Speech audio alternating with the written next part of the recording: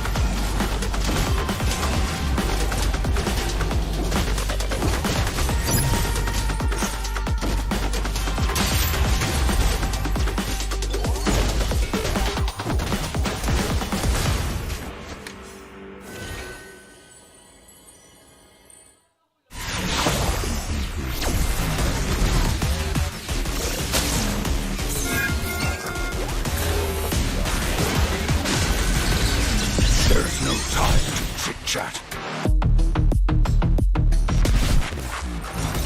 You will never learn. Mystic magic is so wonderful. Face yourself.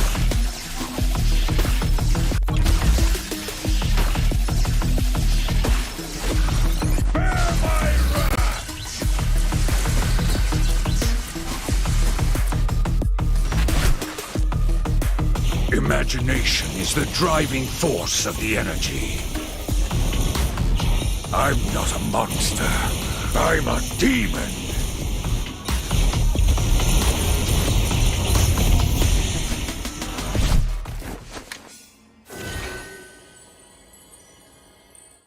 Get 8 gigabytes of all-access power. To do it all. Plus only TikTok to scroll and share non-stop. Power, work, life, and more.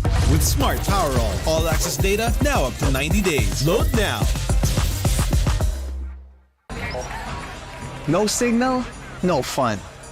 If only you could switch in an instant. But wait, you can with the Smart eSIM. Backed up by nationwide coverage. Get your Smart eSIM now.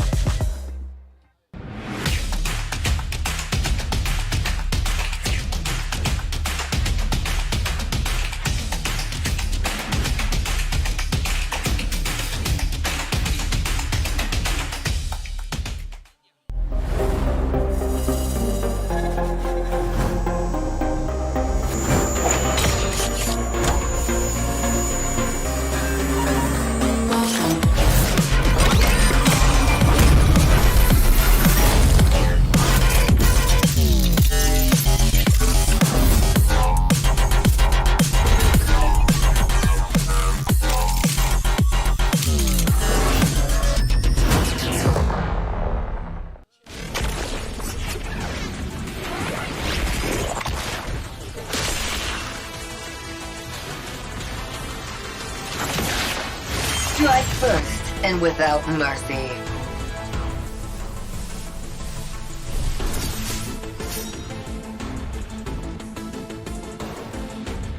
Where I tread, death follows.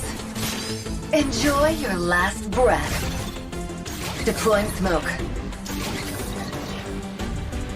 Going dark.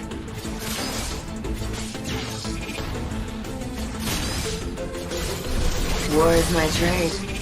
Death is my craft. Backup plan? I am the backup plan.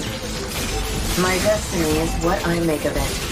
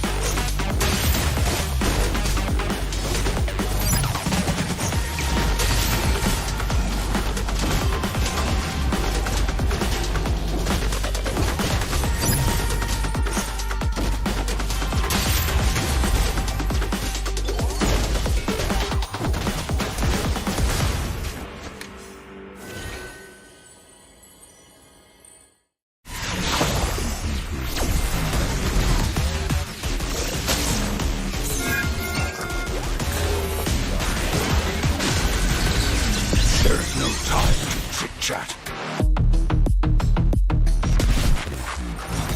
You will never learn. Mystic magic is so wonderful.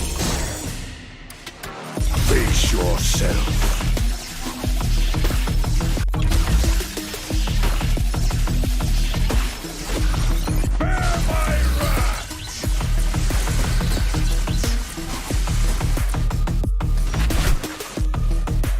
Imagination is the driving force of the energy.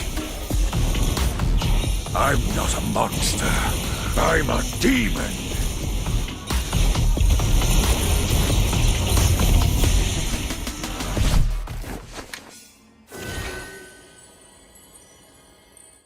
Get 8 gigabytes of all-access power. To do it all. Plus only TikTok to scroll and share non-stop. Power, work, life, and more with Smart Power All. All-access data now up to 90 days. Load now. No signal, no fun. If only you could switch in an instant. But wait, you can with the Smart eSIM. Backed up by nationwide coverage. Get your Smart eSIM now.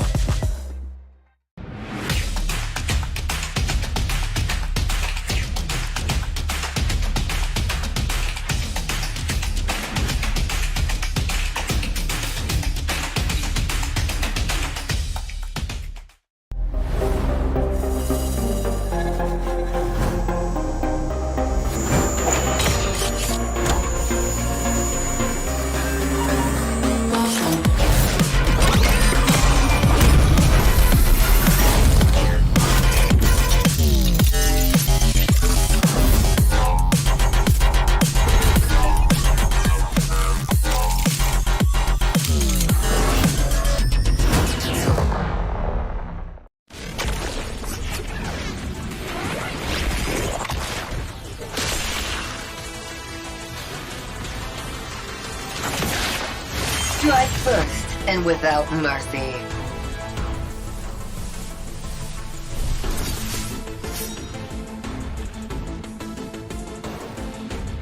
Where I tread, death follows. Enjoy your last breath. Deploying smoke. Going dark.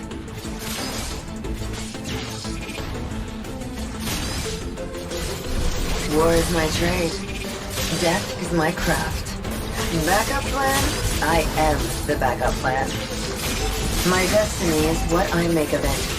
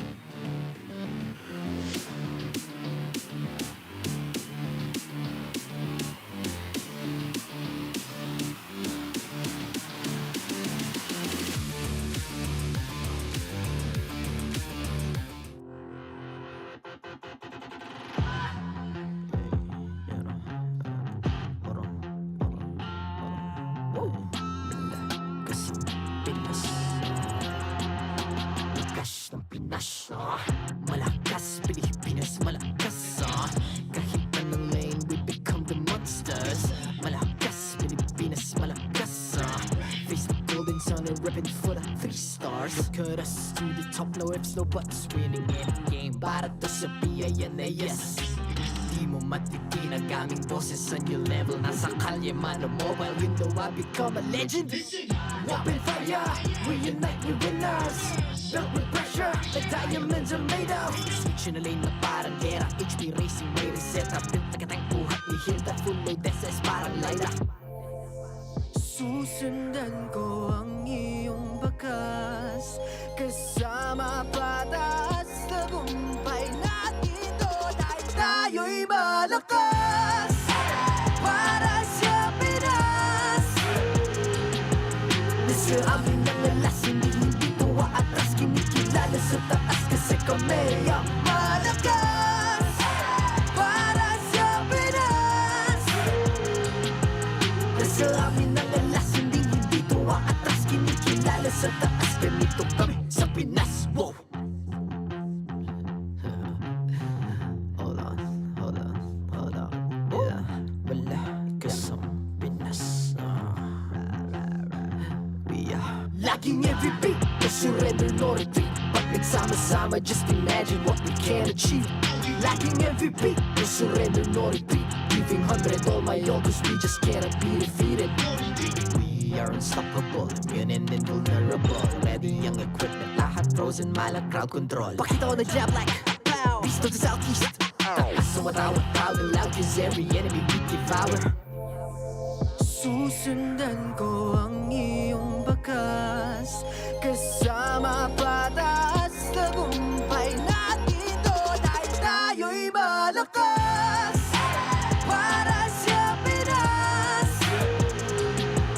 Nasa amin ang alas, hindi ko atras. Kinikilala sa taas kasi kami ang malakas. Para sa Pinas. Nasa amin ang alas, hindi ko atras. Kinikilala sa taas, ganito kami sa Pinas. Wow!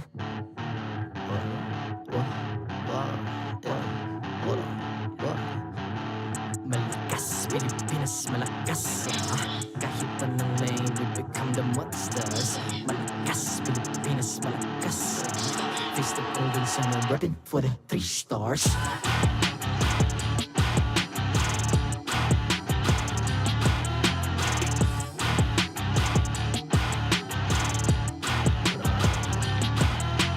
Ang lakas ng Pinas, we unite, be the stars. Ang lakas ng Pinas, we unite, be the stars. Ang lakas ng Pinas, we unite, be the stars. Ang lakas ng Pinas, we the stars. Ang lakas ng Pinas, we unite with the stars. Ang lakas ng Pinas, we unite with the stars. Ang lakas ng Pinas, we unite with the stars. Ang lakas.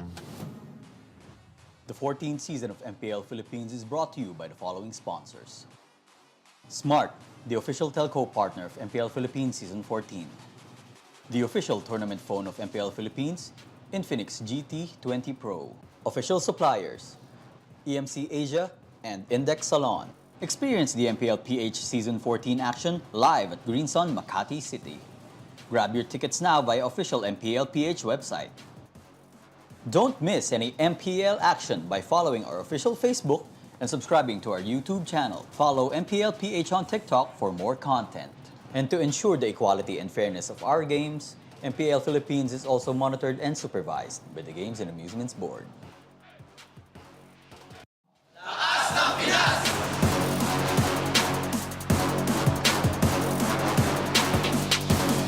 Lakas ng Pinas!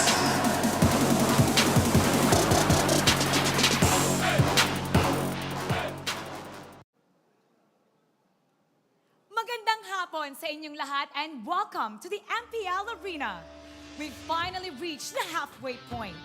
Rain or shine, the hero within us will always be ready to fight. Malamig man ang panahon, pero mainit ang mga bakbakan. Kaya tara at saksihan na natin ang lahat. And let's remember to always keep safe and dry. Ako po si Mara Aquino and this is MPL Philippines Season 14. Casters, pasok! welcome to Week 4 of MPL Philippines Season 14. And Mara couldn't have said it any better. If you're watching from the Philippines, there is still a storm afoot. So please stay safe, stay dry, and enjoy from the comforts of your home at your service. My name is Leo, here with Jose Ingan, and we're bringing you tonight's best of 3 matchups. How are you? Has the rains been treating you well, my friend? So far, it's good. I honestly like the cold weather because it gives me an excuse to wear a hoodie. I see. That's I see. I thought it was for a modicum of other reasons. But for y'all at home, whether you like the rain or not, let's hope for safety and just that everybody is healthy and fine, because there's a whole other Season 14 coming up our way. This is the mid-season point, and you're not going to want to miss the action tonight. Real quick, a reminder from our friends at Smart: be part of the digital transformation in the world of connectivity. Say hello to convenience, flexibility, and local connectivity with the Smart Prepaid eSIM. And it's now available for digital delivery through the Smart online store for only 99 pesos. Ian, Yo! we got 7 matches this week. We're starting with 2 best of 3s, but before we get on with the action, let's look back at the week that was Week 3. Couple of core memories from you from last weekend. Of course, one of that was Falcons APBren's Super Marco, and of course, Ogwen with a Lolita Hanabi combination for the first time. We've seen it here in a professional league. As if it wasn't enough to be haunted by it on your ranked games, it's now made it onto the strongest leagues games last week. A couple more headlines we'll talk about in just a bit. Real quick, let's gander on to our leaderboards. Fnatic Onic Philippines still on top of the food chain, unbeaten 5-0, with Falcons APBren and Aurora MLBB tagging along. Smart Omega and Team Liquid PH at 3 points each, and RSG Philippines capping off the safe zone with TNC and Blacklist still winless. Wow, so you could actually know, or we'll figure out later on in this week, who's the real #1 between Fnatic and Falcons APBren, because they have a head-to-head matchup on day number 3. And for TNC and Blacklist, they'll also be facing each other tomorrow. It's tomorrow, right? Or Sunday? I think it's Sunday. No, Day 3. tomorrow. We're opening up with TNC Blacklist tomorrow. Oh. So finally the drought ends for one of these teams. Yeah. But tonight, a streak is on the line. Again, you mentioned Fnatic Onic. They'll be in action against RSG later on tonight. And we're opening up with Falcons APBren versus TNC. That's scheduled coming up. Real quick, let me remind people of what happened as well last weekend. If you remember FCAP's Hanabi Lolita, I remember FCAP's almost hour-long bout against Team Liquid PH. Yeah, Tell us what 35. your favorite memories are. Yeah, 36-something, right? 36-something. 35-45 to be exact. There you go. Let us know what your favorite memories are from Week 3 are. Here's the lineup for tonight. We're starting off with TNC going up against the Titans of MLBB, one of the two, Falcons APBren, and then we're closing off with Fnatic Onic Philippines against the Kingslayers, the Streak Breakers, RSG. We're closing off with a banger. Yeah, with a banger, especially since, you know, Irad's been cooking a lot with his Lancelot. So it's a good jungle matchup between Irad and King Kong. King Kong. Woo, the king of the jungle. Woo! You think King Kong will do it? You think he'll steal away the lands, like choke out all of the picks, and then he'll take the lands? I think, yeah, it's a statement. It's a statement for King Kong if he used Lancelot up against Irad, which is the only player, according to Midnight, who's been using the Lancelot in the professional scene. I would not want to argue with Robert Neil de Guzman. Yeah, He's about correct 9 out of 10 times. But you're right, again, Irad, John Darituazon, has gotten this young man jumping up and down. If you haven't, check out his reels, look for him on social media. Admittedly, me included. Like, I would also go wild for his Lancelot. We'll see if that's coming up in tonight's bouts. But first up, let's throw it over to the Infinix Game Tambayan with Rockheart and Reptar as they break down our opening bout. Thank you so much, Leo and Jose. Welcome to the Infinix Game Tambayan, where we will break down everything that's happening, all the storylines, all the headliners that are happening here today. And of course, this is, of course, brought to you by the Infinix GT20 Pro. It's official tournament phone of MPL Philippines Season 14. Rockhart and Renmar here, and it's been a banger, brother. Yeah. It's been a banger week number 3. It has been, it was a banger week number 3. And again, we're all very happy that you are spending your time with us here in MPL Philippines, the fans here who are braving storms and inclement weather, and of course those who decided to stay at home and still watch us, we are all equally grateful.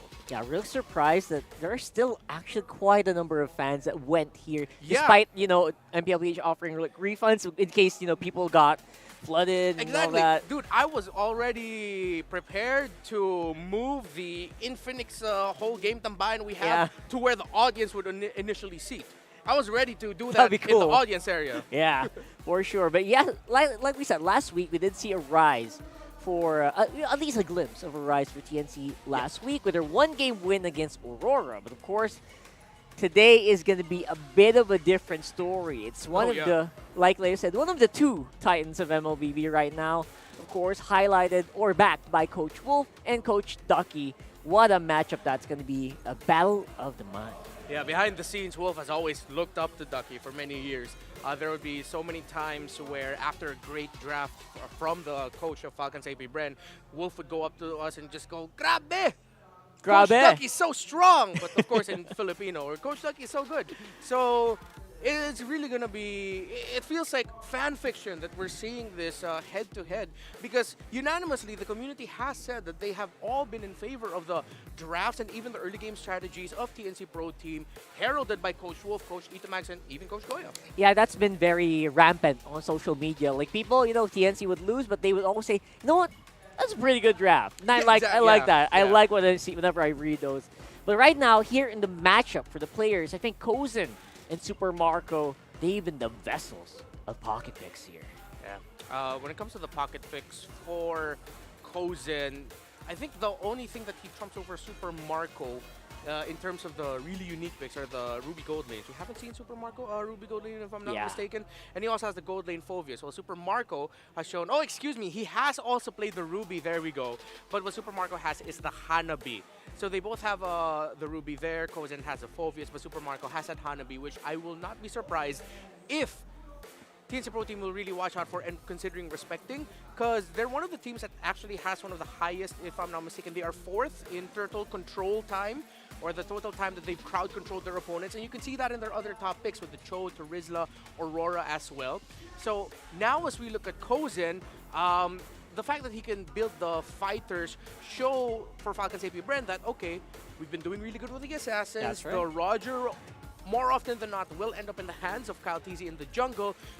But TNC Pro Team has an answer for that in the gold lane with the Ruby and the Phobius. It does feel like when you have a Phobius, it just becomes doubly hard to play a Harif or a Roger. And I feel like that's the reason why they actually drafted up. Yeah, and I'm so glad that you mentioned the Harith, because that's other than the Roger, that's also one of the top picks of Falcons APBren in terms of their main damage dealers. Yeah, there you go. And again, relying on the bulletproof dashness of Super Marco to actually pull it off, which has proven to be a real thing in the past few weeks here in MPL Philippines Season 14. I think Marco only died just a handful of times, right?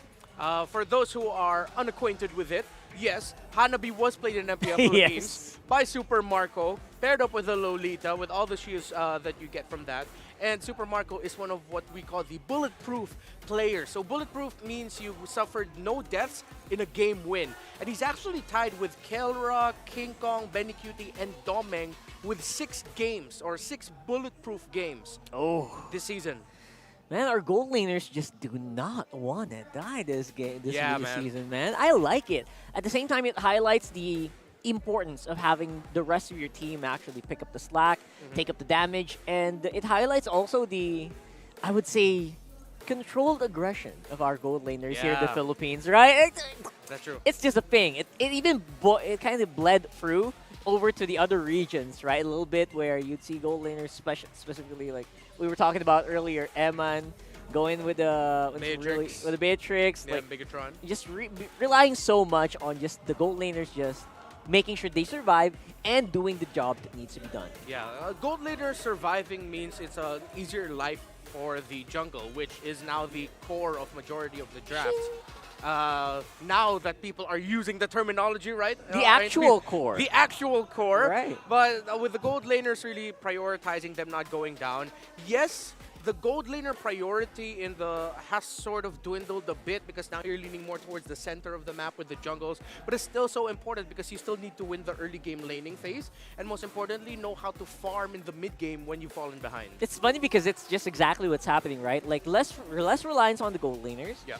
Your XP laners being a secondary roam, and then your junglers being the main damage dealers. It's just a really great turnaround. And if you really are playing the ranked games, you'll know that that's exactly what happens here in the Philippines, and it really is very effective. Yeah. So far so good. We'll see who is going to be playing up tonight here as we see our teams walk up onto the stage.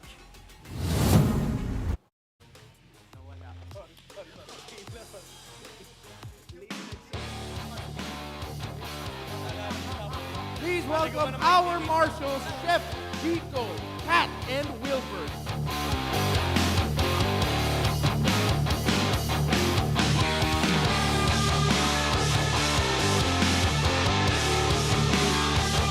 Now, entering the arena, it's one game at a time for the team. It's only a matter of time until we see this determined team to rise up. Give it up for TNC Pro Team!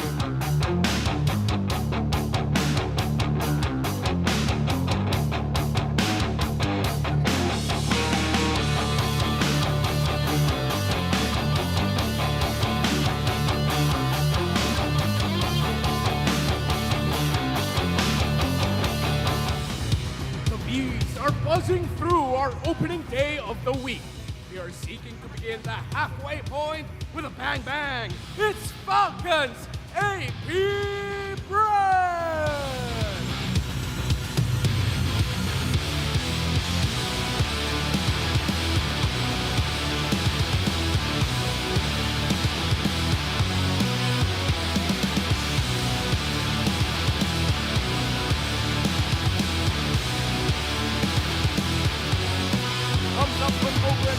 Welcome into the arena, their coaches. For TNC Pro Team, it's Coach Woo.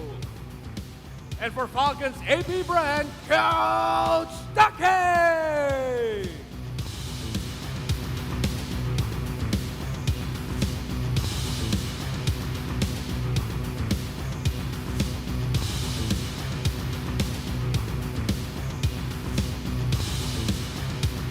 It's time for the face-off. Coach Ducky, Coach Wolf, come forward.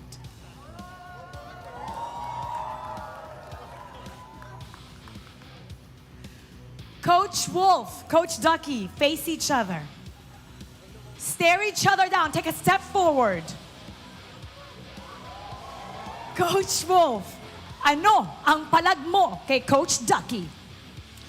Mas malaki ang wolf kesa sa duck. Coach Ducky, ano ang palag mo kay Coach Wolf? Nakakalipad yung duck. Palag kung palag, fist bump. Not even the weather can stop these two teams from unleashing the hero within. Let's start the match. Panel, pasok. Here we go, another zoo in the making here. And again, it is the weather just cannot stop these guys from just bringing out who they are. Here is TNC Pro Team, who are, again, compared to week 1 and week 2, does look like they are on an upward trajectory. Yeah, I like this code for TNC Pro Team with Kozen, Kaizen, and Lancy. Let's just hope the TNC Pro Team, they've sorted out the communications. You know, no more miscoms whether or not they're gonna call a specific play or be diverted from what they want to do. And either way, you know that APBren is here to play here. Here is the OG lineup. And like they mentioned, the world champions, just so that you guys can remember. And of course, no matter the weather, you know these guys are going to bring it. Yeah, after suffering that loss against Omega at the opener of their opening matchup of the season, they've really just hit near God mode with the things that they've done. I feel like we really got to see that in their sweep of Team Liquid Philippines in game number 2, although they were tested. And of course, that game where they brought out the Hanabi against RSG Philippines. These are Titans that bleed, but they are still Titans. TNC Pro Team need to respect the fact that Falcons APBren aren't an easy team to take control of in the early game. And we will see which one of these keys to victory brought to you by Infinix they will be using. First off, continue polishing shot calling and decision making for TNC. Like I said, not the best start for this team, but it does feel like they're on the up and up. And I think, yes, decision making is the biggest thing they need to work on. Yeah, people have always questions like, chemistry, come on, you guys have been playing together for weeks. How come where's the chemistry? That really just takes time, man. Like, you've been here for so long, Rockhard, so many teams have you've seen crumble before you because of their lack of chemistry. Well, for Falcons APBren, as we mentioned, be the earlier bird and catch the W. Control the early game, don't let TNC get their comfort, and force errors and capitalize on them. That's the key to victory for both teams, because this meta, again, it is great if you know how to punish errors from your opponents. And to be fair to APBren, I feel like if you're talking about errors, they're probably the team that has the least of those. And whenever these errors do appear, whenever something doesn't go according to plan, they have the backup plan, right? They said in an interview, they literally just say, what's the term? Group up, something like that. They ultimate defensive something, right? And they group up together and they reset in game. Yeah. So that's something that's really interesting. At the same time, it's also very difficult to beat. And I love it. I love it for APBren. Yeah, and that's so true. And I'm really glad that you mentioned that, because with Falcons APBren saying that errors for them are just opportunities to make new right moves, for TNC Pro Team, so far what I've seen from them is when they commit an error, they're punished. It's hard for them, it seems like, to bounce back from an error or turn things around. Yeah. For TNC Pro Team, it's either they control and don't let go, or they're the ones that get controlled. I don't know if it's just me or if it's just like everyone who's watching TNC waiting for them to make a good play or make a big blunder. It feels like we're watching their every move. That's why maybe sometimes you guys even might notice that we notice their missed plays more. Yeah. I guess people are just really looking forward to them, stepping up and making the big plays, especially you got to do it against a team like Falcons APBren. Yeah. But right now we have an update. Game 1 is going over the TNC's blue side. What do you think about that? Well, now I think it's going to be a big contention between the Roger and the Harith between these two. But we also have to consider that High Loss has risen up in terms of a priority pick. For sure. Now, if TNC Pro Team, I feel like one of the best things that they could do is contest 3 heroes. Roger, Harith, and specifically the Nolan. Nolan actually has risen up as one of the picks that you will often see, if not as in the first phase blue side, as the 3rd pick on the red side. Yeah, and for sure. Nolan is actually the most efficient jungler right now that we have in this meta in terms of the win-loss that he has. And the Roger and Harith is one of the best options that Falcons APBren likes to go for. Yeah, I personally like the Nolan. Very high damage output, takes care of first pick threats like a Zask as well. So it's actually really good for like red side as well. So I like it when I see these things, and we'll see if that's going to happen here in this game. Another thing that I'm looking out for is a TNC Pro Team, or even Falcons APBren are willing to give up the High Loss, the Jawhead. Jawhead, to either of the 2 roamers, because Escalera and Ogwin. And High Loss, I feel like, can be contested between these two, between Escalera and Ogwin, but Ogwin's like one of the best, if not the best High Loss that we have right now, as the roam High Loss in the Philippines, stats-wise. So another thing for TNC Pro Team, if you're not going to be getting the High Loss, Falcons APBren are going to be getting that. See, there's a lot of things floating around. I think TNC Pro Team might actually focus on banning out the Assassins, the Fannies, and the Hayabusas in the first phase. Well, that has been the trend here. Most banned for TNC is actually Fanny, surprisingly. We'll see if that's going to happen here as we go into game number 1's draft.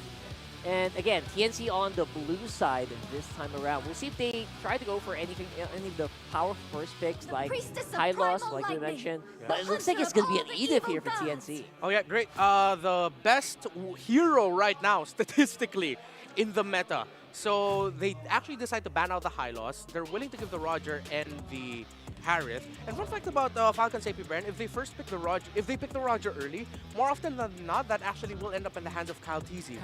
Because we often bring up the idea of, oh, Roger's flex. But for Falcons APBren, it's usually a tell that, oh, that's going into the gold lane. Funnily enough, in the earlier... Excuse me, it's going to the jungle. Jungle, right. Yeah. funnily enough, I was gonna say earlier throughout the debut of these assassin junglers, Super Marco has been the one who has been picking up that Roger. So I wonder if that's gonna be the case here. Looks like Super Marco gonna go over to the Moskov this time around. Terizla, powerful XP pick all around. Yeah, and you take out one of the usual pickups for heads. I believe this EXP lane, I don't know, Edith can still be flexed into the roam for Escalera. We still need to see the matchup there for Falcon's APBren. TNC Pro Team doesn't need to worry about the Hanabi anymore. And them picking up the Moskov makes them think twice about picking up the Roger. Maybe they might lean a little bit more towards, if they want to take away a Kyle TZ hero, they'll go Roger. But the thing is, the Nolan or the Hayabusa will still be open. But they decide to take the Hayabusa and they go for the Harith instead. All right, very, very spicy picks here for TNC Pro Team. It does feel like this Edith can go either way. I love me some Edith on the mid. Work around with the Hayabusa, invade a lot, maximize the tankiness of the Edith, and invade the enemy jungle. I like this Julian third pick here. So we're going to go into the second phase with no clear idea of the roamer for Falcon's APBren. And they're deciding to respect the roamers of Escalera. They take away the Cho, one of the most picked for TNC Pro Team. And when they won that only game that they won so far against Aurora, it was with the Cho. So if they want to go pick off, they'll still have it, but we still don't see their mid laner. I wouldn't mind something along the lines of a Vixana for TNC Pro Team's Lancy. Whoa, wait a second. Kozen is first in gold share among all gold laners? Yeah, I gold. wonder where that came from. Yeah, that's them. So the gold share stat is how much of that person has the gold in the team. Compared to the rest of the team. Compared to the rest of the team. So expect that Koz is going to be the most farmed up guy. So long story short, in TNC Pro Team. It feels like TNC is like doing a bit more like something like the funnel strat that we saw like a few seasons back. Right? Yeah, a little bit. Where he's getting almost every single bit of gold, less to the jungler of TNC, I would say. I wouldn't say it's funnel, but more of they also just want to make sure that the gold laner has gold. Because the old funnel strat, remember, it really was just like, okay, we'll focus it on the guy jungling. The only one. The only one. Getting the gold. Where it's like this one, it's like, all right, it's a party. It's a little bit more democratic with our money, where we split it up. There you go. Oh, so Falcon's APBren, they take out the Vixana that we thought band. TNC Pro Team would be good for. And yeah, they do take out the Jawhead from Ogwin, but they're willing to... Excuse me, the Grok is still available for them, yeah. Yeah, 100% Grok, I would say, here for the pick for Ogwin. I don't know if they need to pick it up right now, but I feel like because of the flexibility of Edith, they might have to.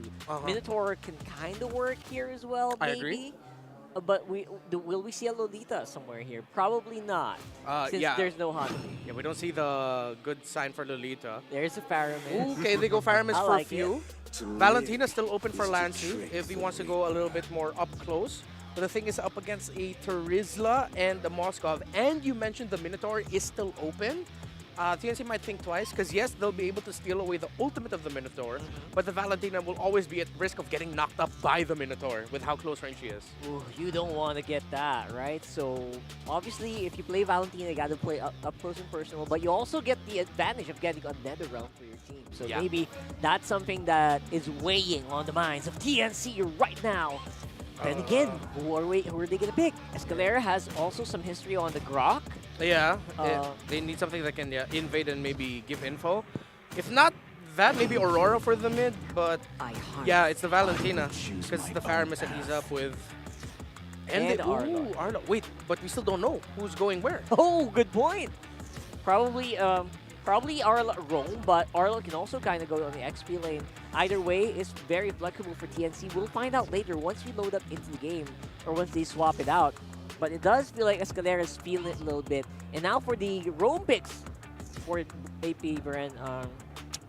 Yeah, Grok's looking pretty good. I agree with you, though. I kind of like the Minotaur here. But Grok up against a Haya, you can go in, get a little bit more info. But the pokes, if it's going to be... Okay, no, it's Lolita. Huh, they decide to go for that instead. I really thought they wouldn't. Yeah, me too. All right. So even without the Hanabi, obviously Lolita is your go-to setter right now. And protection is... Oh my goodness, they're overwhelming with protection with the Netherrealm and the Guardian's Reflection. Yeah, you're right, dude. They... Luminon Energy Core, Guardian's Reflection, a lot of defensive utilities for Falcons APBren, and this feels like it's a little bit more of a response for the Edith. Yeah, it also blocks, the Guardian's Reflection will also block the enhanced basic attacks of the Harith, but that's not his main moneymaker for damage. Right, so we'll see. Falcons APBren does feel like they are cooking right now. They are, Let's dude, they see are. what they're gonna pull off here.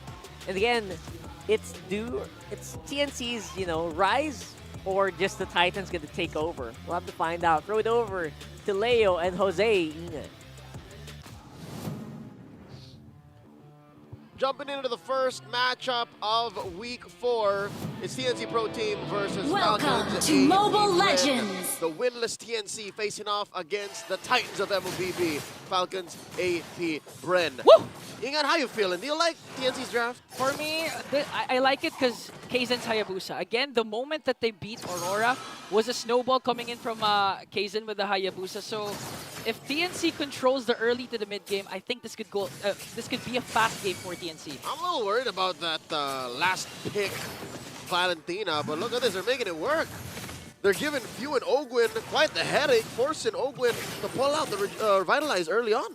The concept here is just to get a Netherrealm for your team, and whoever casts the Netherrealm first, for sure, will lose during the skirmishes. All right, let's talk about the XP lane matchup. You got Heads going up against FlapTZ, the Terizla versus the Arlo. Oh, wait! Ah, oh, what? Oh, first blood. Escalera will fall down on the hands of Falcons APBren. That was an unexpected pickoff. Very aggressive rotation for Falcons. Yeah, no, I don't think even TNC knew that Falcons were going that way.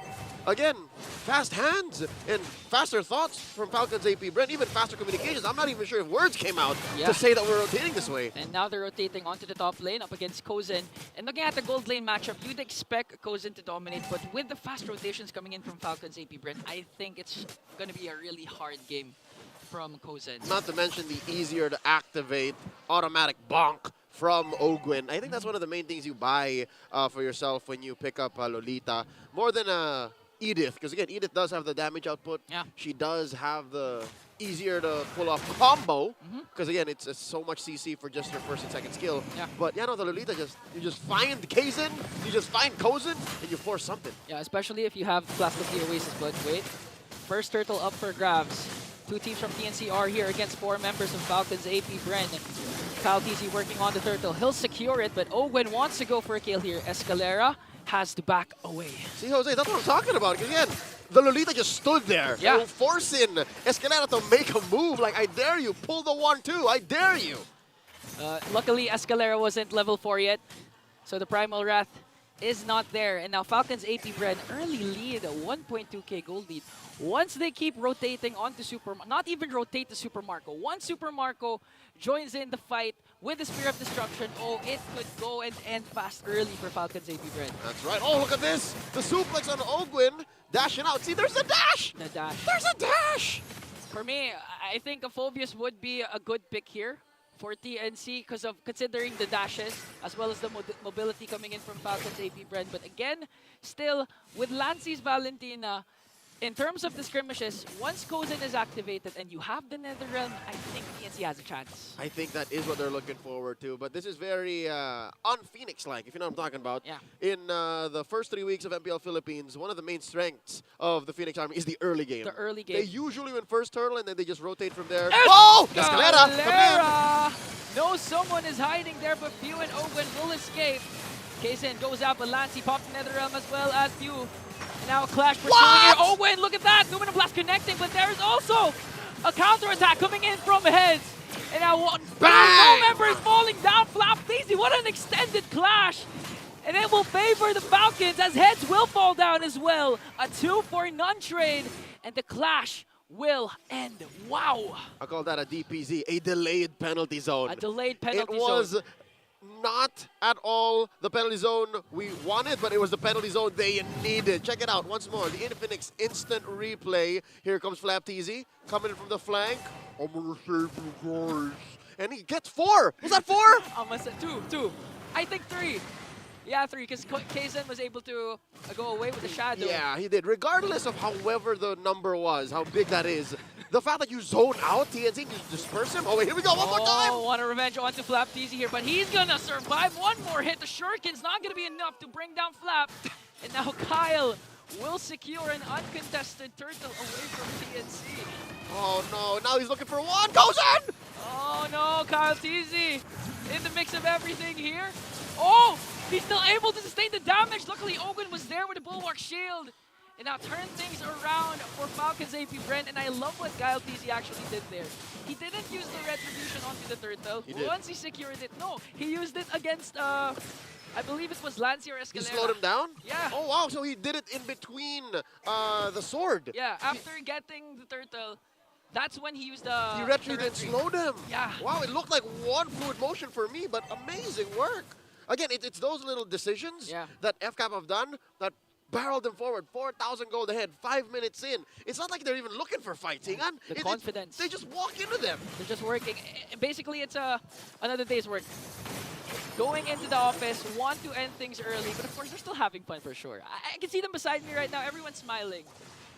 And I wish I could say the same for TNC. Right now, player comes inbound. You'll see that they're very focused. They're trying to get out of this mid-game rut. Because again, being down 4,000, it's not a good look. It doesn't feel right, especially since the last turtle is almost here, about 45 seconds in. Luckily, TNC can count their blessings. At least they still have their tier 1s in mid and in down bottom. And they can rely on heads. Heads can actually just hold a lane. Yeah. Heads and Lancey.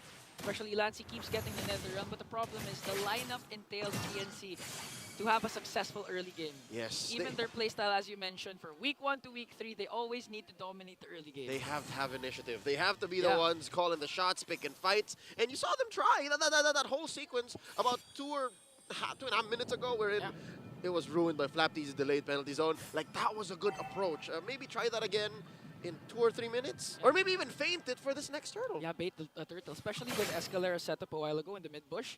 The flicker in Earth Shatter combination. If they continue to have setups like that, they can easily turn things around. You can try that every 2 minutes or so. All right, final turtle up already. FCAP's gonna blitz in. Kaizen.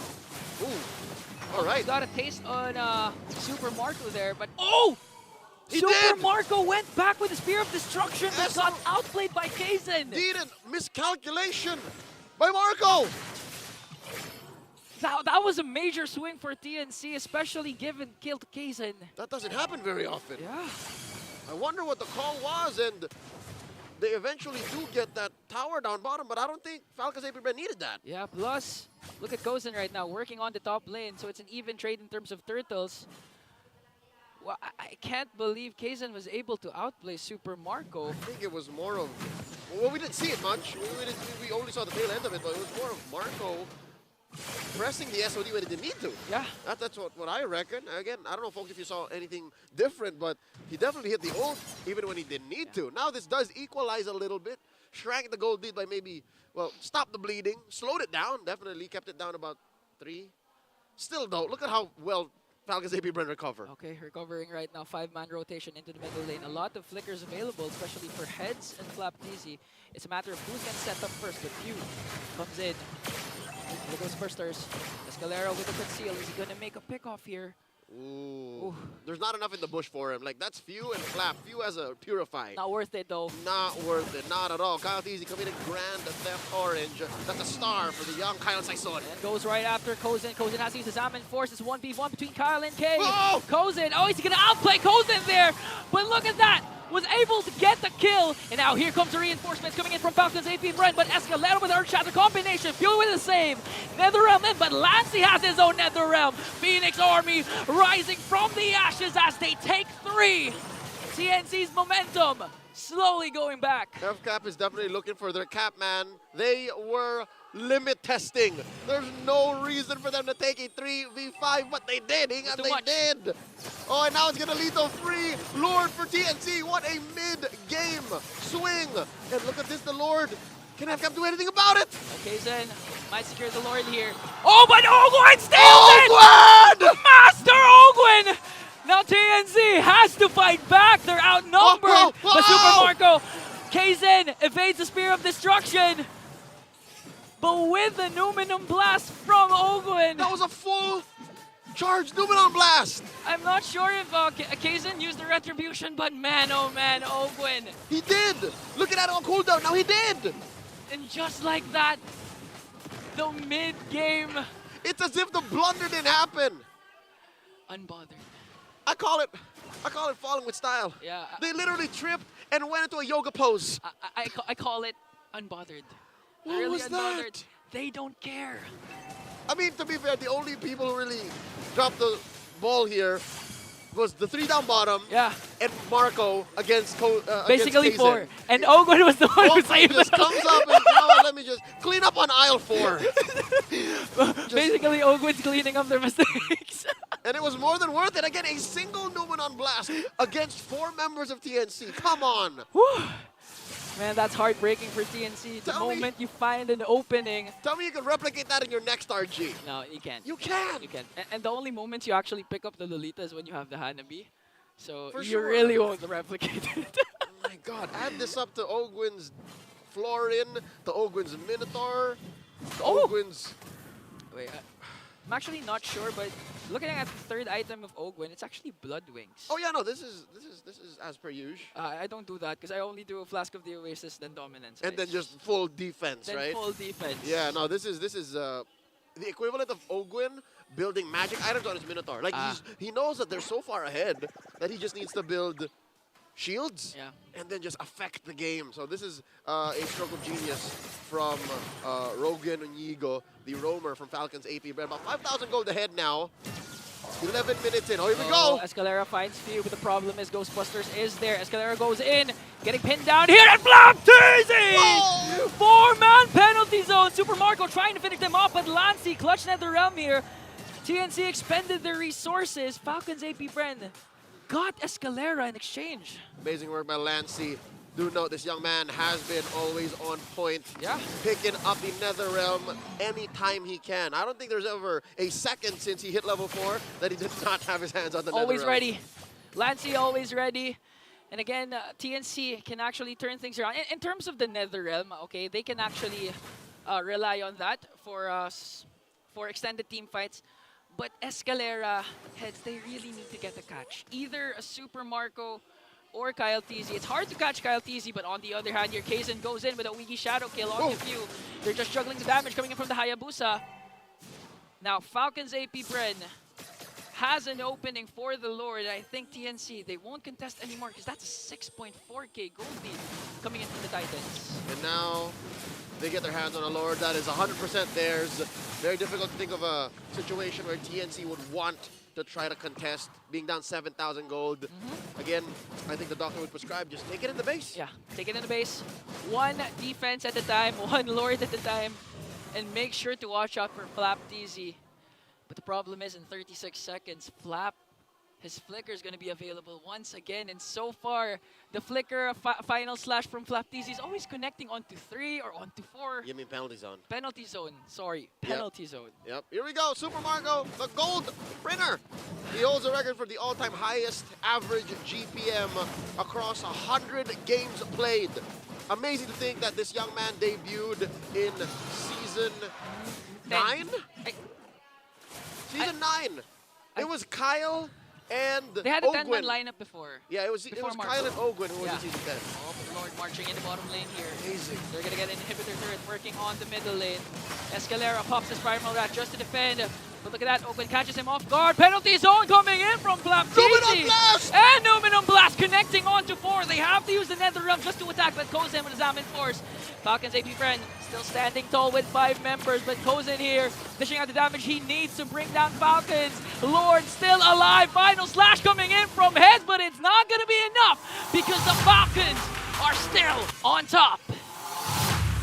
1-0 by Falcons APBren. Some moments of shining glory for City, but really they were over. In just a bit, we'll throw it over to the Infinite Game Tambayan for Redman Patakudin Rockhart to break it down. Keegan Leo out.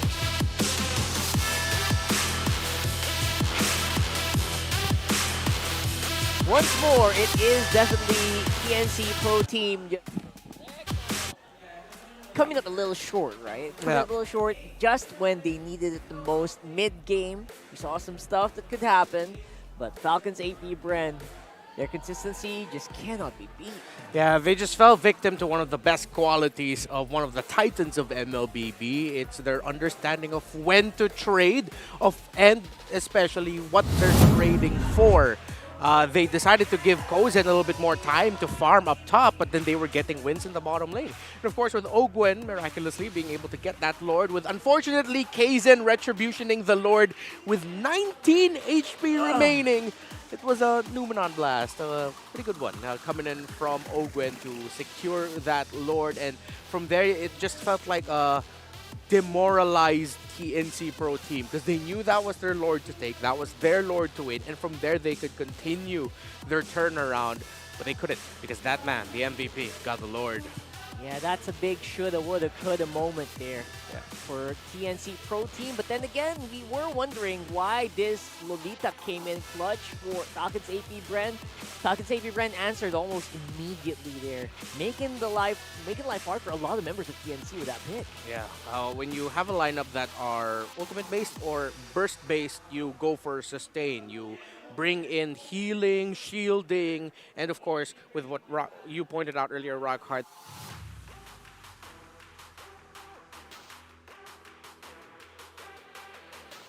members of TNC Pro Team to just like counter all of that sustain. Yeah, for sure. And then again, I also kind of felt what it would have been like for a Lolita to actually, or sorry, for a Harif to play around, look for targets hit in the Netherrealm with 5 people going at you. Who do you actually hit? You only have one single enhanced basic attack and maybe, you know, your Synchrofish and damage. Just not enough in this scenario. Yeah. TNC Pro Team also fell victim to a really good early game rotation by Falcons APBren in the first minute. The Hayabusa was yet to even get to level 4, but with Lancy pushed back in lane, left to clear, it was Ogwen and Few who decided to go into the bottom part of the jungle of TNC Pro Team alongside Kyle TZ to... They weren't able to take down Kaizen, but they took down Escalera first, and they brought Kaizen low, resetting his rotation to an unfavorable timing, and Falcons APBren getting a small win there. And from there, they continued that, which is why we saw them eventually take that trade that we mentioned earlier. They allowed Kaizen to push up top, farm up, because they were trading that for more control into the bottom half. TNC Pro Team, we gotta give them their credits because they turned it around there. We saw the power of what the Harith can do when it's not a full-on, blown-out 5v5 team fight, when it's a little skirmish. Yeah, and they actually won a lot of those skirmishes. Some miracle kills as well coming in from the Hayabusa here, and I kind of liked it for the first few. I mean, obviously we're trading some gold, and the Hayabusa going for kills meant that the turtles in the early were basically uncontested for Falcons APBren. So they were taking some trades that they knew they could cash it on in the later parts of the game, but we didn't see that happen anymore. Yeah, great drafting by Falcons APBren. The last 2 picks on the Faramis and the Lolita. Yeah, because now they ended up playing a lineup that just looked much safer to execute, a little bit easier to execute compared to TNC Pro Team. It's good to have lineups now in this meta. Like, looking at the stats, there's one thing that stood out for me for the #1 team in the league right now, which is Fnatic Onic Philippines, is that they fall out of the normal percentile for average kill participation. So a lot of the kills that they get is actually spread out across the map. Really? They're all not just playing together. So TNC Pro Team decided to roll with a lineup that will allow them to do that in different parts of the map. The problem is you need a good early game to make it happen. If you're coming back from behind and trying to play that style with this lineup, it's not going to work too well. We saw it in one sequence in the bottom lane, but that was one sequence. They needed a snowball. When it got to a closer team fight, well, again, we saw what happened with the Lord and with Ogwins taking that away. Yeah, it just felt like, you know what, they were looking for a bit of an unorthodox way to get back into the game as well, right? Yeah. And I felt that what I think what you mentioned, where Escalera was having a really hard time in the early game because of the hero picks as well. Like we mentioned, like that Lolita really did tear it up. Yeah. And I gotta one agree shield. I gotta agree with Why are they? Someone. I heard the meow meow. Yeah. Why are they meowing? Meow. It's the meow. comment, the MPL fan it's, comment. It's an MPL fan comment. So scary. I don't know if there's a team that can beat. There is teams that can beat. There is teams can beat Falcons APBren. I think PH again will win in M6. We're just reading comments. I'm We're sorry, just reading that's comments. not me. That's not us. We're just reading comments. Wild Boys meow. Meow meow. Meow. What's that called? Is A that tilde. a tilde? Tilde. Tilde? Is I it? know it's a tilde. Yeah, it's like. Anyway, there you go. Thank you so much, Wild Boys. Just call it squiggles. Meow, meow, squiggle, meow. Yeah. Yeah, we'd love to hear from your comments. Let us know if you think you agree. Do you agree with the possible M6? Well, I feel like It's we're a bit, early. It's early, man. It's early, but you know, we're I just like at it the when you say midpoint. that. We're not saying that. Yeah, so we're just reading comments. We're just doing reading our comments, job. that's yo. not us. That's not us. So, I don't know. If you guys agree or there's another team you have in mind, Yeah. maybe for M6, let us know. But again, playoffs is pretty far away, and don't worry, guys. That's not from us. But you know what? You know what other opinions we can get? Maybe Mara has someone to talk to. Yeah. Let's throw it over to them. Maybe someone has something else to say. We have beautiful guests here in the MPL Arena. Ladies, introduce yourselves. Hi everyone, we are Index APBren FE. I'm Nami Sawan, the gold laner of APBren FE. I'm Nowatch, the multi-role of Index APBren FE. I'm Ira, the XP laner of APBren FE. I'm Ramsey, the core of Index APBren FE. And I'm Sarah, the captain and the mid laner of the Index APBren FE. Welcome to the MPL. And first of all, ladies, I'm so proud of you for making changes in the Mobile Legends Bang Bang scene. Now, tell us about your experience in the pro scene, being woman, and the challenges that you guys face. So far po yung experience is exciting and adventurous. Pero yung challenges talaga po is siguro yung as a female, yung pag-underestimate sa amin. Yeah, same thoughts. But it's already 2024 and super thankful with Mundon kasi there are merong mga tournaments right now for women para maipakita yung kung ano talaga yung kaya namin. Being woman in esports, do you also wish to join MPL someday? Yes, of course. I think it's everyone's dream to play in MPL stage. Now, if you were to give a message to aspiring players out there, women who want to be in your position, who want to succeed just like you, what do you want to say to them? I just want to say na don't give up kasi I was in that phase as well, but right now I'm here now and everything is worth it. And always trust the process and if love mo yung ginagawa mo, you'll never think about what people say about you. Update nyo naman kami sa mga upcoming na ganap nyo. How can we support you? What's happening? Yeah, guys, you can follow our social media at Index Esports on Facebook and at Index APBren Esports on TikTok. We have upcoming tournaments and pinopost yun doon sa mga sockmed namin, so abangan nyo. Thank you so much, and we hope we see more of you here in the MPL. Good luck on your future tournaments. Ay now, babalikan na natin ang ating panel. Pasok! There you go. Women in esports, always a pleasure to see them. Maybe probably why APBren's playing so well. They got backup. Yeah, the ladies are there. And it's really good to see that, you know, especially Ramsey coming back home with her stint abroad, I believe with Zeno Lilies alongside Taro. So yeah. There you go. So hopefully we'll see them here, and then again, like what I mentioned, maybe here in the MPL.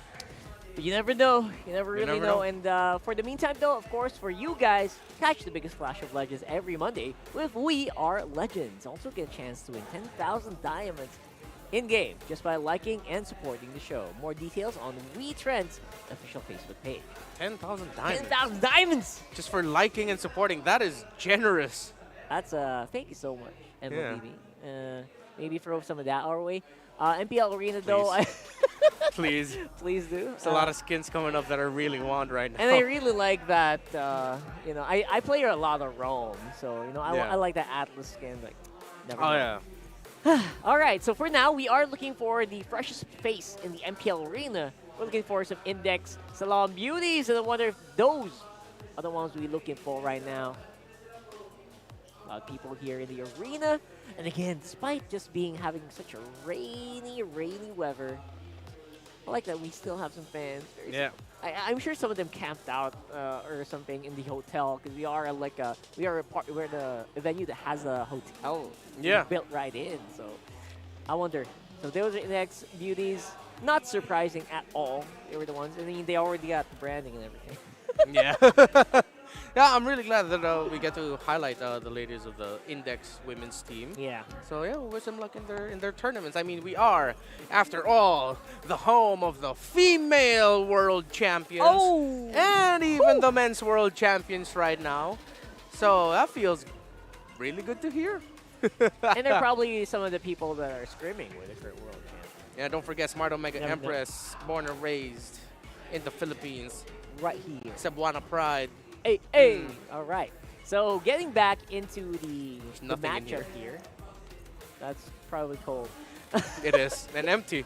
And empty. Probably FCAP for blue side. Teams picking up the blue side. What's the win rate right now for blue? I actually have to double check that. But with what happened in week 3, it balanced out. I think we're a little bit closer to 55-45 now than it was 60-40. So it balanced it out just a little bit more. Just a little bit. But it's still not great. And this is not great news for TNC Pro Team because Falcons APBren, they're not undefeated in the blue side, but they currently do have 6 wins on the blue side. I think they only lost once, right? They lost only this Smart Omega, yeah. so far. And to take it into account, Falcons APBren have played 12 games. So half of their games are on the blue side, and they've won majority of that. So be careful, TNC. Be careful. Really scary. Well, I mean, if you're looking at Falcons APBren right now, what's the power pick? What is the power pick that we are looking forward to from Coach Dake? All right, so I'm going to break the fourth wall a bit. This is my stats. I got the numbers right here. Stats. So for the blue side pick priority for Falcons APBren, it's usually a Kyle Teasy pick. It's usually a jungler. That's why I said earlier, if they pick the Roger, we can turn off the idea a little bit that it's going to go into the gold lane for Super Marco, because there's a good chance that's going to be going into the jungle for Kyle Teasy. Because on the blue side as well, majority of the time, the last 2 picks are the EXP laner and the gold laner. There you go. Yeah, so for them, it's really important to get that side lane matchup down, locked in, when they're on the blue side. That's why they pick it into the latter portions of the drafting. And I also really like that they're not really afraid to show their cards pretty early. Some teams like to leave their cores on the maybe later parts of the rotation, maybe on 3rd pick, but not Falcons APBren. Not like that about them. I think also we saw earlier a 2nd pick Moskov, right? Again, just not afraid to get countered out in the draft, or maybe if they feel like you get countered out in the draft, they also have contingencies like that Lolita right there. Oh yeah, really stymied out that Edith and that Harriet. Yeah, so now if you're TNC Pro Team, it's tough because you're thinking about, as Rockhart mentioned, the Lolita with the Revitalize. You still can't turn off the idea of a Faramis for Falcons APBren. That is one of the World Championship winning heroes in the lineup of FCAP. So what FCAP decided to do in their approach for the draft is they take out the Parith, which means they can prioritize the Roger or the Ling. They take out the Edith as well, because that's one of the popular first 2 picks on the red side and the most consistent hero right now. That is 52 games that we have seen chip banned on the first phase of the red side, and TNC Pro Team are respecting the fanning. They still have the Roger available here, or the Zask for few if they want to go for it. Ooh, a bit surprised it didn't go through earlier. I really would have probably liked that. But there you go, the Hylos. Yeah. There's a little bit of a change up here today, Renmar. Yeah, we mentioned it earlier. Hylos has risen up to be one of the priority picks blue side, or priority picks in the meta anyways. In general, in general. So for TNC, they can choose to go into the Zask here. They can take away the Roger. They're going to be up against a potentially high invade roamer. This might go into the hands of Ogwin, so they need something that can stop that. So something with really good pokes and something to bother and stop the high loss from entering. It might be tough for them to rock Cho here. If they want to go Jawhead, they can pick it later. They can steal away the Terizla if they want to. It's a bit of comfort as well, like that Cho, that Jawhead. But you know what? If you want to stop people from going in your area, why not Rock? Yeah. That's what I'm thinking. But later, maybe. Because right now, it's the Phobius and, the Natan. A Nolan, rather. The Nolan, it really feels like a really advanced block pick, but what are you really blocking? Because, yep, they're going to go ahead and pick up the Julian. This is going to go to the jungle for Kyle. Yeah. And you can see APBren, the Falcons APBren, feel like they're unfazed by these picks. You can see this big smile on Captain Few's face. They don't seem to be worried too much. And the speed in which they did pick out those last two ones. Having a hard time now reading the thought process of TNC Pro Team with locking in the Nolan early, because you can't pick Roger now. That'll be obvious. That'll be obvious. And, up against a Moskov, Julian, the high loss, it's going to be tough. The gold lane has to be different. This might be a gold lane Phobius, but what's their source of basic attack damage? None so far. This is a very different drafting pattern by TNC Pro Team. Yeah, I mean, Aurora historically has been very comfortable in the hands of Hatred, but Hatred is not playing right now. Lancy's going to be the one who actually did play this hero as well when he first opened up for TNC.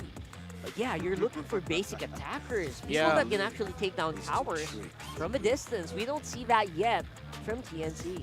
Yeah, and most importantly, when you have a high loss, it's not a slow front to back, but it is a front to back. Add a Moskov and a Julian into the mix, and you need that marksman that can lock down with basic attacks.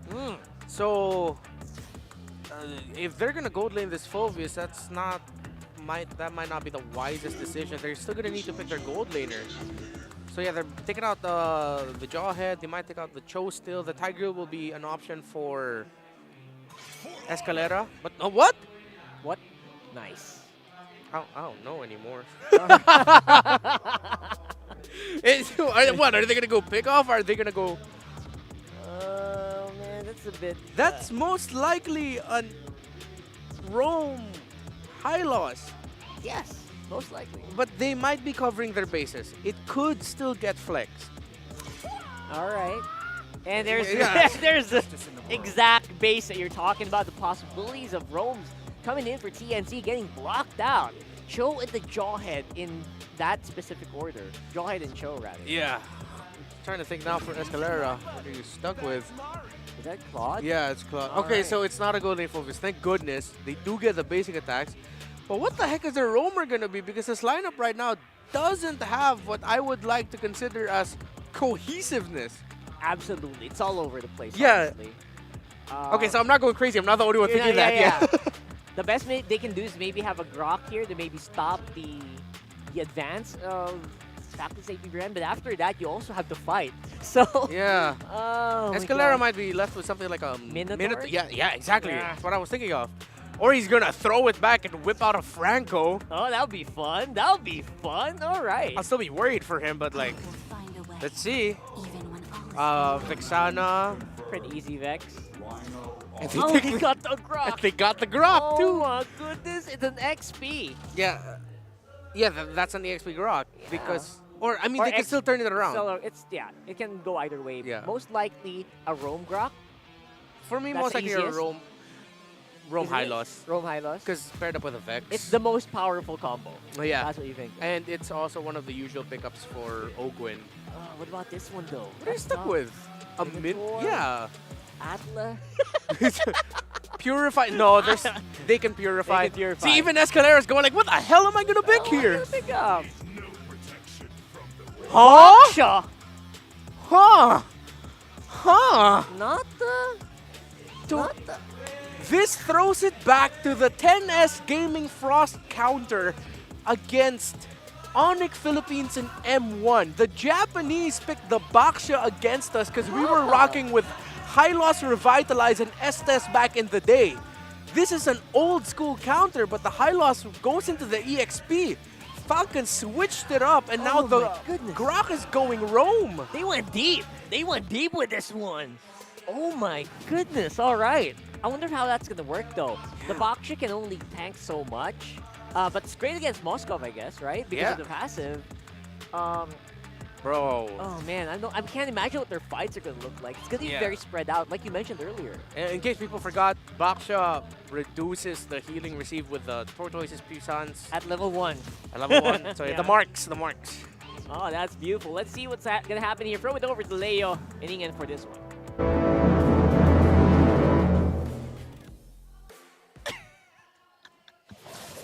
What's up? Leo and Ingan here at your service. About to call game 2 of this best of 3, and we are HOTTOGO.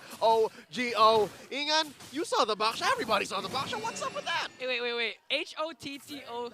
GO. We're hot to go, brother. Hot to go. Okay. Wow. Brings me a lot of memories. The Baksha. Again, the concept is simple. Go in, get the Turtles Passons, anti-heal up against a high loss with the Revitalize. But I do agree with Rockhart that it could only take in so much damage. And there's a reason why we last saw it about 4 or 5 years ago. There's a reason why people don't play it anymore. I mean, what it does, though, is it... Oh, wait. Kazan! Oh, goes in up against Kazan. Fracture out. But is he gonna escape? Wow, the wall coming in from Ogwen, but still not enough to bring him down. Now the counterattack coming in from Falcon's APBren, and here is what you are saying. It only does so much. It acts as, I guess, one of TNC's, how do I say, buffers? Like, it's a mobile wall. Maybe. Literally. There's a reason why Baksha was a dominant jungler, yes, but that was in the age of the utility jungles. Now, where you need some damage or CC, wait, Lancey! Wow, okay. That's a Pride Device. The Pride Device was popped there.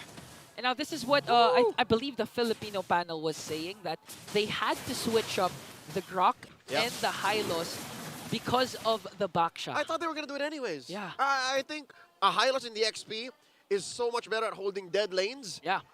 And if really all you were going off of was an XP Grok with the, shock value of the damage, I think you're better off doing this anyways. Yeah, better off, especially since, again, Ogwen can have a lot of beautiful setups, especially going up against Lancy and Aurora, because one of the main things roamers hate right now is a mid lane Aurora. No matter how good your setup is, if the Frigid Glacier is casted, your setup's gonna be wasted. And what sucks even more is she can put it over herself. Like, if you get caught in the initiation, always speaking of, here's one. Oh, but Heads has to pop his Vengeance here. He's gonna escape, but the Eternal Guard is there. Flapteasy has to pop that Glorious Pathway, and Few will fall down. TNC answers right back with a kill of their own, but Ogwen is here. Spear of Destruction connects onto Heads. No! But will Super Marco go in? I think not. Ogwen surveying the scene. He zones out the members of the Phoenix Army for Kyle Teasy rather, to get the turtle. Oh, there's not done! There's not done! Oh, when you think FCAP is done, think again, because now they're still continuing to clash. Going up against Lance, he doesn't have the passive, that's why he's gonna fall down. A 2 for a non-exchange. Impressive turret aggro juggling, and they're not done. They want to catch Heads! Oh my gosh, no room for breathing here, because they're gonna get Heads. Make it 3 for non-exchange. Heads is rolling, fam. Falcons APBren up by about 2,500 here, 3 minutes in. Looking at the item game, because of Marco's discipline, because Marco did not roll the dice and went upstairs. Escalero knocked up! Again. And taken down. Knocked up, taking down. This is Rockhart's main concern. Like, how much damage can you soak up? I mean, I get it. That's 4 members of Falcons APBren bursting down Escalera, but ideally, you'd want a very tanky Baksha early to mid-game to be your main front line. At but this at this point, he's not going to make it in the mid-game. Yeah, he's not going to make it in the mid-game. But again, we'll still see, because again, the concept of Baksha is to counter out the Revitalize and the Glorious Pathway. It's too much, fam. We'll see if it happens during the clash, but right now, Ogwen's being a thorn in the neck of Kazan, because even his own purple buff making sure... 4 members of TNC are backing away from one Ogwen. He doesn't care! He doesn't care. He's not going to go right after the buff, but that bought enough time for Falcon's APBren, especially for Super Marco. He got a tier 1 turret in the bottom lane. And that's what I was saying. Because of his discipline, he didn't press the SOD even when it looked like there was a party upstairs. He said, I needed to farm up. That's what put him near 500, 600 gold ahead of Kozin, who's getting some decent farm, but now he's going to be forced to double lane, double time. And all this while, a lot of plates taken up top by FLAP. Here we go. Ogwen still can escape here, but Escalera dodges that. He literally limboed underneath the Baksha Unite. Did you see that? It's like a car driving under a jumping car. That's what happened. That's monster truck. Wow. All right. Well, already because of TNC's, I'd say, over-analysis and over-commitment to this Baksha idea, Falcons APBren played to the strength of the current metagame, putting them 5,000 gold ahead 5 minutes in. That's basically light years ahead, Ian. Honestly, you'd think that Escalera would perform the way Ogwen's performing right now, just soaking up the damage, unbothered, going right after the front line. Even Flap TZ, tanky as hell, not even popping the Revitalize yet. That's against the damage dealers of TNC. Although Kozen's not there, you'd want Kaizen to actually burst down any of the members of FCAP at this point. Look at that, that's already a fracture committed. Yeah, and Oakwood is just walking through, walking under, and around. He's tankier than the tower. 6,000 gold, Ingan. They could lend me maybe 1,000 or so and they'll be fine. Oh wait, what is Another it? combination, but the Glorious Pathway is there. He popped his Revitalize though. See, the Baksha marks didn't do anything. Okay, but he forced Flap TZ to pop the Revitalize. He forced the Rev, I guess. All right. Okay, Ogwen, he has the Wild Charge Flicker again. Can make an amazing play once again from Ogwen. You know what? Ian, sometimes what? Somebody just has to be the voice of reason. Yeah. Somebody just needs to be the negative Ned to make sense of things. This Baksha doesn't make sense to me right now. Doesn't make sense. It's hard to pull off. Again, it goes in the concept of TNC's playstyle. You have to dominate the early game for this Baksha to work. You have to go full send. Yes. But the problem is, again, they got a beautiful pick off in the turtle pit. 3 for none exchange. Although they were able to get few prior to that turtle fight, there's no follow-up afterwards. See, the kill scoreboard is 5-1. It's very 1:1. 1:1, yeah. They're going hand to mouth here. This counters this, so we're going to do this. And then if that doesn't work out, what's the follow-up? We're watching TNC right now struggle and figure out a plan with a pick that really no one's seen in such a long time. Unless there's something going on in the scrims or, you know, down the grapevine that only really the pro players know about, that might explain this Baksha. But right now, all 3 turtles going over to Falcons APBren. Looking at the items, that's a, oh dear lord, that's a 2,000 gold lead on Super Marco alone. Yeah, has the Corrosion Scythe, Golden Staff, DHS waiting. So look at this, Flap TZ Ogwen, unbothered with what Escalera is doing. Even the folks coming in from Lancy is not even hitting them. Oh! I mean, look at the HP of Flap and Ogwen. Jose, that hurt. Do you see that? Kaizen presses Retribution only to miss out. Kyle still successfully stole it away. Oh, depriving the necessary buffs just to extend the game. I mean, TNC's lineup compared to game number 1 is more balanced in terms of the late game because they have Kozin with the Claude. But the problem is, will they reach the late game? And even if they do, really the bulk of there's also Super Marco. Yeah, the bulk of their CC is off of Escalera catching someone off guard with the jump and the roll, and Lancy. But the problem is, it's hard to execute a Frigid Glacier if you don't have an initial CC. Exactly. So if your CC is already so fragile, and you're throwing bodies literally, a Bogus and a Baksha, to act as your peel, that's trouble. Oh, look at the ultimates from Falcons APBren connecting onto every member of TNC. Heads is the first member down for the Phoenix Army. Now they're working their way onto the top lane. They have the minions though. Are they going to be able to clear it? Kyle TZ, one more hit onto Lancy. But the discipline from Falcons APBren still respecting the damage that TNC can give.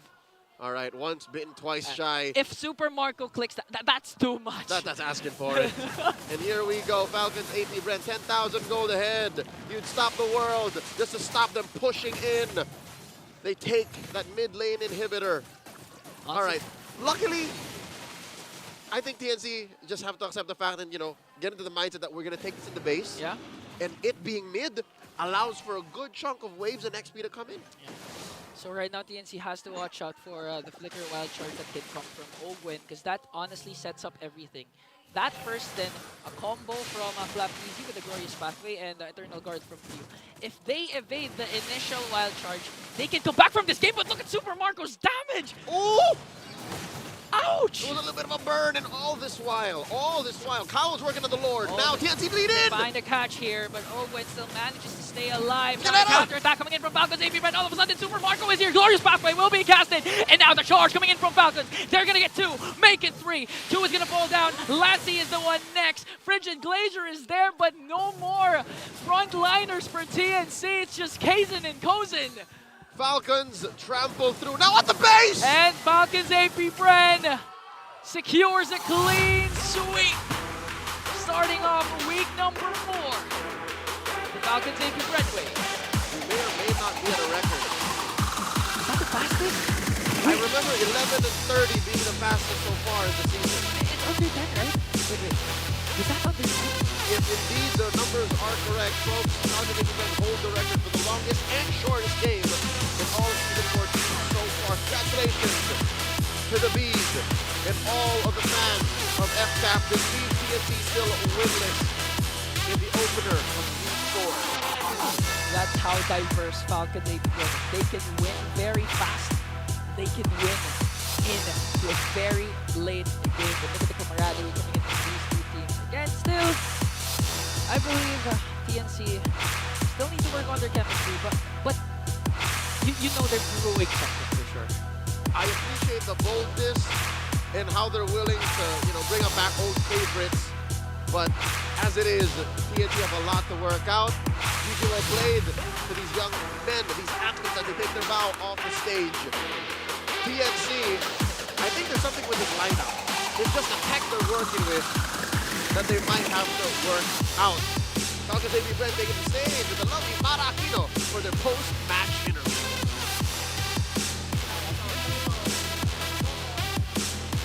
Congratulations to Falcons APBren!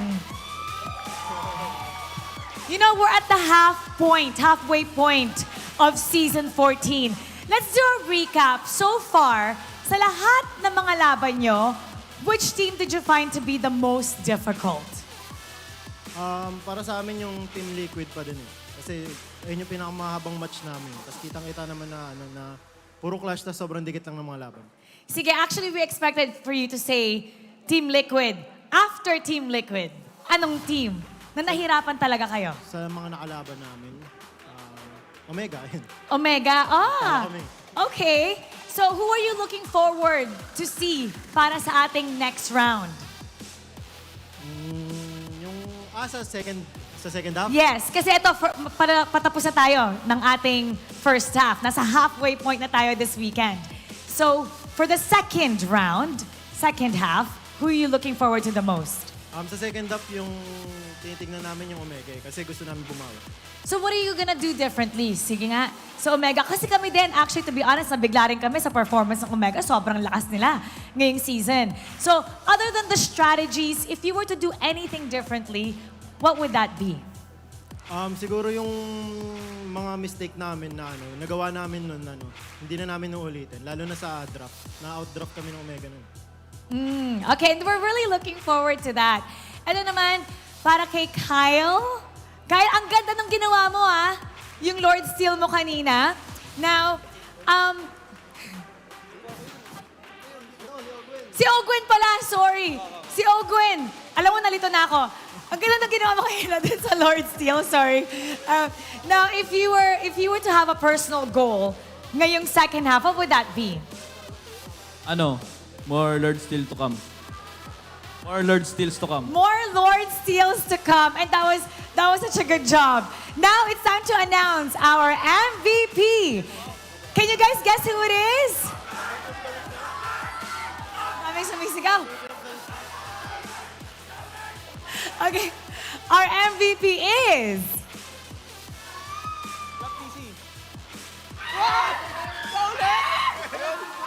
Na-surprise ka ba doon? Kyle, na-surprise ka ba doon? Bakit parang na-surprise ka doon nung in-announce na ikaw yung MVP? Akala ko si si Ogwen, sinisigaw ng mga fans eh. Kasi siya sinisigaw, tsaka yung Lord Steel nga. Now, what do you wanna say to all the fans dahil kahit hindi napakaganda ng weather, the weather's not the perfect weather, they're still out here cheering for your team, here to watch you live and online. Sa lahat po ng mga pumunta dito ng mga fans, maraming salamat po. Kahit na hindi maganda yung panahon, pumunta pa rin kayo. Maraming salamat po. Tsaka sa lahat ng mga nanonood dyan sa mga bahay nyo, tuloy nyo lang po yung pag-nood. At tsaka pag-supportahan nyo pa rin po yung Falcons APBren at abangan nyo kami sa mga susunod na laban. And you know, we have a very passionate supporter here na mananalo ng 3,000 diamonds. Congratulations! Come on up!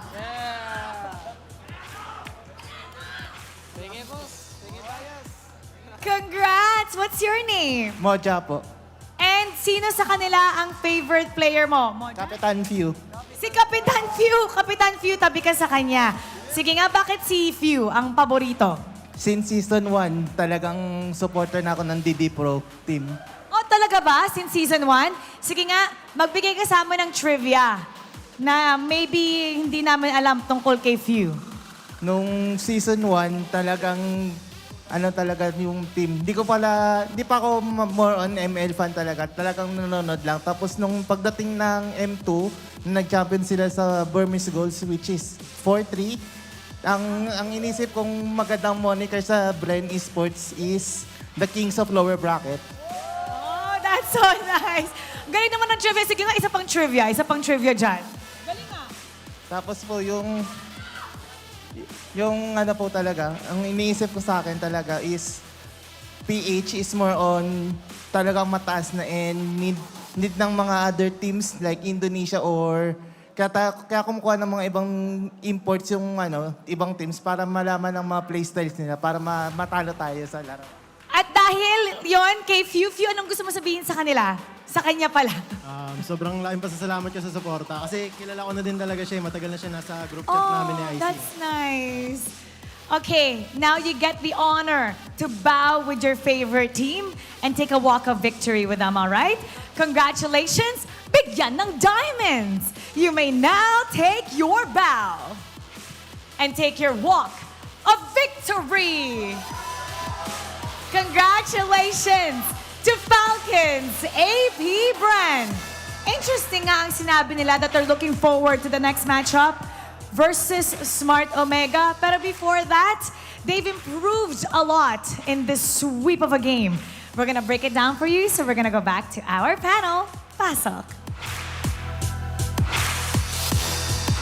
There you go, a 2-0 for Falcons APBren today. And what is it? What are you cooking up here? It's not Ogwin, it's Godwin. Godwin! Godwin blocked the rotations. I mean, he deserves the MVP. The man dealt the damage, got the crowd controls. He was always there to be there for what Ogwin gave him. Ogwin gave him the information. Oh, yeah. And Kyle Teasy said, thank you very much. I will do what I can do with this. And he always turned it into gold. Yeah, and gold is what he got. Again, people are a little surprised that he got MVP there. Even he was surprised from what we heard in the interview. Even he was thinking it was going to be Ogwin. Yeah, for sure. But you know what? It was really just a bit of a difficult fight here for TNC. It was uphill from the first 3 minutes of the game, where you could tell because of the high lost roam, like you guys mentioned, like Leo mentioned as well, man, that was just the ticket. That was the ticket that Falcons APBren needed to keep control of the early game in the mid game, and as you can see, we didn't even reach the late game here. Yeah, the Grok roam of Ogwin, the Baksha roam of Escalera did not. They couldn't get what they wanted to get. That's 2 games in a row in this series wherein it was a story of Falcons APBren reading the early game rotation of TNC Pro Team. In game 1, it was catching Escalera in the bottom. In game number 2, it was TNC Pro Team getting caught trying to take a resource away, that Scaled Blizzard up top in the blue side area of Kyle Teasy's jungle and getting punished for it. The Baksha had no escape. Baksha was first to fall, and because with the Baksha losing in that key moment, it seems like Falcons APBren didn't let go of the mid and top side control. We saw that when that turtle came up, Escalera pulled it. They decided to invade up top, it was few who would get taken down by a counter by TNC Pro Team, but what Ogwin did was that he just decided to push behind the first turret and stop TNC Pro Team from even contesting that turtle. Kyle TZ got it for free, and then after that, it became a story of that. Ogwin invading, the members of TNC going back. It was Leo and Ingan who pointed out earlier that there was a moment in the purple buff of TNC Pro Team where Ogwin showed up himself and 3 members of TNC Pro Team went back. Yeah, and that stemmed from that like 3-minute invade. That that was a re-entry. They already backed off. Yeah. And then they decided, you know what, we can take more. Let's Exactly. go back and then show dominance. And because of that, the happenings of the purple buff were just pretty easy to do because they knew what Ogwin was capable of on this Grok. Not to mention, man, that Grok, like, it felt like they stole it, right, from the draft. Yeah. It felt like the Grok would have fit so well with TNC, but you know what? Falcons APBren said, you know what, we can take this as well. Would have fit into their lineup, it would have been great. And because of that, Falcons APBren were the ones to set the tempo, and Kyle TZ just had a good time. The entirety of Falcons APBren had a good time. When you win the center of the map like that, when you're roam, mid, and jungle, or specifically in this scenario, the roam and mid are getting so much information, controlling the rotation of the enemy because the roamer is providing information constantly as to where the jungler is, where the mid is, and forcing the roamer of the opposing side to respond, then the side lanes are going to be so happy. They don't have to worry about anything. They're just going to farm alongside with the jungler. And they made it look so easy, right? I guess that's the reason why Super Marco just had a fun time with this one as well. Yeah. Even Kyle TZ was coming up close to towers. Look at that. He's neck and neck with tower damage from Super Marco. That's saying something, considering, you know what, Kyle TZ is a melee hero. Yeah. This is the fastest game of the season, and I don't think it will be beat as the fastest game of the season. Sub 10 minutes. Yeah, 9:52. There was a season where we had one fastest game to be at around late minute, 8 minutes? 8, yes. Late 8 minutes, yeah? What season was that? 8 minutes. I remember an 8 Yeah, minute right? game.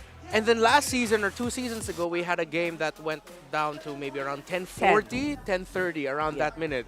So it's going to be tough to beat 9:52. And it just goes to show, again, how Falcons APBren controlled that game. Especially with the macro that we have right now in the Philippines where stuff can just go crazy, but it's still controllable. It's still manageable. We still managed to reach 11 minutes, 12 minutes, even with games that look very one-sided. Yeah. So, you know what? I don't blame it. I don't mind. It's just a really fun way of demonstrating your power as a titan of MLBB here for Falcons APBren. Yeah, and I think you said the most important thing, which is they made it look easy. That's what that game was for Falcons APBren. There's don't need to do anything fancy, don't need to do anything crazy. Just invade, get info, stop rotations, block movements. That's it. This is classic Falcons APBren, that old idea of they are a team that don't allow you to play Mobile Legends Bang Bang. Yeah. Because they're playing Mobile Legends Bang Bang. That's literally what some of the players say. Like, yo, let me play, man. Let me play. Let me play my lane. Let me go back to the lane. Like you mentioned earlier, like they were cutting the top lane from going back and just bottlenecking the amount of gold that that lane can get. And that's just the power of the macro. And again, it's layering between the minds of Trevor, of Ducky, how they planned that early game, and then how the players themselves actually play out the lane. Yeah. It's known that when it comes to the coaches do a lot of things, but one of the main things that they do to impact the game, besides like what they do for the draft, besides what they teach them in terms of mentality, is influencing the team with early game rotations. Yes. What you're doing for your first rotation, the second rotation, the first 3 to 5 minutes. So you can see here that this time around, Falcons APBren, with the experience that they have on their shoulders, were able to trump TNC Pro Team. Yeah, exactly. So it's all about how you show dominance, I guess, and they did show that here. But for the next one, we do have a bit of a question. It was flashed there a little bit early. Here's the topic, guys. Who is the face of MLBB? Who's the player that's the face of MLBB? That is a great question. Who do you guys think is the face?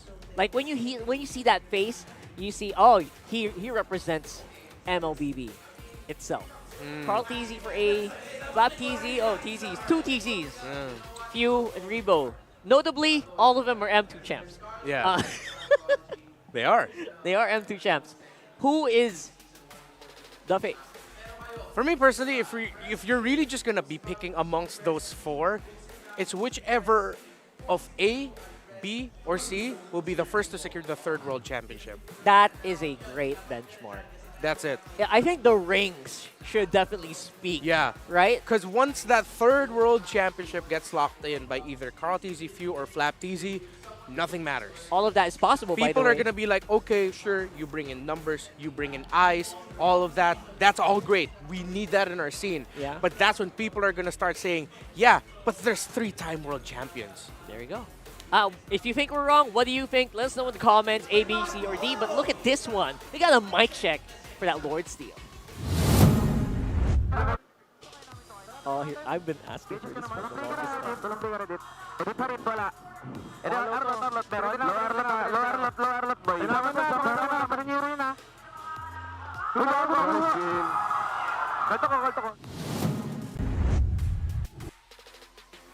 Yeah, he said kaltok. Kaltok means he bonked. He bonked, right? Yeah, he bonked it. Like he bonked the Lord. Sorry. So apparently the players use that. Like, yeah. And I don't know if it was Ogun, but there was a member of Falcons APBren who just said, basic. that was the funniest Yeah, bit. was it locked in Whatever the- that was. Basic. It was very, very, like, oh my goodness. But anyway, that's what we were saying. They make it look basic, not the player, the style. The style. Very basically, just press 1, 2, 3, boom goes the dynamite, you got what you want. Yeah. In that scenario for Ogun, it was specifically the 3. The 3. Just press it. Bonk. Basic. Again, possibilities of M6 and who the face of MLBB is. I don't know who the face of MLBB is. We sure want to know what you think. But right now, that is going to be it for the matchup. We have another matchup coming at you right now here in this Friday afternoon here in the Philippines. Very rainy. Stay dry. Stay chill like us. Do that coffee as we go into a quick break. I need some more. Man, we need some more. We need some refills here. We're going to go ahead and go over to the break room, get some coffee, and bring you the next matchup. So don't go anywhere. This MPL Philippines Season 14, Week number 4.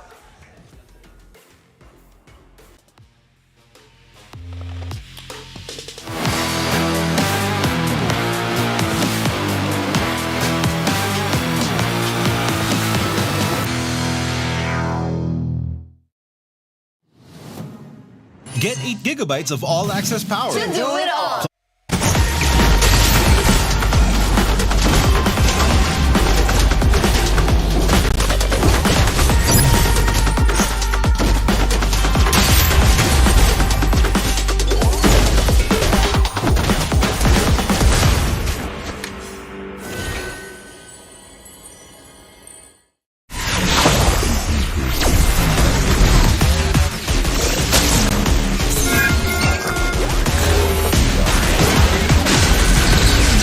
There's no time to chit-chat.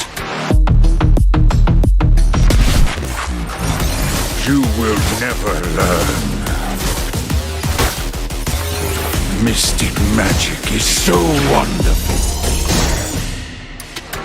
Face yourself.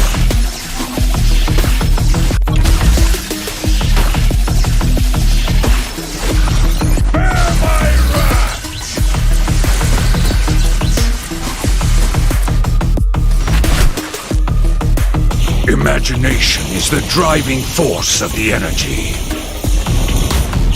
I'm not a monster. I'm a demon.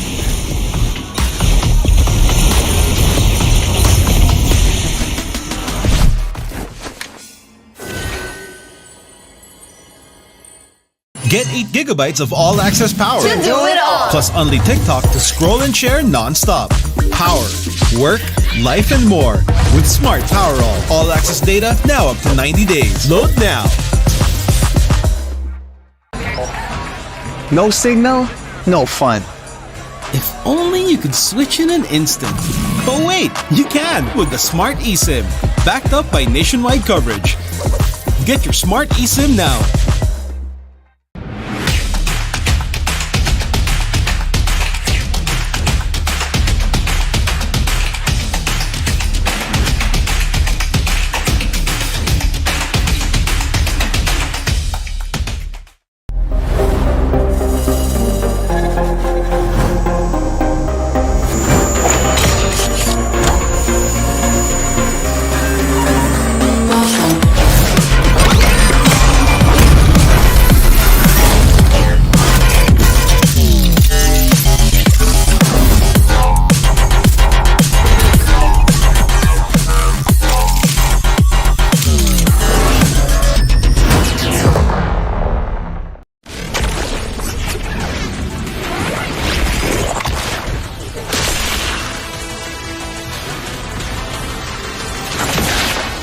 Strike first and without mercy.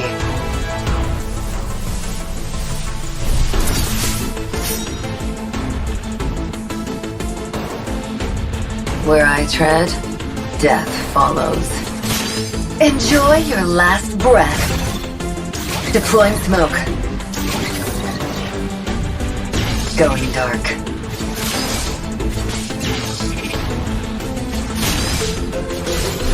War is my trade. Death is my craft. Backup plan? I am the backup plan. My destiny is what I make of it.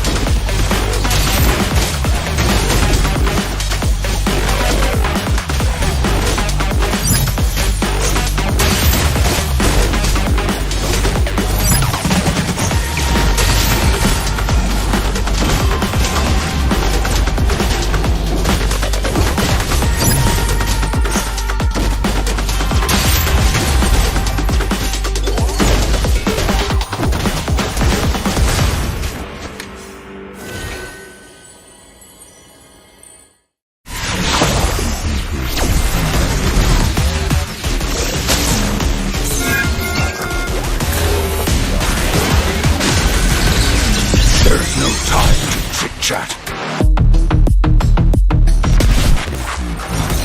You will never learn. Mystic magic is so wonderful. Face yourself.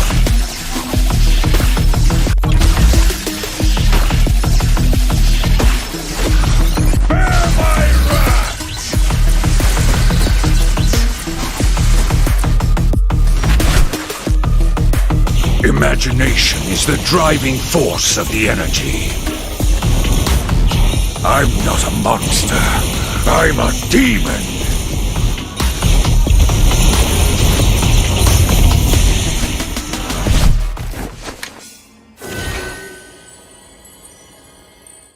Get 8 gigabytes of all-access power. To do it all. Plus only TikTok to scroll and share non-stop. Power, work, life, and more. With Smart Power all-access data now up to 90 days. Load now. No signal, no fun. If only you could switch in an instant. But wait, you can with the Smart eSIM. Backed up by nationwide coverage. Get your Smart eSIM now.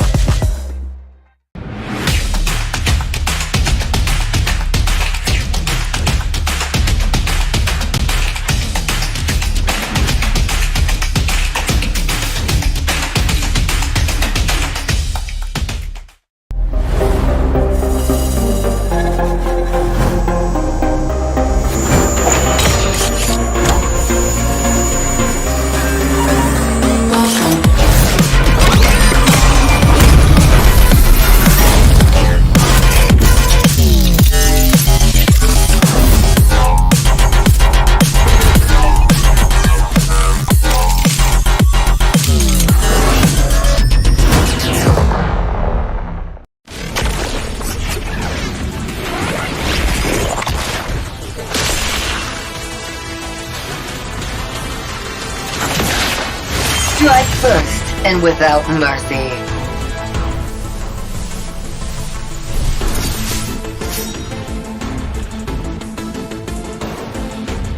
Where I tread, death follows. Enjoy your last breath. Deploying smoke. Going dark.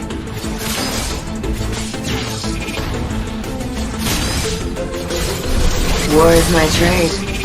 Death is my craft. Backup plan? I am the backup plan. My destiny is what I make of it.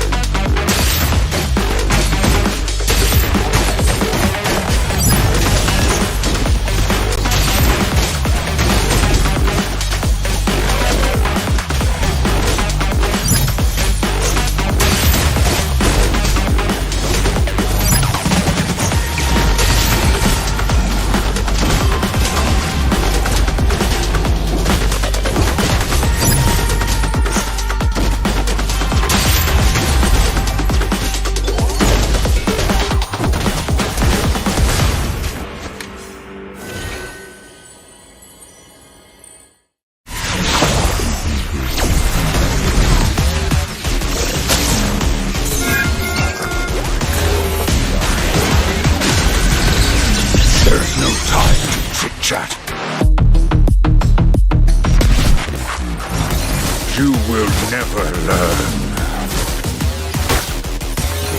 Mystic magic is so wonderful. Face yourself.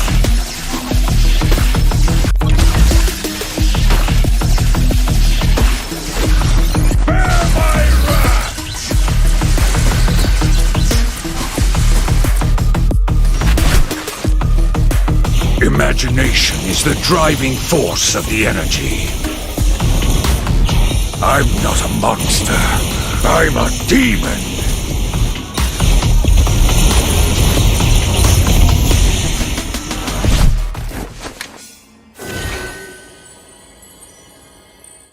Get 8 gigabytes of all-access power. To do it all. Plus only TikTok to scroll and share non-stop. Power, work, life, and more with Smart Power All-access data now up to 90 days. Load now. No signal, no fun. If only you could switch in an instant. But wait, you can with the Smart eSIM, backed up by nationwide coverage. Get your Smart eSIM now.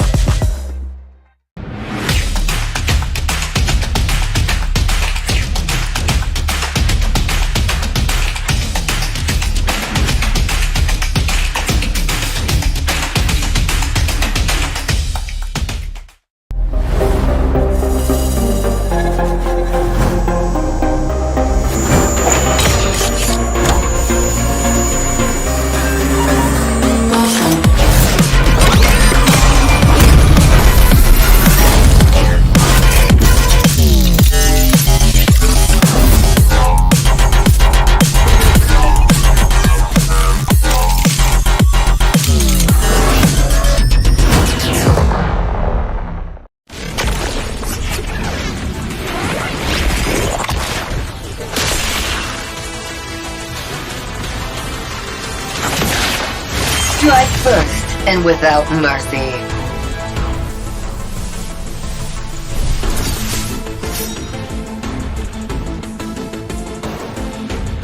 Where I tread, death follows. Enjoy your last breath. Deploying smoke. Going dark.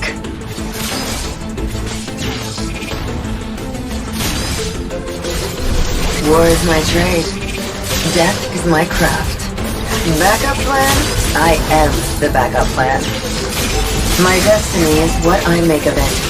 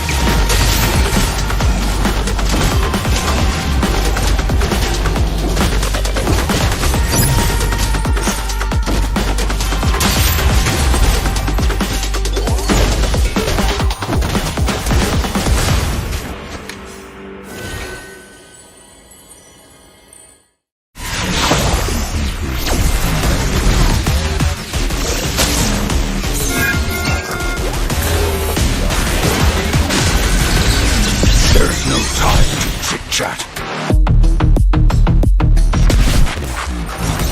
You will never learn. Mystic magic is so wonderful. Face yourself.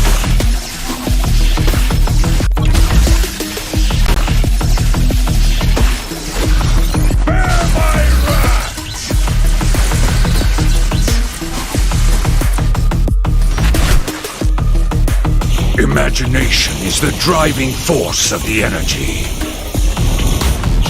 I'm not a monster. I'm a demon.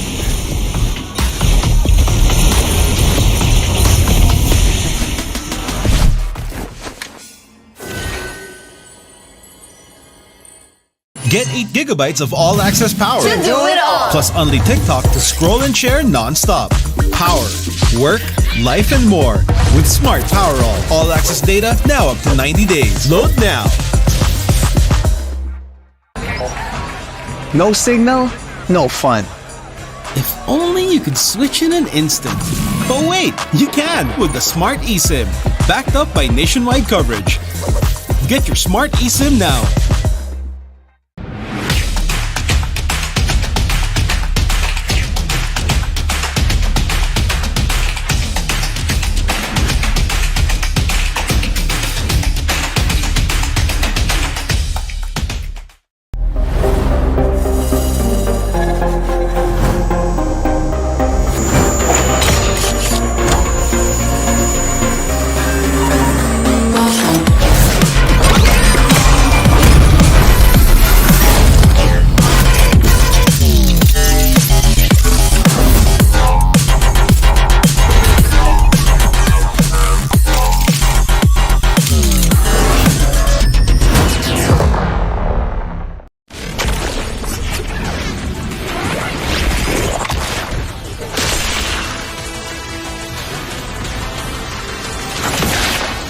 Strike first and without mercy.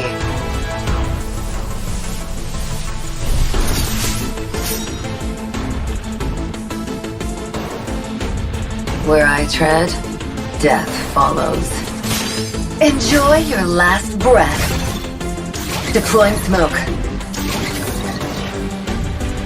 Going dark.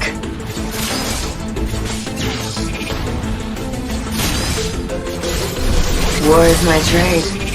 Death is my craft. Backup plan? I am the backup plan. My destiny is what I make of it.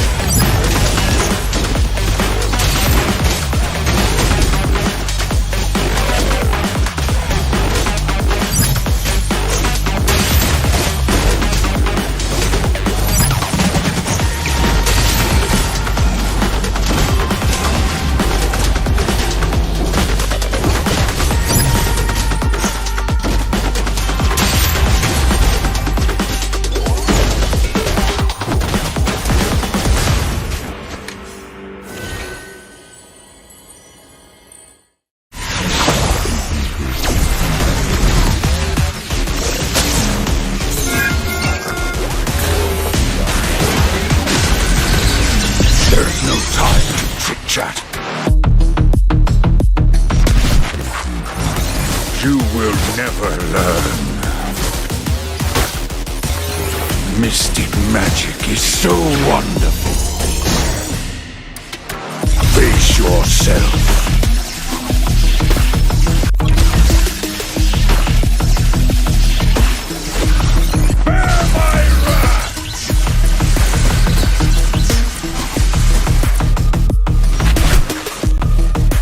Imagination is the driving force of the energy. I'm not a monster. I'm a demon.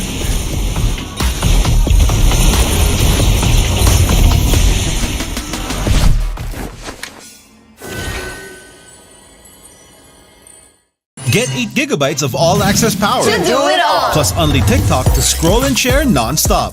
Power, work, life, and more. With Smart Power all-access data now up to 90 days. Load now. No signal, no fun. If only you could switch in an instant. But wait, you can with the Smart eSIM. Backed up by nationwide coverage. Get your Smart eSIM now.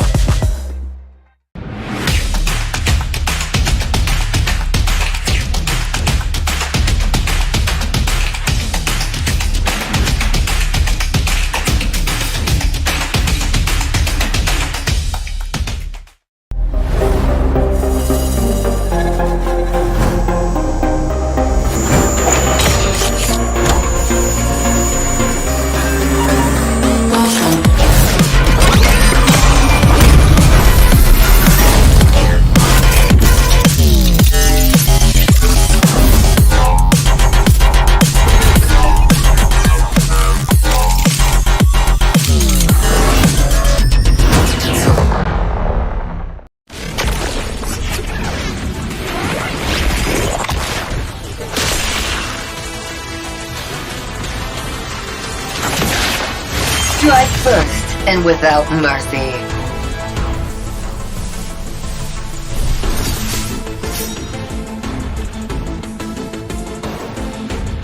Where I tread, death follows.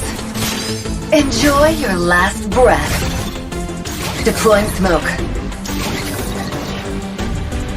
Going dark.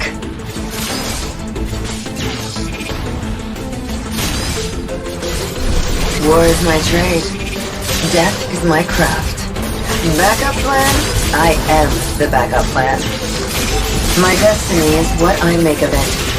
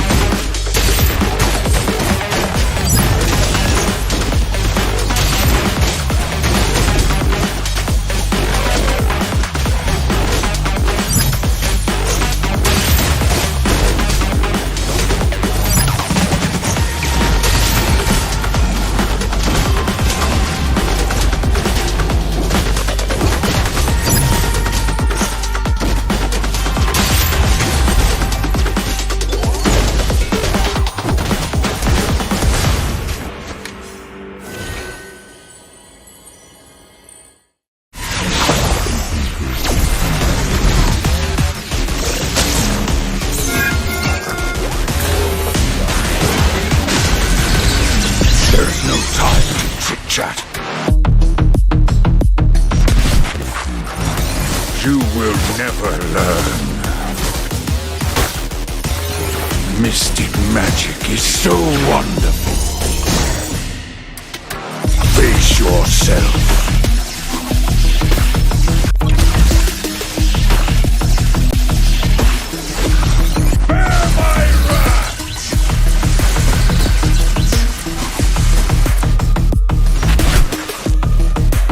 Imagination is the driving force of the energy. I'm not a monster. I'm a demon.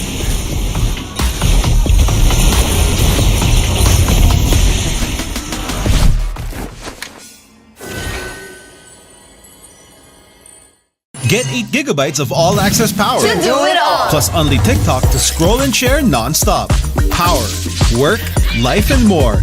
With Smart Power all-access data now up to 90 days. Load now. No signal, no fun. If only you could switch in an instant. But wait, you can with the Smart eSIM. Backed up by nationwide coverage. Get your Smart eSIM now.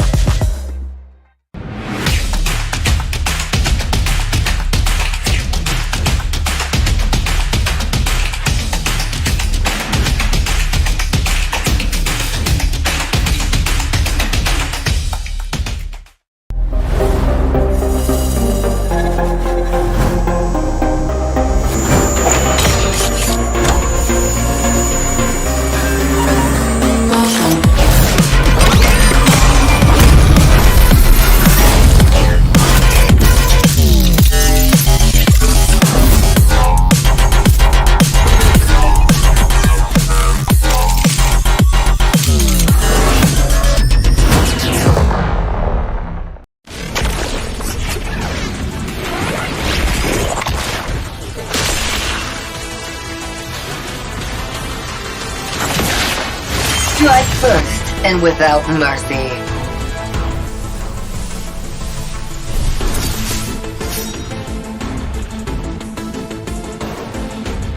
Where I tread, death follows.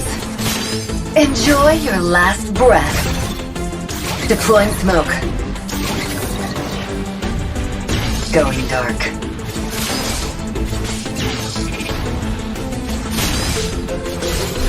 War is my trade. Death is my craft. Backup plan? I am the backup plan. My destiny is what I make of it.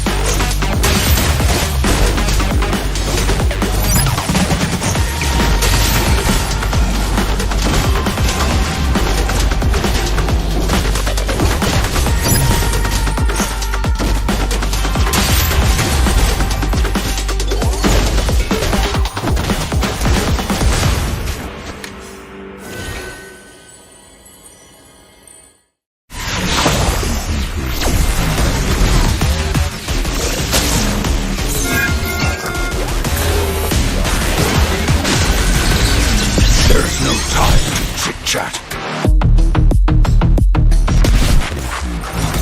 You will never learn. Mystic magic is so wonderful. Face yourself.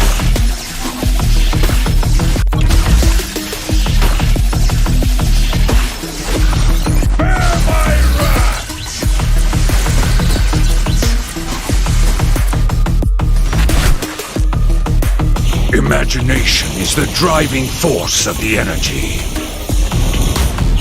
I'm not a monster. I'm a demon.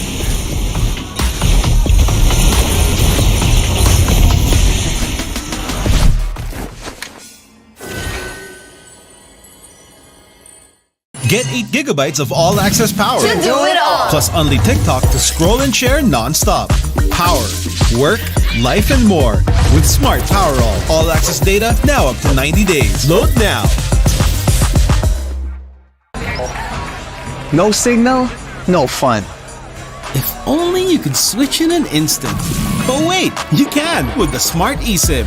Backed up by nationwide coverage. Get your Smart eSIM now.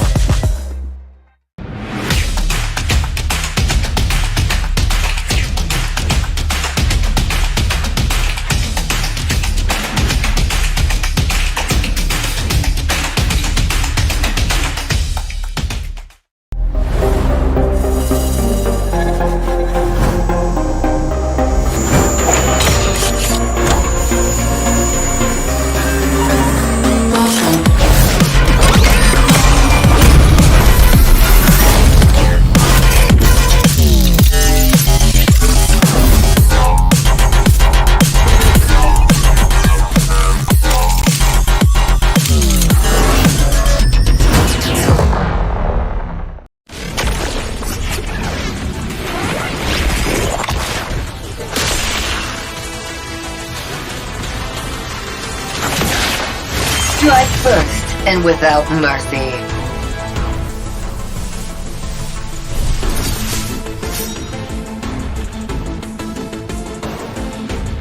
Where I tread, death follows. Enjoy your last breath. Deploying smoke. Going dark.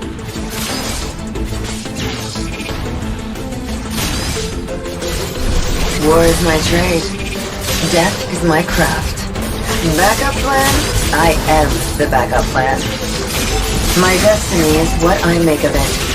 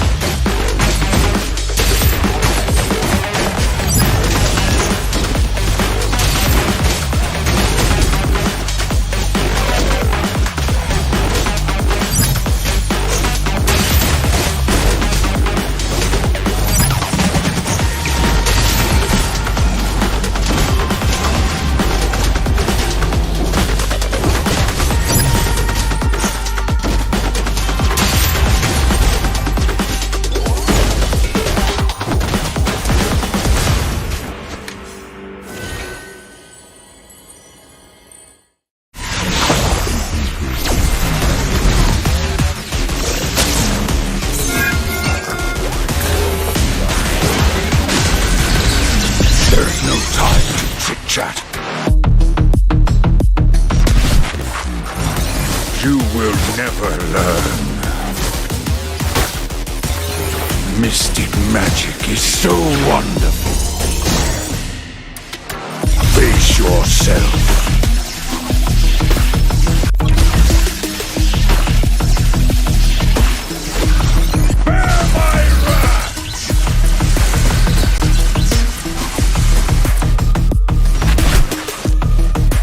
Imagination is the driving force of the energy.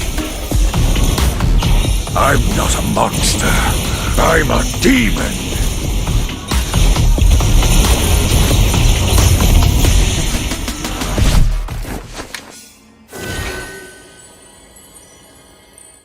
Get 8 gigabytes of all-access power. To do it all. Plus only TikTok to scroll and share non-stop. Power, work, life, and more. With Smart Power all-access data now up to 90 days. Load now. No signal, no fun. If only you could switch in an instant. But wait, you can with the Smart eSIM. Backed up by nationwide coverage. Get your Smart eSIM now.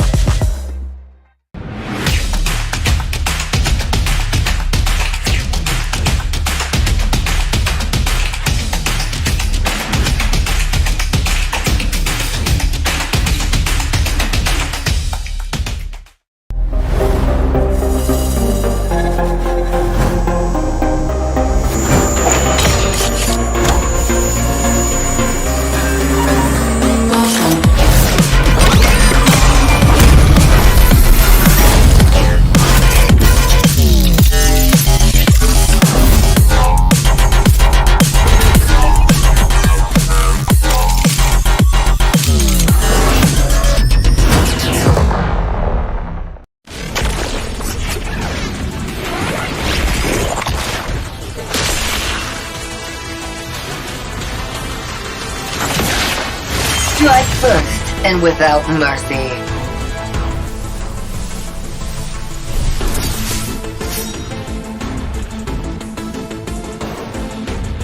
Where I tread, death follows. Enjoy your last breath. Deploying smoke. Going dark.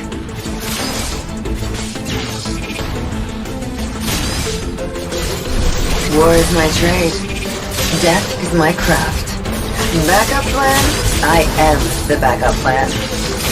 My destiny is what I make of it.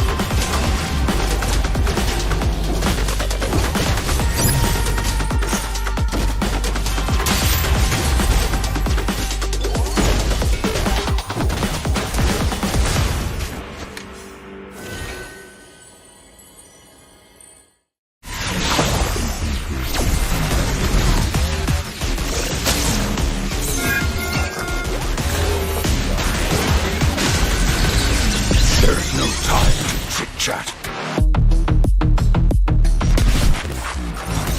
You will never learn. Mystic magic is so wonderful. Face yourself.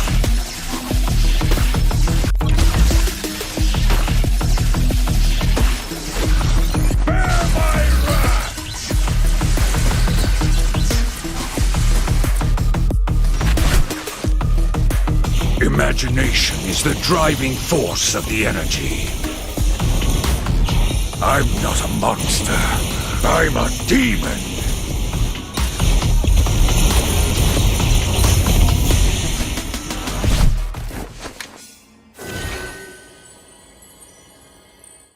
Get 8 gigabytes of all-access power. To do it all. Plus only TikTok to scroll and share non-stop. Power, work, life, and more.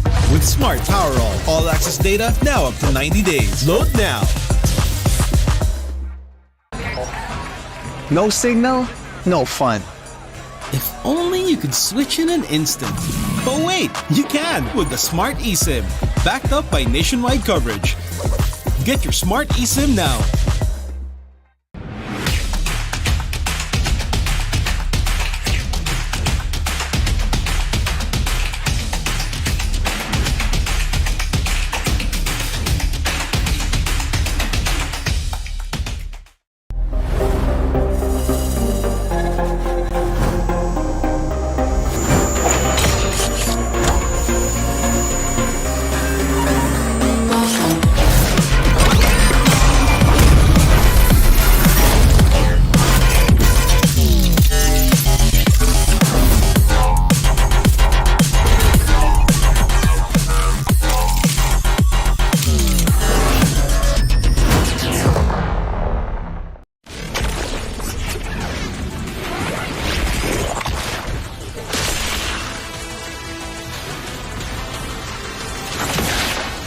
Strike first and without mercy.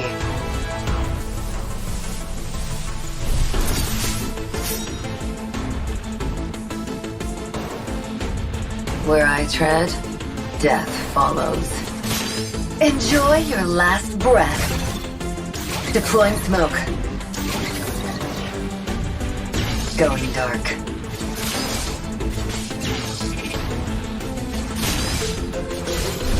War is my trade. Death is my craft. Backup plan? I am the backup plan. My destiny is what I make of it.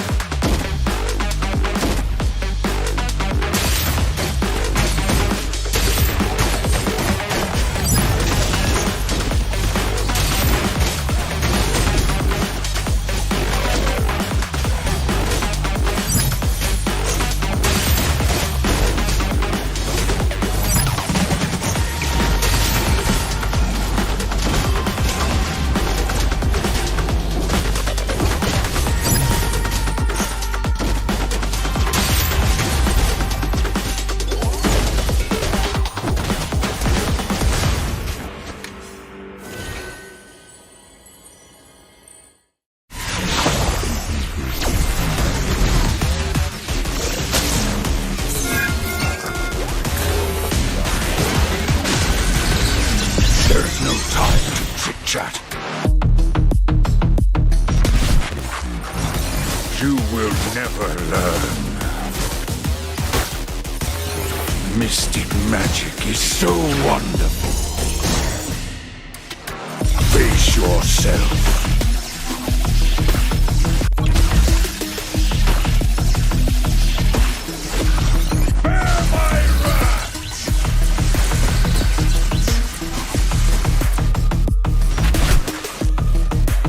Imagination is the driving force of the energy.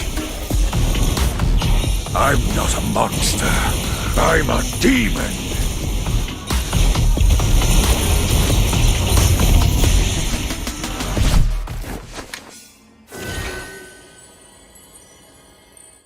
Get 8 gigabytes of all-access power. To do it all. Plus only TikTok to scroll and share non-stop. Power, work, life, and more. With Smart Power all-access data now up to 90 days. Load now.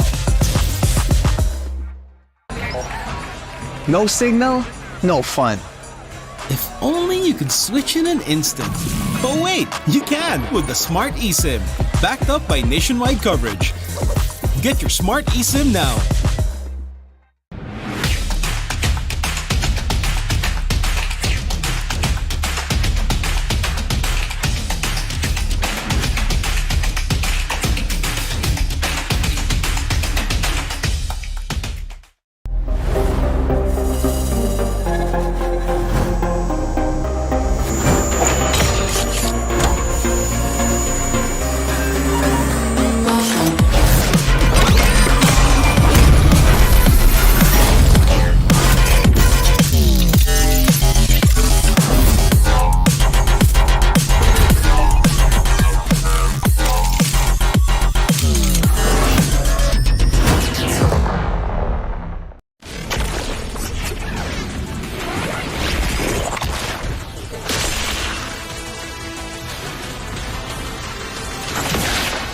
Strike first and without mercy.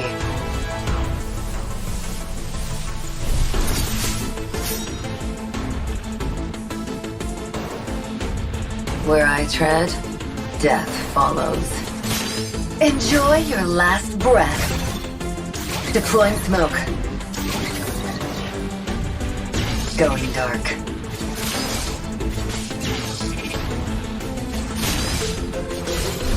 War is my trade. Death is my craft. Backup plan? I am the backup plan.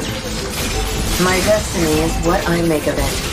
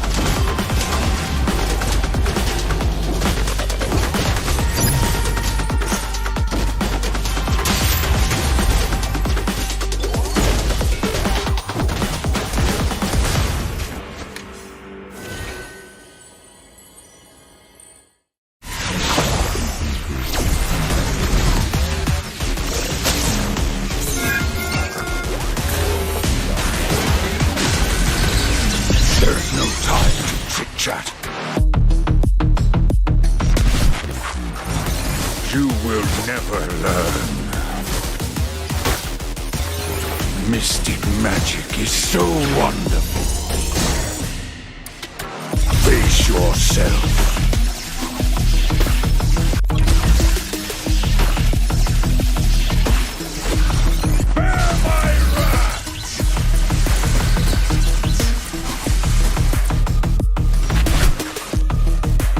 Imagination is the driving force of the energy. I'm not a monster. I'm a demon.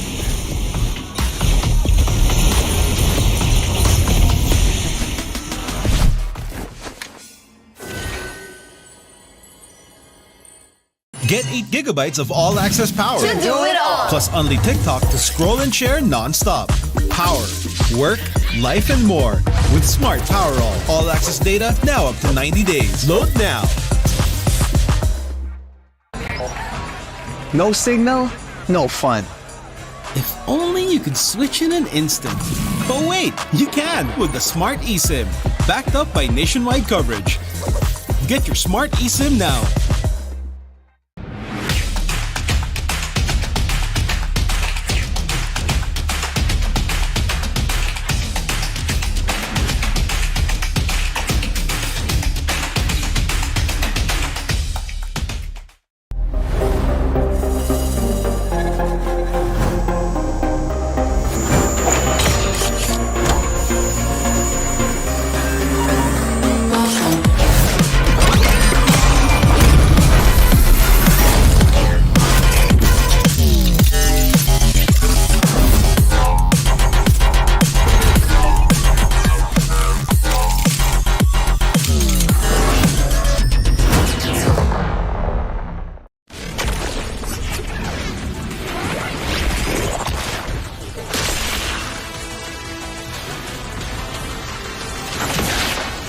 Strike first and without mercy.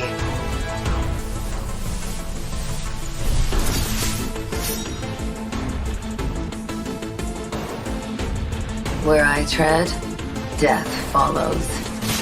Enjoy your last breath. Deploying smoke.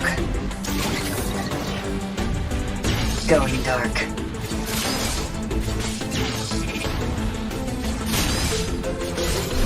War is my trade. Death is my craft. Backup plan? I am the backup plan. My destiny is what I make of it.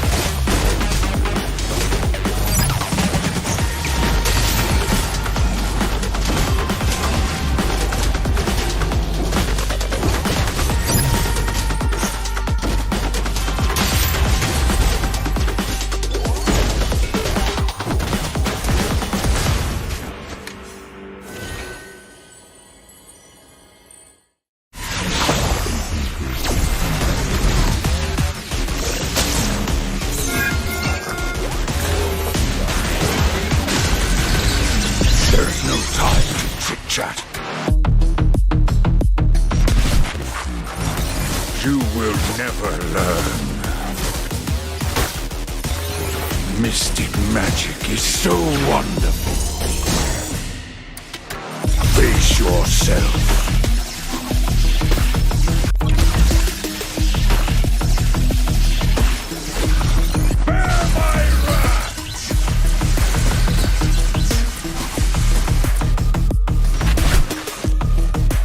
Imagination is the driving force of the energy.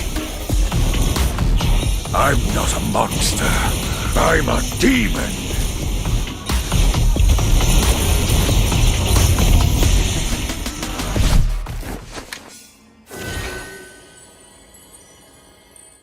Get 8 gigabytes of all-access power. To do it all. Plus only TikTok to scroll and share non-stop. Power, work, life, and more. With Smart Power all-access data now up to 90 days. Load now. No signal, no fun. If only you could switch in an instant. But wait, you can with the Smart eSIM. Backed up by nationwide coverage. Get your Smart eSIM now.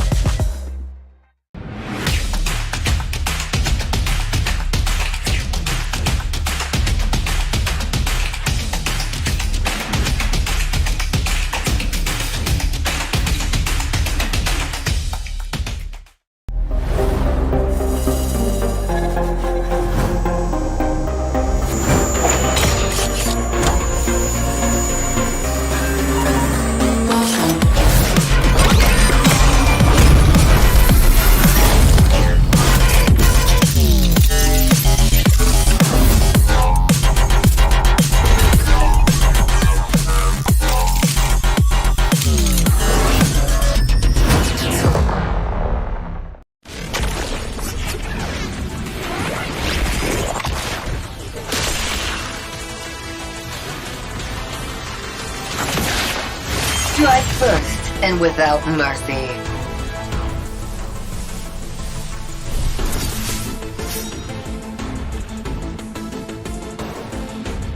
Where I tread, death follows.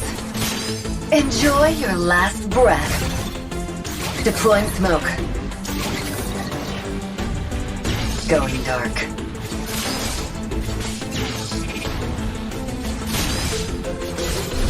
War is my trade. Death is my craft. Backup plan? I am the backup plan. My destiny is what I make of it.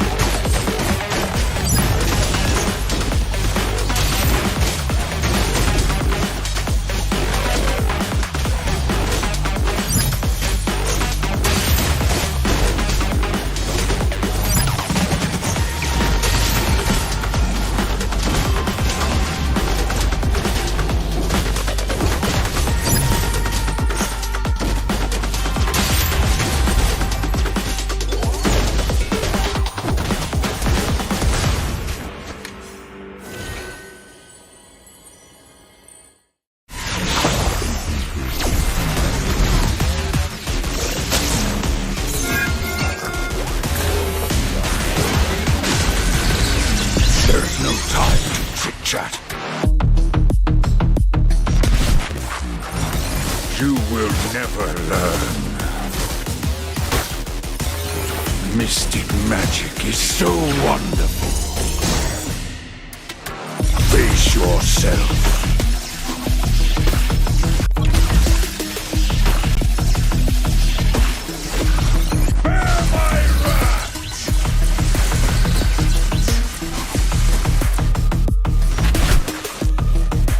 Imagination is the driving force of the energy. I'm not a monster. I'm a demon.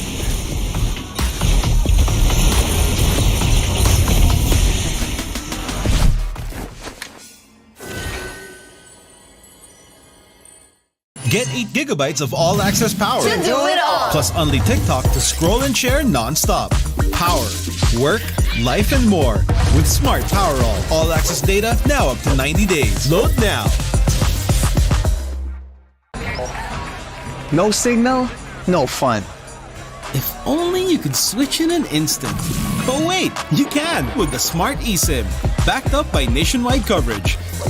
Get your Smart eSIM now.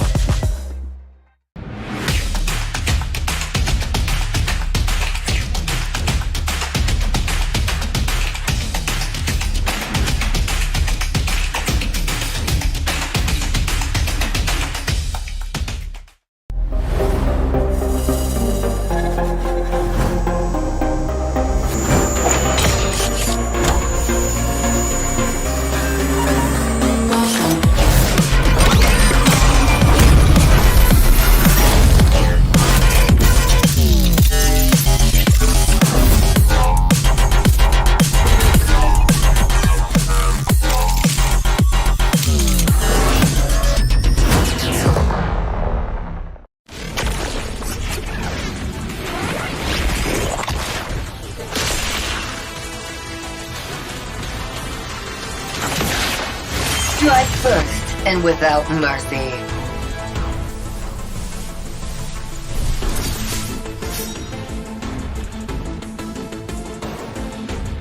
Where I tread, death follows. Enjoy your last breath. Deploying smoke. Going dark.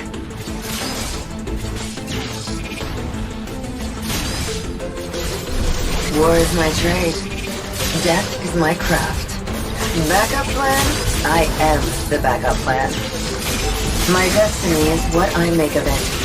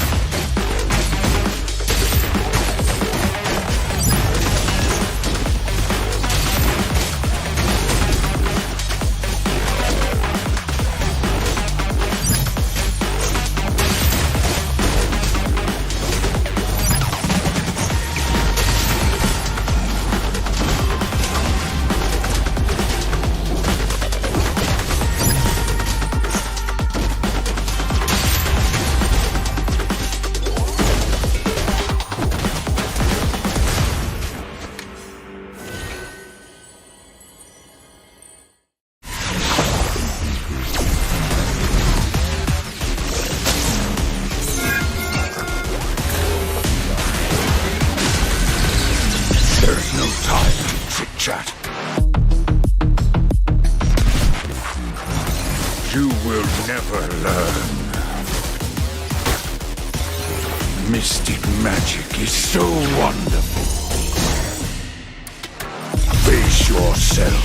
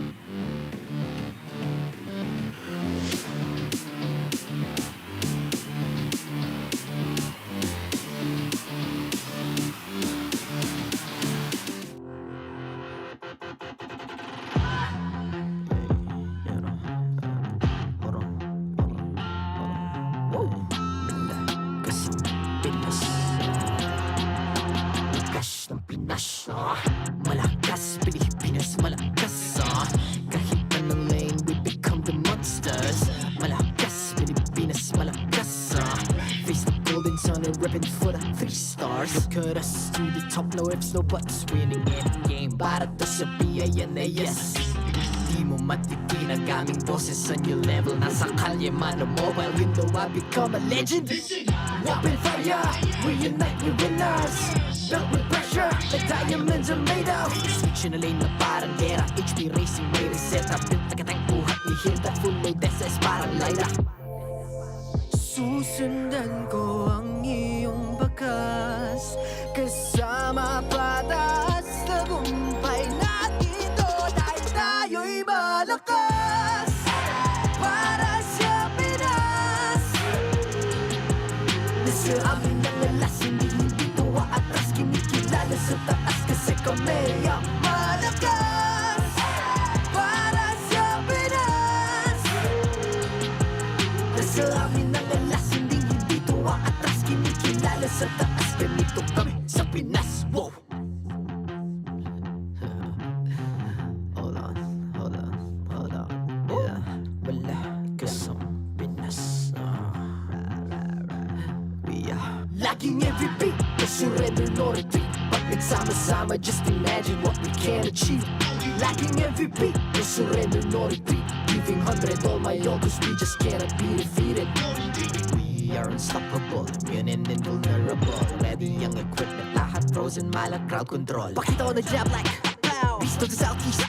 Takas sa watawat-tawag loud, cause every enemy we devour. Susundan ko ang iyong bakas. Kasama patas, tagumpay natin to. Dahil tayo'y malakas. Para sa Pinas.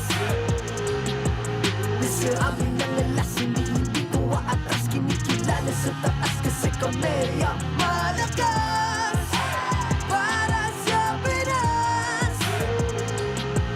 Nasa amin ang alas, hindi tuwa atras. Kinikilala sa taas, ganito kami sa Pinas. Wow!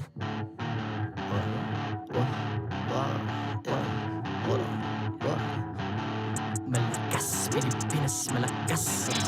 Kahit anong lane, we become the monsters. Malakas, Pilipinas, malakas. Face the golden sun and repping for the 3 stars.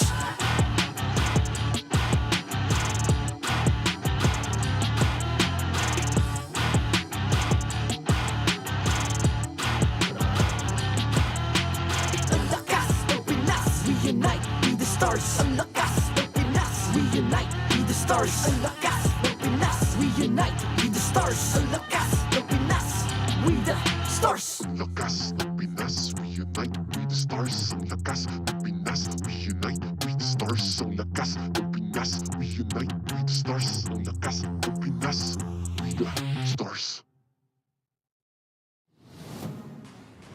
The 14th season of MPL Philippines is brought to you by the following sponsors.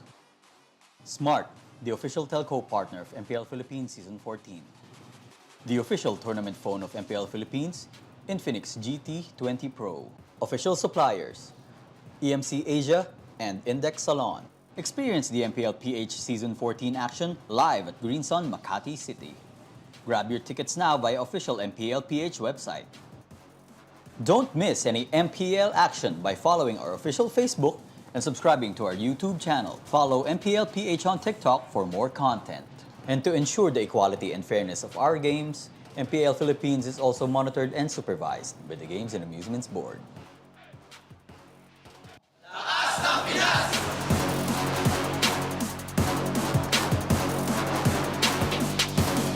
Lakas ng Pinas!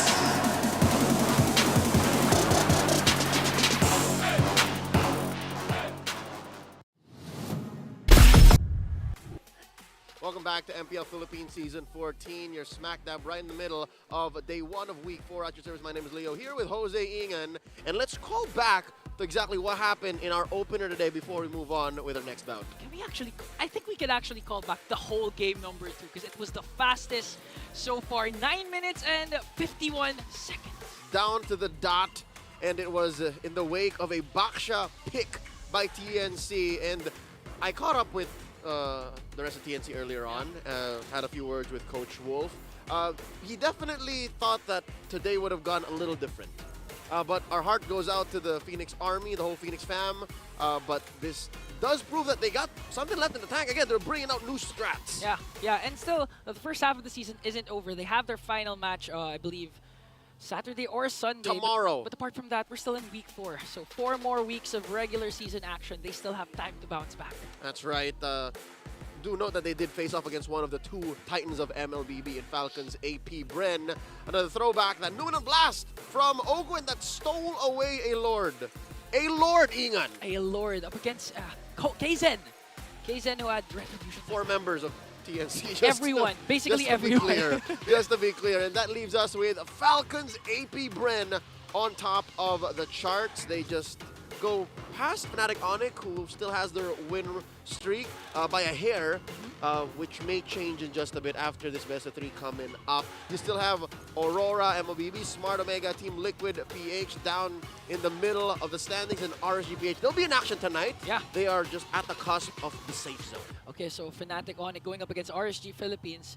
So whatever the case may be for the result of this game, for sure the upcoming matchup of Falcons, APBren, and Fnatic Onic will really dictate who's going to come out on top after 4 weeks of regular season action. That's happening on Sunday, so you're not going to want to miss it, even if it is a rainy weekend. I take that back. It's a rainy week. I don't remember the last time the sun was high up in Metro Manila. Yeah.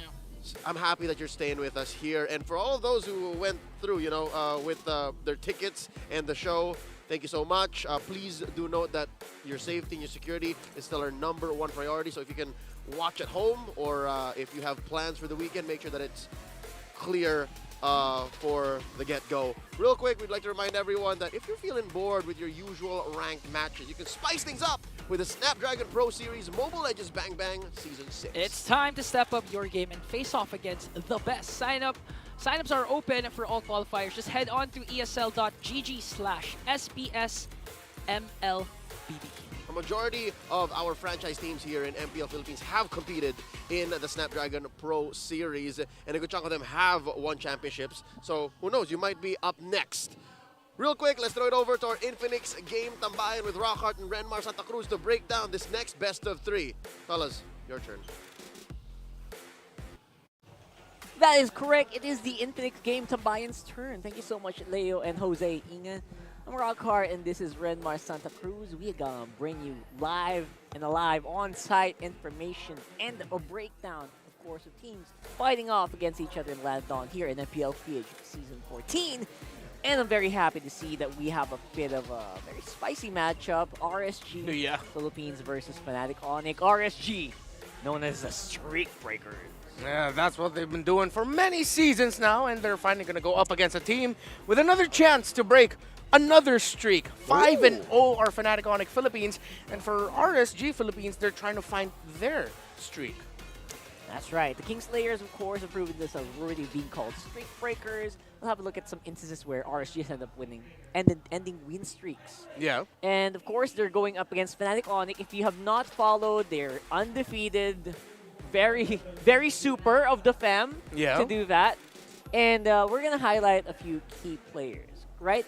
Because right now, it does seem like Fnatic Onic Philippines has been capitalizing on their roamer, Barusco.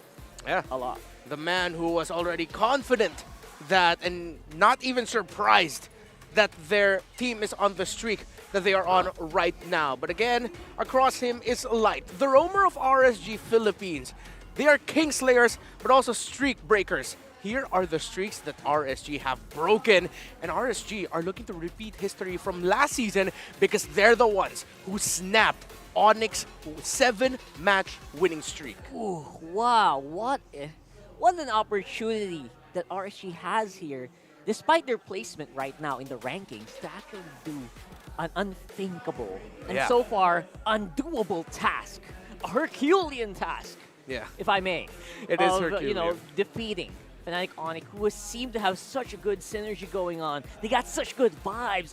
And RSG has been able to do that with the help of Light, who's, by the way, has been present all throughout all of these broken streaks. Yeah, I feel like he is one of the main streak breakers, really, for RSG Philippines, because he's been consistent. RSG are trying to find that consistency, though, for this season. But now with a streak in their face, knowing that they are the team that is known for breaking streaks, that might give them a little bit of a mental edge. You know, teams always speak up about that, where they know if they're known for this, if they know they're strong with this, then they're gonna go into a game confident. Yeah, it's like, you know, when you're up against TLPH, you know, oh my God, they're gonna backdoor us for sure. Yeah. If we don't watch the map, Exactly. right? That's exactly what you're talking about, right? The mental attacks that can happen here. It's all like, guys, it's not always about just playing the game here, right? We got teams, we got coaches, we got psychologists, analysts, and all that. But of course, we're talking so much about RSG. Let's hear a little bit from Brusco, who seemed to have a lot of things to say about this matchup right here. Hindi rin po kami manatalo kasi confident po ako sa team ko na kaya namin manalo kahit sino yung kalaban namin at tiwala rin kami sa isa't isa. Ano yan? Just a lot of trust, right? A lot of trust again with each other. And I think Brusco, if I'll translate it a little bit further because I think that was cut a little bit in the middle. He's super confident that this was going to happen, that this streak was going to happen for them. Yeah, let's highlight Brusco's career. In MPLPH Season 11, he played with Minana Evos. Didn't get a lot of playing time in Season 12. And for those who watched MPL Indonesia, he was part of RRQ Hoshi before, of course, their roster shakeup, which eventually brought Vin back into the Rome role. And now, this season, he's been shining. He has been the best Tigreal in the league, undefeated. He is 5-0 with that hero. So definitely that's something you're gonna have to watch out for if you're RSG, those AOE setup type of roamers for Brusco. It does feel like an evolution as well for Brusco, right? So many Lolitas back in Season 11. And again, the healers, the shielders, Matilda, Angela, and now he's the set man. He's the guy to look out for here for Fnatic Onic Philippines. And despite all of that, obviously, his stats are pretty consistent, I would say, across the board. Yeah, the kill participation stat here for Fnatic Onic Philippines, we touched on that in the previous games panel, wherein they're a team that, despite them being top 1, they are out of the normal percentile in terms of the kill participation, meaning that a lot more of the kills that the teams are getting, they're getting from little skirmishes as 1v1s, 2v2s, 3v3s, not essentially always 5v5s. And I think that's been one of the strengths, really, of Fnatic Onic Philippines. They can play around Brusco's roaming and Super Prince's combination with Brusco, but they also have EXP laners and gold laners who can play and make plays on their own, similar to King Kong in the jungle. Yeah, the super fam's really loaded, right? I mean, we haven't even touched about Kilra and how insane he's been doing this time around, more on the back end of things, right? I feel like Kilra has been doing a lot more like late game centric. He's been keeping King Kong up in front, like Fnatic Onic has been keeping King Kong up in the front, making sure all the attention's on him. True. Then Keller's just sweep in from the back. Exactly. Keller has evolved into the sweeper type of gold laner. So very interestingly enough, I wonder if that's going to happen. And I wonder if RSG has already written that down on Coach Panda's notebook. But for now, let's show your support, guys. MPL fans, who do you think is going to win out on this match? Fnatic Onic or RSG? Comment down there. Right there. You know what it is. Type it. Type it. Because right now, I would say a lot of people who are watching would say Fnatic Onic has a very good chance. But you know what? You can never count out RSG. Let's go ahead and throw it over to teams walking it on the stage.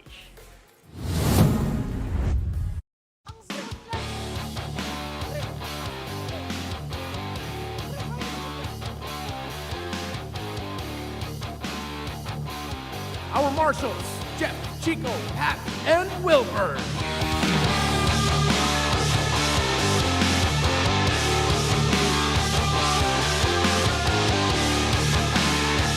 Entering the arena first, Superfab looking to keep their streak alive. You know who they are. It's Fnatic Onic Philippines.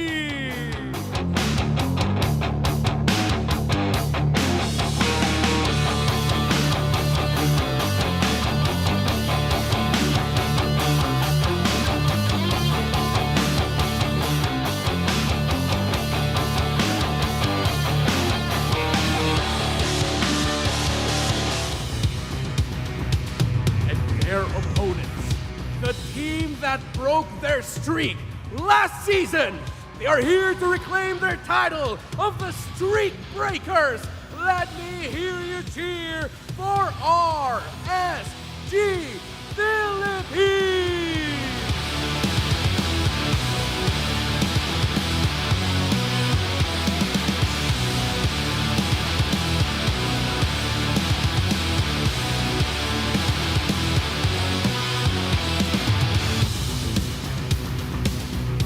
And their coaches for Fnatic Onic Philippines, Coach, why not?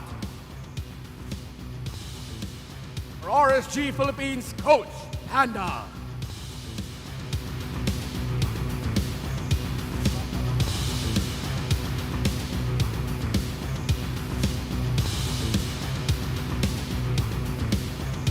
It's time for the face-off. Brusco, Light, step forward.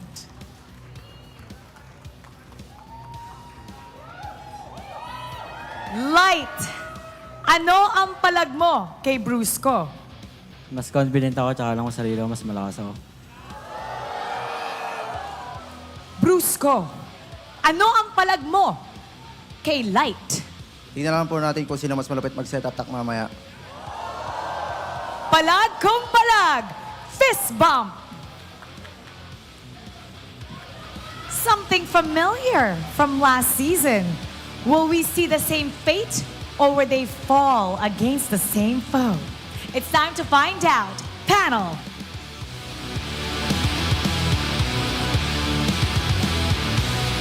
All right, now we gotta know. Who do you think is correct? Who is the set guy for this matchup? Both of them seem very confident here, but first off, it is Fnatic Onic Philippines. Just a reminder, they are undefeated so far in the season. We will eventually return to the discussion about the roamers. They will be highlighted with our keys to victory. But Super Prince in Fnatic Onic, he is the player I'm looking out for here. Because Brusco has been shining, because Super Prince has been backing him up. If it's not Brusco getting the info, it's Super Prince and Brusco will follow. They have formed themselves to be one of the most formidable roam mid duos in MPL Philippines Season 14 so far. And the rest of the team definitely does feel like they are meshing well together. Meshing and jiving and profiling 3Ks to boot. And here we have RSG Philippines, who, again, that confidence was overflowing, not just from Light, but from the rest of the team as well. It does feel like Panda has something up his sleeves this time around. Oh, brother, we were talking about this earlier. If you know you're good at one thing, you are going to preach it and you are going to convince yourself that you will come out the victor. I feel like it's not just Light saying that he's confident, he's the better roamer, he can set better, and that he's stronger than Brusco. It's just RSG Philippines are going into this with that vibe, with that knowledge that they are streak breakers. When you look at their stats, Fnatic Onic Philippines actually leads a lot of the KDA departments. And the most turret damage per minute in the league is actually heralded by Fnatic Onic Philippines.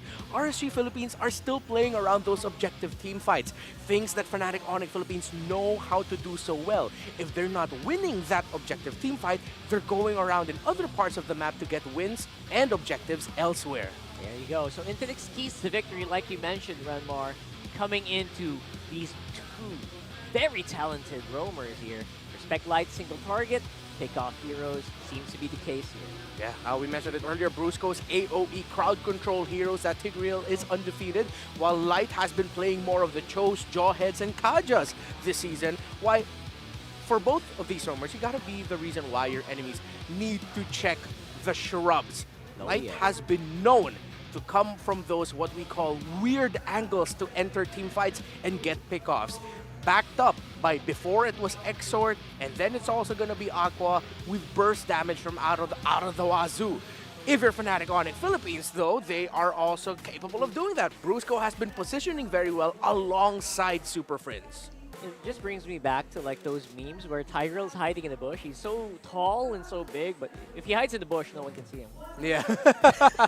it's just ML things, right? It's that- MLBB things. What's that? What's that tuft of brown hair poking out of the shrubs? I can't see it. What is that heavy breathing and armor? It's invisible to me. Yeah, 'cause he's I in the don't bush, see that. I'm gonna right? just walk in here, boop, you get set. So make sure to check your bushes, not just for these guys, but for you guys watching at home as well. So let us know who you think is coming out on top here. We're still checking out your polls. We want to know who you think is the bigger setter. Did I say that right? Yeah, who's the better setter? Yeah. And right now, obviously, aside from the sets, we do see that a lot of these, a lot of the plays of RSG and Fnatic Onic has been really meshed around really good synergy, chemistry, which is the big topic last week. Yeah, and it's so funny that when we think of Fnatic Onic Philippines, we think of chemistry. So automatically you're gonna be thinking, oh, they play together. Yeah. They play a la Ube style. They fight together. All of that, similar to what Falcons APBren Team Liquid Philippines likes to play as. But no, they are separate. They are gonna play as 3 or 2 or 2-2, and then one's just left to farm. Usually that's Keller or King Kong. They split their formations often, that it does get surprising for teams, and which is why they've been overwhelming to deal with. And these are the things that kind of attribute the plays or the successes of like teams like Fnatic, Falcons APBren, like Team Liquid. Just cram him in, make him outthink or make them overthink what they do. Oh, yeah. And I guess that does contribute to their successes. And I think that's exactly what Fnatic Onic and RSG has been doing since they also won last week. In terms of the drafting, honestly, one of my favorite qualities about Fnatic Onic Philippines, they know how to trade so well. They're really willing to give up some key things, know when to respect, and I like how they're respecting the Phobius here of Nebor. They did mention, or we did mention, Fnatic Onic Philippines is one of those teams that can make plays as 1, as 2, as 3. They don't necessarily need to be together as 5. Phobius is one of those great duelists in the game right now with all the dashes that we have.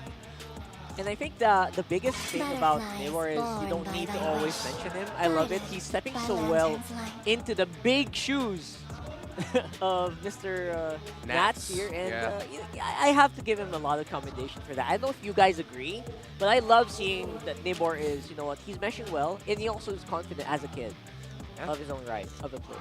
Smart kid. Panda really knows how to develop, and pretty much a lot of coaches in the Philippines know how to develop their EXP laners. 100%. I like this Moskov ban out by Fnatic Onic Philippines because, again, it is one of those heroes that deal well with the Fnatic Onic Philippines playstyle. We know how Moskov can just split a map. You can go for a 4-1 rotation around an objective. The Moskov is the one splitting, and then he'll just throw in the ultimate to bring it in. Yeah. They're also respecting here, again, one of the pick-off type heroes of RSG Philippines, of Light. They take out the Jawhead. So for Fnatic Onic, you actually see very tailored bans, while RSG Philippines just go for the... These are just the bans of the meta. Of course, Chip, that's his permanent spot. If not first there, ban. He's just there in the first phase. First phase. And then they're also going back to one thing that Fnatic Onic Philippines did before. They paired up a Jushin and a Jawhead, Jushin and whatever, Jushin, High Loss, all of that. They can rock those really well, so they're just taking it away from the hands of Super Friends. Yeah, for sure.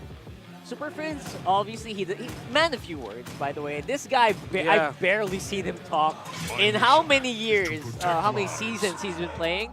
But he really is one of those key players that you have to watch out for.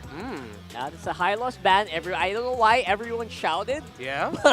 The audience shouted there for a bit, but I guess I can see why, right? The high loss respect is massive. Yeah.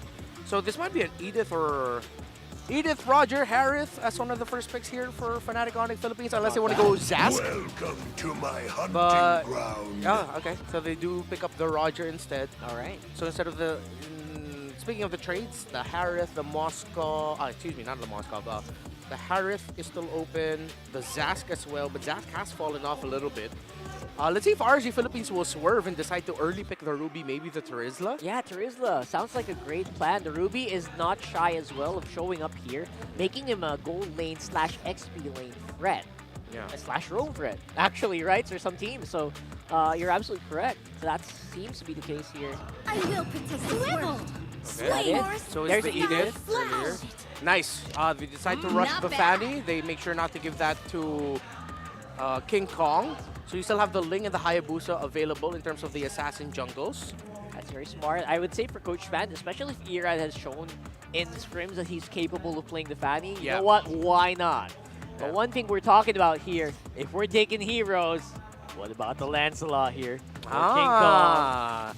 Let's see. They might actually save the King Kong pick for last because they can go into they can Roger gold lane instead. I think now you pick up your EXP and the Roamer. I honestly want to see them. Oh wait, no, the Valentina might be good. Oh, okay. Ruby's there, like you mentioned, first phase material. That's why I thought RSG would take it because Fnatic Onic Philippines loves that that Ruby pickup. But instead of the Valentina, they go for the other V. It's the Vexana instead. Not bad. Basically, same disruption, mostly burst. Again, just coupled with very good tankiness and sustain here coming in from the Ruby. Love it. And can't wait to see how they're going to answer this time around. Still, mid lane picks are definitely going to be the target here, most likely, rather. Yeah. Valentina wouldn't be out of the question. I love me some Eternal Guard, but it doesn't not necessary, right? That's a Harif. Yeah, so they decide to go for the approach of, okay, we're going to go into the second phase. We're going to pick up our gold laner already. And I'm looking at that Ruby pickup. Kirk doesn't have a history with it. He's actually one of the most flexible EXP laners in the league. All of the Ruby games that Fnatic Onic Philippines has had, that went into the hands of Kelra. It does feel like there's a lot of Arlot for Kirks, the Rizlas. Yeah, he even played one successful CC game, if I'm not mistaken. Yeah, exactly. I think that was them. I remember 1 or 2 CCs last week. Yeah. I think that seems to be it. So, right now, for the bans though, for RSG, it does feel like they're going to have to double down on maybe some XP laners here. Yeah. So they go, good ban here on the Grok.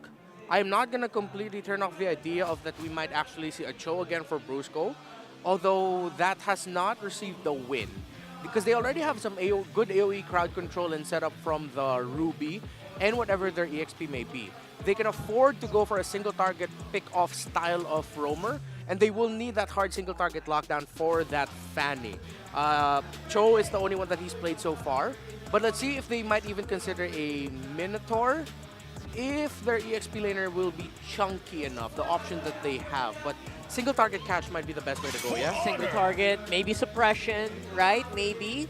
But you know what keeps popping on my mind here for Fnatic Onic? What if you go old school? For a Fanny, for a Harif, you go for the spin and pan. Akai? What do you think about that? You know what? I am one of those people that really think Akai Roam has a place in this meta. Kind of underrated, right? I'm not only saying that because you play it. I kind of look like him. Hey, that's a compliment. Pandas are awesome. They're cool. So we'll float that. We'll float that. I won't log it, but we'll float it because I agree. This is a very interesting fact, though. 7th player in MPL PH history with a record 1,000 kills. The 1,000 kill club. So a lot of those are probably Carl TZ, of course, headed there. A lot of gold laners probably in jungler. Yeah. So remember how we mentioned that one of the conditions for Fnatic Onic Philippines to have a successful Cho roam game is for them to have the Terizla because you need that tanky frontliner. But RSG, instead of banning out the Cho, they decide to ban out the Terizla. So that's smart. If ever Fnatic Onic Philippines decides to go for the pick-off type, they're going to be lacking frontline here. They can actually swerve that Edith into the EXP, and then they pick up another chunky roamer for light if they want to, or they can still lean towards pick-off because we still don't see their mid and roam combo. They can I wonder. No, low E would be a little bit too overkill. It is, right? I feel like they're powerful whether you go front or back. Yeah, a Zask might be a little bit better for Aqua. Or as you mentioned, the Valentina might be hard because of the Ruby. It's hard, yeah, because of the Ruby, right? Yeah. Because either way, you will not be able to escape and you will get caught sometimes. Yeah. But the safer route does feel like the Zask. Let's see. Or they might even consider Aurora, but they decide to go for the Aurora. There you go. All right, we're talking about safe. You know what? Aurora's Pride device is probably the safest you can get. Yeah. Some teams have had some success with Aurora. More misses than hits, though, right? I feel like. But here's the 2 picks for Fnatic Onic. How do you answer this? Okay, there's a lot of flexibility. Aurora is known as the anti-assassin, but I think we've already seen it in the Roger. If ever they're gonna Roger gold lane EXP Ruby, which we don't see, the Lancelot might be okay. I'm iffy on the Hayabusa here. The Roamer, I feel like we are not seeing it yet. I still really feel like it's a gold lane Ruby that we're seeing. Yeah. Mino Akai maybe? Still waters run deep. Let's see. It's a Ling. Oh, the Ling's open. Oh my goodness, I thought it was banned out. Okay, now they put the Roger in the gold lane, so they're gonna swerve this. They get the Kufra. Okay. All right. Smart swerve. This is a different approach from Fnatic Onic Philippines. Because this is the first time they're gonna be playing that Ruby out of the hands of Kelra. This is funny. King Kong stolen with stolen Fanny and a stolen Kufra here for Light. I love it. That's actually a pretty smart deal. I mean, I'd take that deal any day. This might be tough for RSGPH. The Kufra was a great pickup. You can't Cho. Minotaur's gonna be too squishy. They might go roam Edith here, then XP something else. Arlot's gonna be so tough. Scorpio, devourer of the Hellcurt! Hellcurt roam! Okay, a la Baloyski. Alright, wait. There's some. Oh, yeah, there you go. Of course it's gonna be Of course it's gonna roam. Against a Ruby and a Kufra, though, that might be a really tall ask. Yes, please. First of all, the Hellcurt really can't do the job as good or as easily. Yeah. Because of all the disruption. I know what you're thinking. It's like you go in here, silence. Sure, you can deal damage, but are you gonna get out? Will it have an out? That's a tough one. I like the way that Panda thinks. Old school counter to a Fanny, just throw a bouncing ball there, right? Yeah. Beautifully done, beautifully executed for both teams. Again, a big risk for RSG, but will it be what it takes to break the streak? Let's find out as he throw it over to casters Leo and Jose Inan.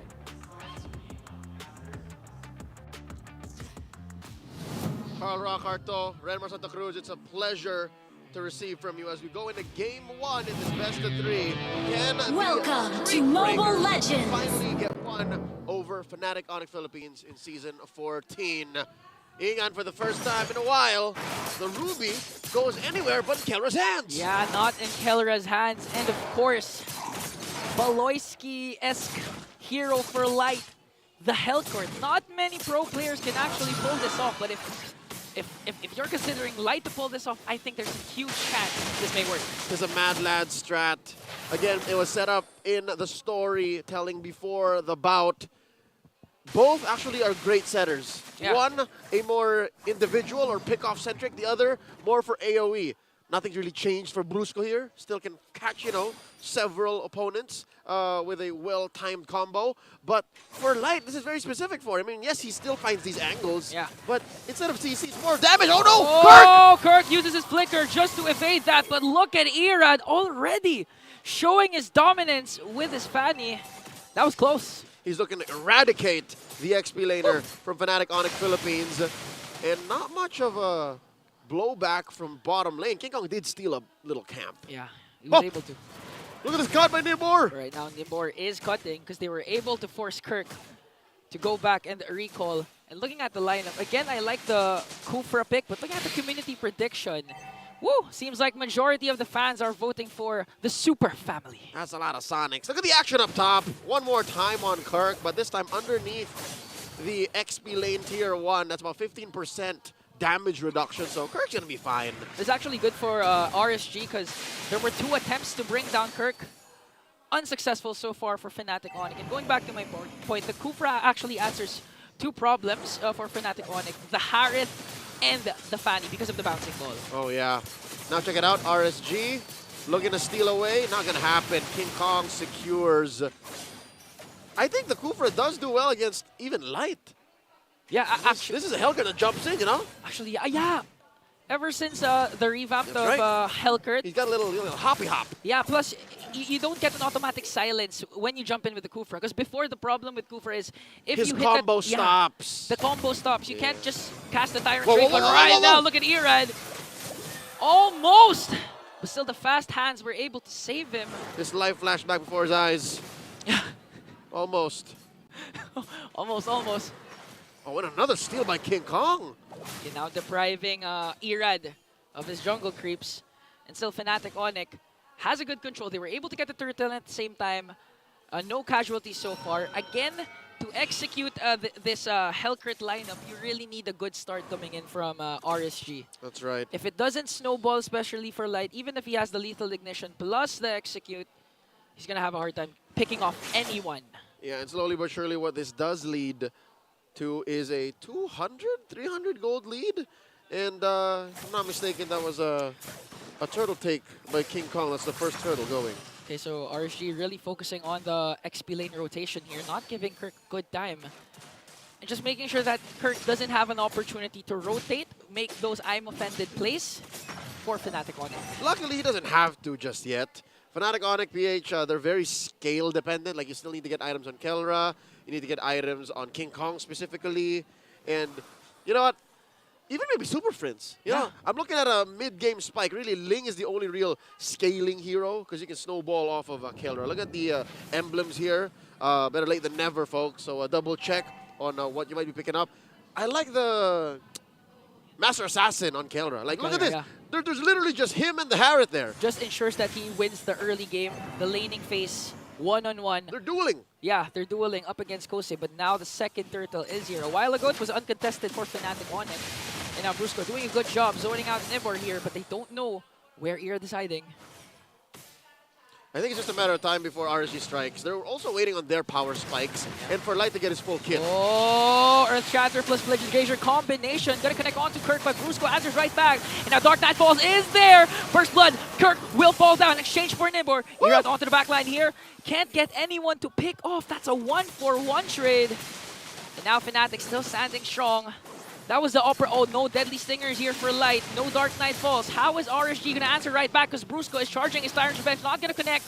It's going to be a Retribution battle, but King Kong still remains the king of the jungle as he gets the second turtle.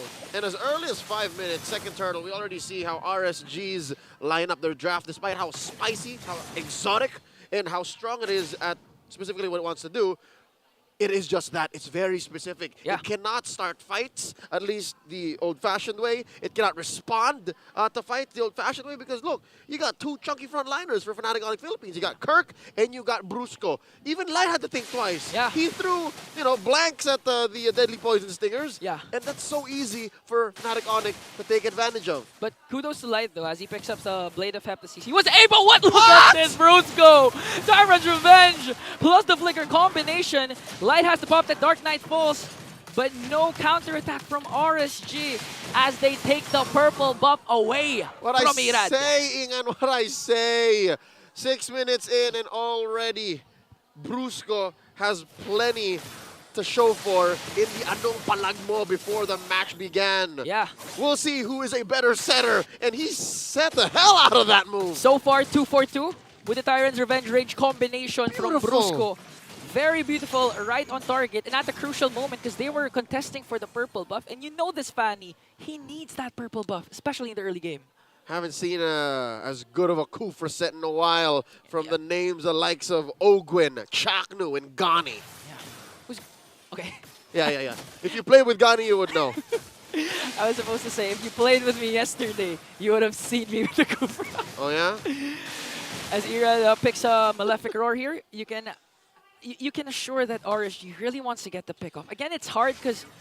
Oh, wait a minute. Okay, FNOP. Brusco charging once again just to make sure he's carrying Kosei here as they pick up Tier 1 turret. So far, so good. 2.2k gold lead for Fnatic Onic. That's clean. You were saying, and the whole pick-off situation for RSG, right? Yeah. I don't think the pick-off's going to happen because Fnatic Onic are making themselves scarce. Look, if you want to pick one off, it's one of the chunky dudes. I don't think it's worth it. Plus, if the Frigid Glacier connects, but look at this offended play onto Nibor. Is he going to be able to cast that Primal Wrath Flicker out? As Fnatic Onic takes control of this turtle. A while ago, they were able to secure 2. Now RSG has to walk away. Nothing. Just to minimize the casualties. Nothing. All towards Fnatic Onic, man. But again, you can't say Nibor say... You can Nibor say nothing. Because sure, they're doing well for a team that's down a turret, a kill, and all 3 turtles. It can change with one beautiful Frigid Glacier coming in from Aqua, but look at this, Primal Wrath will be casted, as well as Steps the Blade. Dark Knight Falls is there, but the first one down is Nibor. And this is what you were saying. if Fnatic Onic starts things off, there's no counterattack for RSG unless Aqua is in the picture with the Frigid Glacier. But in that case, they were too fast. Fnatic Onic was too fast. I mean, one setup from Kirk and then Tempest of Blades was all they needed to bring down one of the chunkiest heroes of the Raiders. And this is counterintuitive to what we would expect. Looking at Fnatic Onyx lineup, you would expect that they would be the ones who are the ones, you know, hiding in bushes, waiting. But no, they're super proactive. They're calling shots, they're making plays, and it's RSG who's relegated to playing guerrilla tactics. Like, they're the ones hiding when, in truth, they're the ones who should be picking fights. Yeah, and I'm actually used to seeing a Ling in MPL normally just split pushing because they're That's on the right. receiving end most of the time. That's right. So far, Fnatic Onyx able to execute this lineup right now. It's oppressive, this lineup, because again, they have combat mobility, map mobility, rotational speed, and look, they're pushing like nobody's business. Look at this is his turrets, no more. Yeah, plus the moment you try to pick off Super Prince, aside from the fact that he has a flicker, that Deathly Grasp alone can actually save him. Even if Ira tries to go with the Cable's Cutthroat, once the Deadly Grasp is casted, Fnatic Onic, Bruce could just really jump in, bouncing ball, and not let Irad escape. And that's the difference in their draft. Because again, RSG, they picked up more proactive heroes, ideally on paper. They want to be able to move around, call the shots, you know, start things up. But Fnatic Onic Philippines, they were able to draft not just reliable CC, they were able to draft rotational speed and peel. Now gonna jump in, Tyrant's Revenge combination. Nibor has to cast the Primal Wrap, but the Frigid Glacier is there. King Kong going right after the backline. The first man down once again is Nibor, but here comes Kosei with the Synchro Vision. But look at who's there. Kellera making sure to bring down the opposing gold laner, because 3 members of the Raiders are nowhere to be found. You get nothing, good sir, nothing. Fnatic Onic Philippines, about Kellera 6,000 head. Kellera walks in. Kellera knows where Irad is hiding. 3 objectives for Fnatic. Make it 4 as they get the Lord. And looking at the instant replay, I mean, Brusco. This one's brought to us by Infinix. Check it out. It started off of Brusco, and I don't know if you can zoom in, but you guys can do it yourselves. You see how well Brusco came in and protected not just Kellera, but even Super Friends, and Kirk was pretty low. He made sure that Irad wasn't able to do freestyle cables because of the bouncing ball. But wait, Tempest of Blades. Irad, is he gonna Looking go for the it? dash? Oh, King Kong. What? Oh, okay. Oh, wow, look at this. One basic attack, but Kirk is here. I am offended. Finds Irad. Unceremoniously, they were in the middle of a recall battle. Man, Kirk crashed the party, honestly. You know what? Just chalk it up to it being a 5v5 game, man. Honestly, I was expecting King Kong to go down from his throne. You think? Yeah, I knew it. I know. This is the jungle, man. This is the jungle, and King Kong is the king of the jungle. And in this moment, 8,000 gold down. RSG, 11 minutes in. There's a huge lord marching through bottom. Holy shields pop. Oh, catches Nibor once again, and look at the damage output of that Vixana. Frigid Glacier is wasted, so no counterattack for RSG, but look at King Kong. Taunting Irad, taunting the Eradicator. I bet in Irad's head he's saying, "You're lucky this is not my Lancelot." Oh, yeah. I'm sure. And Kirk shouldn't have been there. Yeah, Kirk shouldn't have been there. I'd like to see you try to do that alone. Yeah. But again, 5v5 MLBB play. It's a team sport. It's a team sport. Whew! RSG so far has the capabilities to turn things around with one clash since they were able to save all inhibitor turrets. But again, if Aqua continues to miss the Frigid Glacier, that's a huge resource wasted for the Raiders. You know what? It's less about it's less about Aqua missing out. You know what I mean? Yeah. It's the mobility of Fnatic. And you can Kirk. Nebo really count out what they're doing because Kirk missing out. They're just going for the push. Just to zone out, just to make sure to get an inhibitor turret before the second turtle, if ever we reach that point. And now Winter Crown's coming in from Fnatic Onic, making sure that Irad won't be able to get the groove that he wants with his Fanny. For sure. And now, so far, the Hellcurt pick, not really working in the favor of RSG. It's not paying off. We understand what they were trying to do. It's just not against Fnatic Onic Philippines, who are just so honed in, who know exactly what's up. It's just the mid lane inhibitor standing for RSG. And slowly but surely, Fnatic Onic Philippines will choke out all remaining resources on the map. That's an orange buff stolen away. I'm not even sure when was the last time Irad got his purple buff. His anything. His anything, yeah. 3 turtles to Fnatic's name, first turtle to Fnatic, and now it looks like the potential last Lord will go in the hands of the Sonics. And what's difficult for RSG is, sure, you can take it to the base, but even under the base, right? You don't have the most stellar wave clear in the world. Yeah. Sure, you have the Aurora. Sure, you have... If Nibor uses the Primal Wrath, that's a huge resource wasted just to clear out the minions. That's right, and even Kuse, Yeah. he's like a mid-ranged mage. He has to commit. He has to really put himself there for it to make a difference. Okay, the strategy right now for the Raiders is to get the pick off before the Lord spawns. And to split. Yeah, to split, to pick off. I mean, Light, I know Light really wants to cast that Dark Knight Falls at anyone. He can actually burst down Super Friends or King Kong if Sure. King Kong doesn't use the Tempest of Blades. Yeah. Yeah. But Well, again, that's King Kong. Here's what's difficult, right? You know how bad it is for RSG right now? How? They have a Hellcurt. They have a Fanny. They can't even split push. Because of the threat of every member from Fnatic. Right? It's And a the map, Brusco. the map's out on their side. Look at this. The last inhibitor falls. Oh! It has to push. What?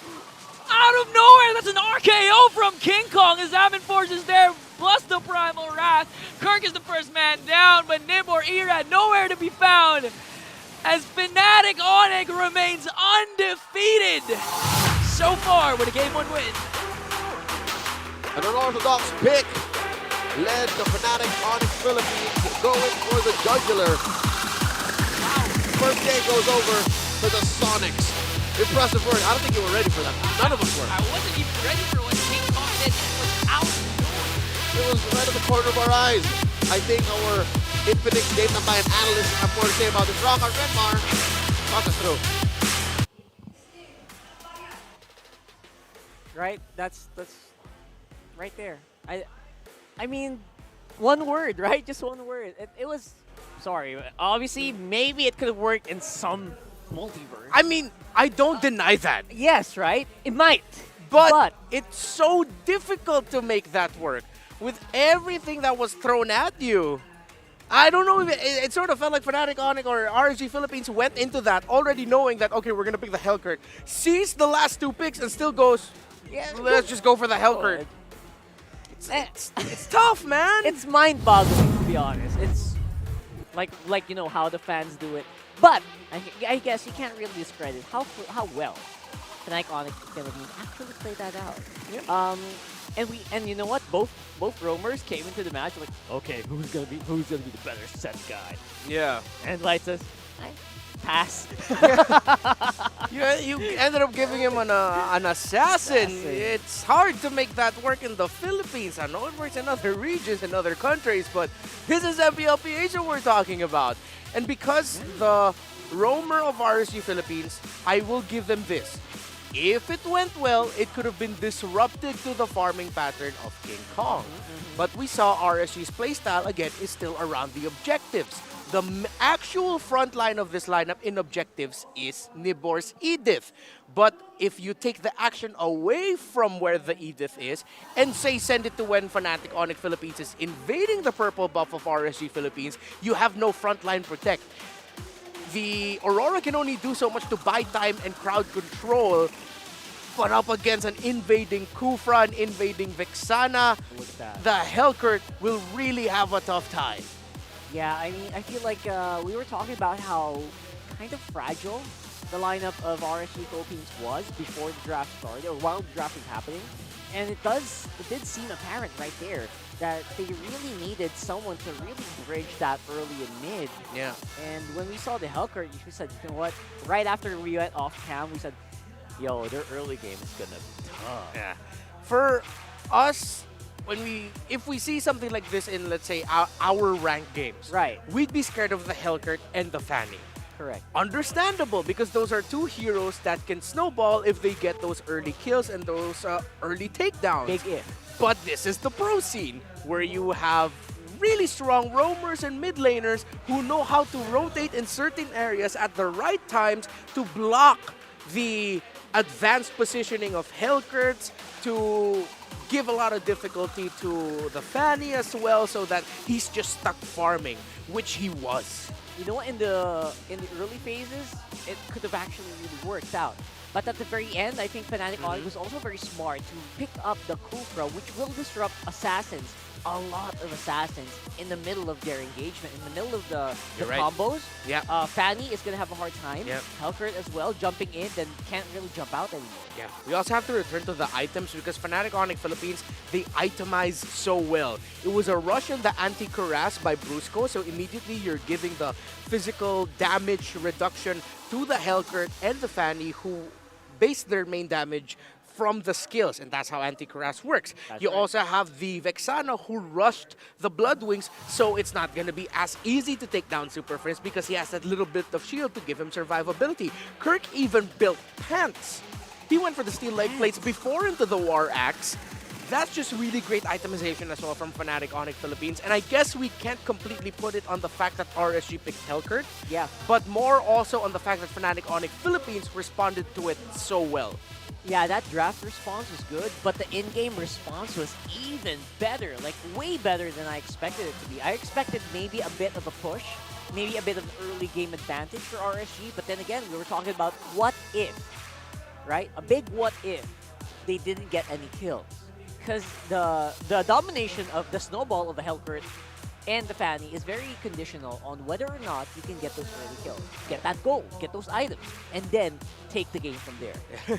Speaking of confidence, like Kelro was so confident that RSG Philippines, the Fanny and the Hellcurt won't be able to get that snowball because his first item was he just rushed the Sky Piercer. He already knew. It's just like, I'm just gonna go ahead and build this because it's fine. I'm gonna be okay, and he was. Yeah, and that's exactly what happens. I think the confidence of the Super Fam is something that you can't really understate here. Yeah. Even coming into a matchup that looked very odd. Normally, initially, you'd be kind of rattled maybe if you're Fnatic Onic. Yes. Because you're faced with a bit of an unknown. I don't know if it's not unknown. Maybe it's unexpected turn. But you know what? They played around it very well. And I think they also kind of just compounded the rotation. The way they went around the map about this. Yeah. Again, it's when you're up against a Fanny and a Hellcurt, the key areas where you want to get in are that Pixel Shrub in front of the objectives, and the shrubs closest to the easily invadable objectives on your side, which is the Scale Lizard on the top side and the Crammer and or the Golem on your orange side. So if you can just visualize that, I wish we had like a map I can point things out to. You can probably draw I it have no drawing abilities, man. But hopefully you understand what I mean. Yeah, and when you block those specific areas, it's going to be so hard for Hellcurt to position, a Fanny to find an opening, and they did try. RSG Philippines did try. But I think now, again, as our discussion is going on, I'm a little bit more lax now on the fact that it was a Hellcurt, and more just really want to appreciate how a Fnatic Onic Philippines responded to it with their items and their rotations. Then again, guys, we're not like, it could have worked. Honestly, against maybe any other team, it might have had a chance to work. But when we saw it against Fnatic Onic Philippines, who had really good macro, who had good understanding of the matchup, and a huge swerve pick with that Kufra, I knew that was going to be a hard game. I don't know if you guys agree. I don't know if you guys agree with the Hellcurt pick. Do you think it could have worked? Do you think there's another better option?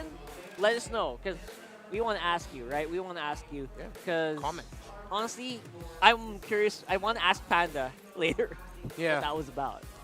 Coach, what was that Hellcurt? Yeah. But, you know what? We want to ask you about what team should be what matchup should be a Week 5 star match? Oh, we have TLPH versus Fnatic Onic, again, undefeated versus the Titan. FCAP versus Aurora, very hype, very big fan bases. Black versus Omega, obviously Blacklist still looking for their first win of the season. Or Aurora versus Omega. I guess these are the two unexpected teams of the season so far. For sure. What's your star matchup there? Comment that. Comment it right there. Honestly, for me, FCAP versus Aurora is huge, but I want to see, because, right, these two teams, right, Aurora versus Omega, I feel like no one expected both of them to be here on the upper half, right? For sure. This is very interesting for me. But again, we want to know what you guys think, and then we'll probably take it from there. Yeah. I think it might people as early as now might be thinking about Team Liquid Philippines versus Fnatic Onic Philippines. But again, we also have to wait for is Fnatic Onic Philippines streak is going to be alive at that time, because they are going to be going up against Falcons APBren later in the week. Oh, that's a tough one. You're right. Oh my goodness. So the streak is not safe quite yet. Not just right? yet.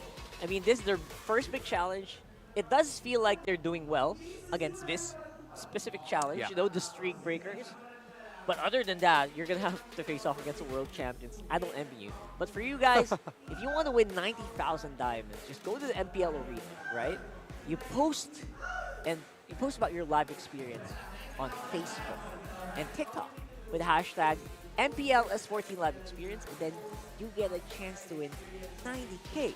All you have to do is use that hashtag, post about it if you did go. I mean, I guess you want to add a picture there to prove that you did go.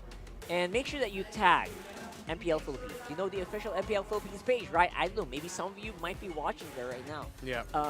And then that's all. We're just looking to give away diamonds here. Apparently Moonton's having a great week or great month. They just want to give away some diamonds. But for now, we got another diamond gifting thing going on here. Oh yeah. It is the smart gameplay pose. Is that? That's Chakno you just did just now. Or no? Is there someone who does that? I think not anymore. Not we had someone. We had. Yeah. Yeah. Before Yaoi, of course, was that. He was doing the Cho pose. I missed that. I miss Yaoi overall. But either way, all you have to do is just copy the pose right there. Oh, it's fairly easy. It's a Brusca pose. Come on, guys. There. Oh my goodness! All right, That's good. This guy That's won. good. Come on. Yeah. Oh my. That's it. Tone it down a little bit. There you go. Oh wait, we're careful with the hand placements, brother. That's all I'm gonna say. I think he. Careful with the hand placements. Back. All right. A little Don't bit lower. Push the guy. Don't push the other guy. Okay. All right, we got contenders. He's a little bit closer to Brusco because I too close. Back up. I think he wins. Hands. He wins. Yeah. Hands. There you go. Brother, your hands. Oh. Careful. Okay. He has glasses. Yeah. All right. He has glasses. Come on. You're gonna be immortalized now. Congratulations on your code. Oh my goodness. Not like that. Wait, that's too. Yo. Yeah. That's. The man is pumped. The man is pumped. The man is happy to be here. You can tell. Oh my goodness. And again, these are fans who braved storms to be here, by the way. Literal rains and storms. So big congratulations to you. Yeah. That was a really fun experience. I'm grateful for all our fans for being here today. Thank you so much for being here today. And I hope you guys can also, if you didn't make it today, maybe one of these days, one of these weeks, you can come over here and then we'll have some fun here on the MPL Arena here in the Philippines. Join us. Yes, please join us. But for now, RSG, going back to their color, it's blue side. And yeah, for this one, I don't doubt that there's going to be a possible high loss here, maybe for RSG or maybe a Zask. But Aqua has been doing a lot. He actually one of the most flexible mid laners here in the league, probably. So I wouldn't be surprised by that as well. Yeah, like a later pick. Yeah, I mean, he has 6 unique picks. The Zask is his most picked and most successful right now. Yep. He's 2. Well, that's 2 out of 3. Or excuse me, that's wins. So 3 out of 4. He's 3 out of 4 with the Zask. Yeah, very powerful pick overall for any team. Yeah. Not to mention it's Aqua. It's funny because in game number 1, Roger was snubbed. Now in game number 2, we saw Roger, obviously in game number 1, but now Zask. Zask has also just been generally snubbed today. People have fallen back to the Vexanas, the Valentinas, even the Lilias are starting to get picked a little bit more than her. I don't mind it. I don't mind it. Honestly, I feel like the mid lane needs a bit more, what do you call that? Attention? Attention, yeah, I guess. I feel like I missed the Kaguras of Aqua, stuff like that. That could happen. Not gonna lie, I agree with you, man. Right? I do miss that Aqua Kagura. Oh, man. Very underrated. And again, one of the most underrated players in the league. But so far, they're going to have to do a lot to bring this series back. Yeah. I wonder if it's going to be open for them. Will they pick up the Roger? If the Jushin will be left open, are they going to consider it? Fnatic Onic Philippines might actually even think about that. That's actually very, quite a predictable pick, I think, right? The Zushin. Yeah. I don't mind it. Never looks very happy, though. And again, I feel like this guy really does feel like there's a lot of potential. We might see one of those with potential. Yeah. What is it?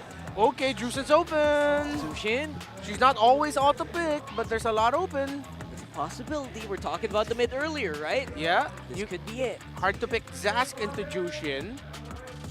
But Roger's still open. They can go Roger now and then pick their jungler later to surprise. Lots of approaches. So many approaches, actually. Health grid first, maybe. What God, no. What if they rush Fanny or something? That'd be funny. Oh! I called it. Yeah, I called it. Okay, so that leaves the Hayabusa, the Julie. Oh wait, no, Hayabusa, Julie, and Nolan are also open for King Kong. That's funny because. Oh, excuse me. Sorry. What? King Kong has not played Julian yet. He's more Roger, Haya, Nolan. So we're picking Kyle, right? Kyle's been playing a lot of Julian in jungle. Yeah, I was thinking of Kyle. Right. So right now, obviously, I think Coach Panda very aware of the possibility of King Kong just picking up that hero and said, you know what, Irad, you play a Fanny so that King Kong can play it, okay? That's exactly how Panda would say it. Terizla or Edith has to go here. Roger's there. Yeah, Roger, Right. Terizla or Edith. Edith, right. One of those two. Because I think RSG would want to go something along. There we go. Grok Terizla would be okay here. Or they pick the Roamer alongside the Terizla. Just for sure, I'd want to see them get an EXP laner that can hold the front. Since Light is more pickoff, right? What if Light goes for Kufra here? Oh, it's not. Oh. Okay, yeah, Jushin already. Wow, all And they your do damage dealers. Yeah. Right off the They bat. show, yeah. Oh yeah, you're right. Huh. So the Roamer and EXP is gonna go later. That's very bold of Panda here, right? What's the answer going to be? How do you hunt down a Fanny? How do you hunt down a Harif? What's the key pick? Look at. I think this Roger will be going into the jungle. Oh, jungle. You think? The gold lane might be a more lockdown gold laner, basic attacks. I don't mind it. Yeah. Yeah, because they don't necessarily need to go something along the lines of a Nolan. They can, if they really just want to get that burst right away and then have Keller do cleanup with the Roger, if that's a combo they're going for. But against the Harith and the Jushin, maybe not needed. Haya. Yeah, so they go Haya instead. Not bad. Again, most damage dealers, jungle and gold lanes are locked in right now. So it's going to be a tank battle. Which ones are going to get banned out? I guess I'm thinking about the performance earlier if I was RSG. So I would either pick up or ban out the Kufra in these scenarios. Because again, the Fanny just can't work well with the Kufra in the playing field. I agree with you. Take out the Fanny, take out the Grok. Oh, excuse me, the Kufra. Take out the Kufra, take out the Grok. Okay. Again, we're talking about these two roamers, but we haven't actually seen the roamer picks yet. This is funny. Yeah. Tigreal probably gonna get banned out as well. Cho is a great ban out, to be honest. Tigreal, Kufra are the major pain points here, I guess, unless you want to focus down on the XP lane. There's Teriz. Kufra, there you go. Yeah, great call on the Kufra ban, man. And you really did have to do that. Huh. Now, do you think of more roam or XP? For Rizla out? For either one of these, right? Either one of them can actually go for XP or roam. I mean, FNOP can go to Rizla Edith. They can roam the Edith if they want to. If they take out the Rizla, that's a sign that the Edith is not gonna go into the roam. That's gonna go EXP. Then the roamer's gonna get picked up at 4th. Definitely more flexibility for FNOP so far. If they want to leverage the flexibility, just pick their mid laner at number 4. I think they might even consider something along the lines of an Aurora or a Lilia. Only because those two heroes will have things in their kit that if ever the Fanny decides to swoop in, you can reset the damage. Okay. Yeah, you can reset the damage and just survive the burst. Good ban of the Lolita because we saw her earlier how difficult the time Edith had against the Lolita. And even the Roger might have a bit of difficulty there with the pokes. Yeah, I would have loved to see a Lolita in this game, but right now, no. It's a no-no. And that just means that Wynot's just very aware. Like, you know what, of the off meta possibilities. I would say meta, right? Lolita's becoming very meta, even in lineups that doesn't have an up. Yeah. I'm thinking if the Grok might be actually difficult to pull off, considering the Jushin can just constantly annoy him. He'll have to like really stick beside walls. Or maybe the Grok can go to RSG. Yeah, that's why I'm thinking Fnatic Onic Philippines might steal the Grok away. Because I can really, like, I agree with you there. We were calling it earlier that the Grok is good for the RSG lineup right now. I mean, you wanna remove the possibility of a Fanny getting blocked off in the middle of a path. Yeah. You know, if Fnatic Onic decides to go Grok, it's gonna be a hard time for the fan. Look at the boost. I mean, the Tigreal that you mentioned earlier is also still open. That I wouldn't be so remiss if they picked that. The Edith hasn't been picked up by Brusco yet. What is that? That's a Oh, Grok. yeah, okay, so they do take the Okay. Grok away. That's a beautiful pick from Fnatic Onic, honestly. Yeah. So I think Lilia might be their last pick later. This is gonna be another frontliner that might be a bit slower. They can go Tigreal? Tig Terizla. Might be Tigrizla. Tigrizla. Yeah. Okay. Tigrizla's better, Tigrizla, yeah. The Tigriz. A little bit of the Tigriz. Hey, you want Tigriz, bro? Yeah. But single target lockdown might actually be good for them. But yeah, Tigriz is... Or hunt him down, yeah. Tigriz might be okay. I think that's the Riz already hovered. Okay. I think that they confirm it then. Tigriz. Tigriz. Oh, what? What? Okay, you know what? Let's give it some chance. This is strike 2, man. Strike 2 right now. Let's see if it's gonna work. But RSG is really trying to make the Hellcurt Yeah. happen. What is this? Lilia? Aurora? Aurora's great. Yeah. Yeah, Aurora's Lilia great. or Aurora. Hell, at this point, I won't mind if Fnatic Onic Philippines goes Nana. I'm not even kidding. Anything can work, technically. Anything right? that has an ability in their kit to reset a burst, either because you get to save yourself with the passive of the Aurora, or you can reset with Lilia's skill. Right. Huh? What's their mid? Mathilda? I think Mathilda's their mid. Oh! Yeah, Mathilda's their mid. A damaged Mathilda. It's been a while. It's been a hot minute. You know what? Honestly, Interesting drafts. It seems like Why Not's coaching style is, oh, you know what? We kind of need. They have so much damage. Let's get someone who can get everyone out of harm's way and heal as well, and shield as well. True. A part of me also wants to credit. It's not. I feel like it's not just a Why Not thing that we're seeing with Fnatic Onic Philippines. It's a hero thing. It might also just be a Yelly Haze thing. Yelly Haze. Remember Yelly Haze, the analyst, longtime professional, Right. also a gold medalist. Woo! Gonna be spicy.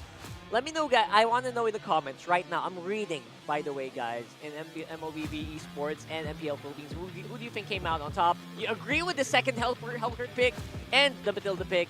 Let us know. But for now, it's Leo and Yingan taking it away.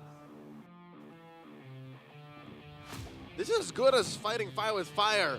Back in Welcome it with to match Mobile point. Legends. Going over to Fnatic Onic Philippines. Can RSG's second Hellcurt do the job? Yeah. Second chance. But will they be able to execute? Okay, for the first game though, Light was actually the first one who got the kill for the Raiders. Sure. It was up against Kirk. Yeah. And then after that, what happened? Nothing. There was no follow through. Here, though, it looks like Fnatic Onic are ready to play hardball, if you know what I mean, because they also pulled us over a quick one. They put the Matilda, who, by the way, gets picked up maybe once every 2 weeks. Yeah. In season 14 now, if ever, and puts it right in mid. What's going on? Honestly, Matilda hurts if you add the right emblems and at the same time have magic items. So very specific. But at the same time, I even think. while, if I'm not mistaken, the Whoa! Oh! That had nothing to do with any of the heroes we're talking about. Okay. King Kong's job was just to actually get jungle creeps, but he got a bigger fish, which was Light. Look at the face on Light. He was just wondering, how did no one see that coming? You know, Light said, I was the one who's supposed to make sure you don't see me coming. I'm a Hellcurt. Look at this, man. Because of what happened, Light is just clearing bushes and walking out. Yeah, that's a major delay, honestly. You were saying about the Matilda, man, because yeah. Superfish just picked up a warrior boots there. It's also something you want up against a Hellcurt because of the shields. Making sure that you don't get burst down. At the same time, you also save your teammates with a guiding wind. From the Lantern Flare, yeah. you get him out of the Zaman Force, you save him from, lethal penalty zones. I get it. You help, widen the gap between the Fanny, Yeah. who has calculated, Plus, the honestly, closer. with Kelra and King Kong's physical damage, you're not gonna need that much magic damage, especially if Kirk uses the Primal Wrath, because Primal Wrath's damage is magic. Sure, So here you we won't go. lack damage. Wait, did it happen? Nope. Okay, Brusco was forced to use that flicker, but the Lantern Flare is there. Again, the save coming in from Super Friends with a guiding win, and the counter punish. Era's gonna fall down in the hands of Super Friends, but they're not yet done, because Light steps in, jumps in the party, brings down Brusco, and again, the guiding wind to save Kirk. And all this while, it started off with King Kong taking on the Turtle, mano y mano. And now Nibor right in front of Kirk, and King Kong. It's not over yet. Oh. That was one Earth Shatter though. They were able to sustain. And now, so far that was a good counter initiate from Light. He was able to bring down Brusco though. Still, at least it was something compared to nothing. For sure, Fnatic Onic have a small lead, about 400, 500 gold. And despite all the chaos and the mayhem caused by the Sonics across the map, I think in the gold lane, only in the gold lane is RSG ahead. Slightly, very slightly. Kusei up maybe 100, 200 gold. Yeah. And I think it's the presence also of Light, because King Kong's been seeing that Light's rotating up top. So Kelra really needs to play safe. Even if he's the gold standard, that's still a Hellcurt that could easily burst down Kelra once he's level 4 especially. For sure, even if he does have like 2 dashes out of there, the Flicker and the Lycan Pounce. Looking at the rest of the map, Fnatic Onic has about 500, 600 gold ahead, 3 minutes in. This is a slightly slower paced game, Egan. I don't know if you agree with me. Yeah. Because both teams are playing with, exotic picks with the Matilda and the Hellcurt. Even if it's a Fanny and a Hayabusa, it's relatively slow, apart from the early first blood kill coming in from King Kong. But this is the beauty of Aqua. Look at Brusco not being able to go right after, but was that a steal? Looking at I can't see Irad. It doesn't seem like he has a purple on him, and there was a purple aura on King Kong. As he pressed the Retribution. I mean, they both have the Retribution cooldown. Okay. We can only guess. One thing for sure is the Earth Shatter is casted as well as the Dark Knight falls, but here comes Fnatic Onic with a Circling Eagle. Nibor is going to get a taste of that Wild Charge. He's going to fall down as well. And now it's hard to counterattack for RSG, because even if you have setups coming in from Aqua, where's the damage coming from? Because your damage dealers are the ones getting bursted down. Yeah, it's an odd combination. Aqua needs time to set up. Nibor just happens look at the gold lane. in a single burrow. 1v1, 1v1. 1v1, and Kelra this time comes out on top. But Irad wants to answer right back. 1 dash away to evade Irad. And now they're going to punish Aqua here. Damage is there for Fnatic Onic. But again, the Lantern coming in from this Zushin is really detrimental. One Lantern combo can actually burst down anyone from Fnatic Onic. Apart from Brusco, maybe. Yes, but you're just talking about one Light's in trouble. It's over. He crossed the threshold, man. Again, this was a question asked by our analysts at the panel, Renmar and Rockard. They asked like 30, 45 minutes ago in the first game, where's the out? How does Light get out of those situations? No, he doesn't. He doesn't. He can't. He's all in. There's only one way. Death timer. That's the only way to get out of the skirmish. He gets sent home immediately. Yeah, because even if he dashes out, Super Prince will just manage to catch him with a Circling Eagle, but someone is going to get taken down. It's Nibor once again. Was able to cast that penalty zone, but it's not going to be enough because Fnatic Onic wants to deprive Irad once again of his jungle. And another catch, but there's the Fleeting Lantern. And now Aqua is the only member here for RSG. But here comes Kosei, catches 2. Super Fringe manages to escape. Brusco flickers out. Still no trade for RSG. Earth and Force, keeping him where he needs to be. You can't choke slam or Lantern Flare a Grok that's charging up the power of nature because of his passive. Impressive work by Fnatic Onic PH. They maintain the pressure, the aggression, putting them up to about 5,000 gold here. Yeah. 5,000 gold at 6.5 minutes. And no buff again for Irad. You know what? That last buff was almost his. Yeah, honestly. No buff is worth your life. Plus the wall from Brusco. We've been commending his Wild Charge and his zoning, but we haven't commended actually one wall. But that wall from Brusco and the purple buff was all they needed to deprive Irad of his purple buff. It just compromises anything and everything RSG wants to do.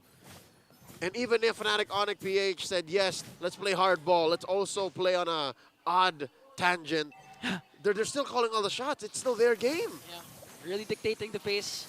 I mean, King Kong 302 right away with the Hayabusa. I'm not even sure if he picked up a Sky Piercer there. So Fnatic Onic in every single department, sustain, whether it be setups or damage. CC, everything. Vision. They're ahead. They're above, not to mention a 5.7k gold lead.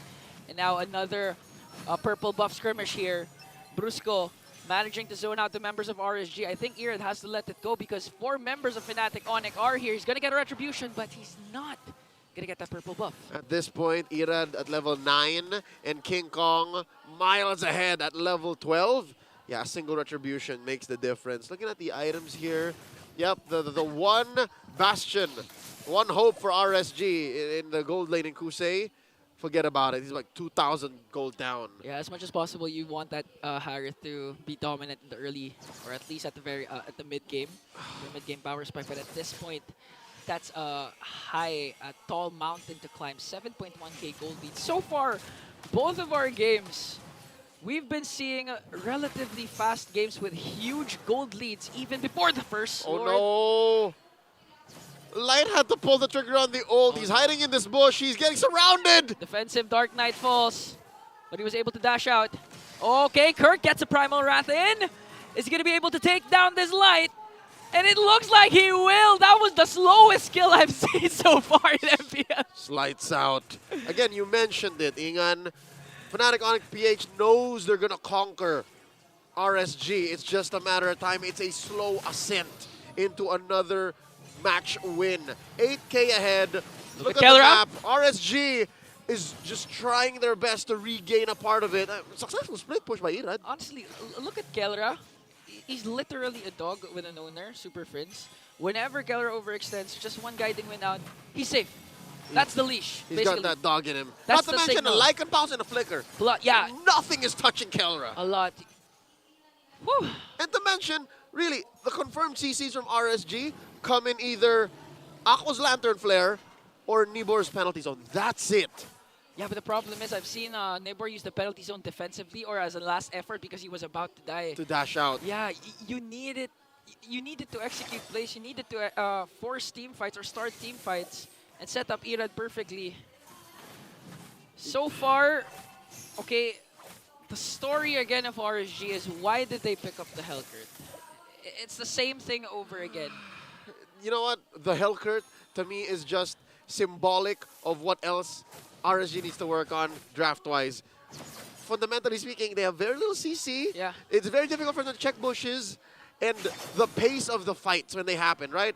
I was trying to talk about this earlier on, but fights kept breaking out. Look at this. You have to wait till Aqua is ready to choke someone out, right? Yeah. You have to wait till Nibor finds a good angle for the penalty zone. Everything else happens in the blink of an eye. Light's assassination, Irad's angles, Kusei fighting. They just don't add up, at least. This is what you were saying. To me. If Brusco, if Aqua gets a stack onto Brusco, he's just going to cast the Power of Nature. That's for it. anti-CC. That's it. And That's the counter. And if the angle doesn't work out, he can flicker near a wall or wild charge in. Honestly, a good delay for the Lord push here for Fnatic Onic PH. They're going to use the Earth Shatter just to zone out the members of RSG and make sure to bring down Inhibitor Turret with level 1 Lord. Sets their eyes once again on this purple buff. And at this point, Fnatic Onic just really extending the league. 10.4k gold lead. Light's going to get out of here. He's fine. Yeah. But then again, unless he's significantly affecting and impacting the map via the waves, he's just really checking bushes. He's just clearing bushes. Yeah. He's delaying the inevitable. At this point, it's even hard again. Just like game number 1, you'd expect Hellcurt and Fanny to do split push. Irad was able to do one up top and get a tier 1 turret. But the problem is Fnatic Onic, the super family, starting to extend their grasp over the map, making sure that all lanes are covered. No split pushes will be done for RSG. It went from bad to worse. Keller just picked up a Blade of Despair. Oh, penalty zone! 4-man penalty zone, but a guiding win from Super Friends will save the super family. Now to counterattack. Look at Keller with a Lycan bounce in.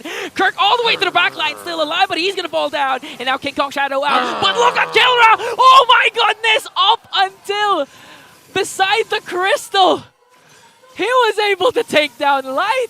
Yet He remains alive! Kelra fears no death. Death fears Kelra. 2 men left to defend. RSG just has Iran and Aqua. And Fnatic Onic PH will take the last and Castillo inhibitor. coming in from Brusco. There's the wall that they want, but they're gonna brew a tower lock as Fnatic Onic in 4 weeks. Undefeated, 6 series. Who's gonna break the super family? Fnatic Onic Philippines take the series.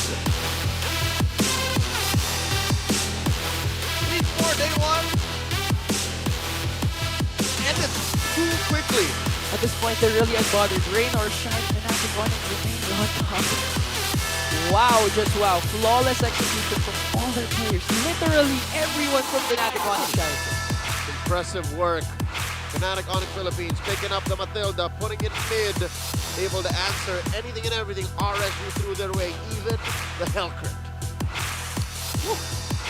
A lot of regrouping or rethinking needed here from the Raiders, but one thing for sure is if any team can bounce back from standing like this, it's definitely the Raiders. Of course. Yeah. For years on end, they've always finished 3rd or 4th in the hardest league in the world, MPL Philippines. GG, well played. RSG. That was a courtesy. What they call it, right? Courtesy. And now, in just a bit, ladies and gentlemen, we are going to be hearing from the Super Fam as they head on stage with Marakino for a few words, talking about their 6-series win streak.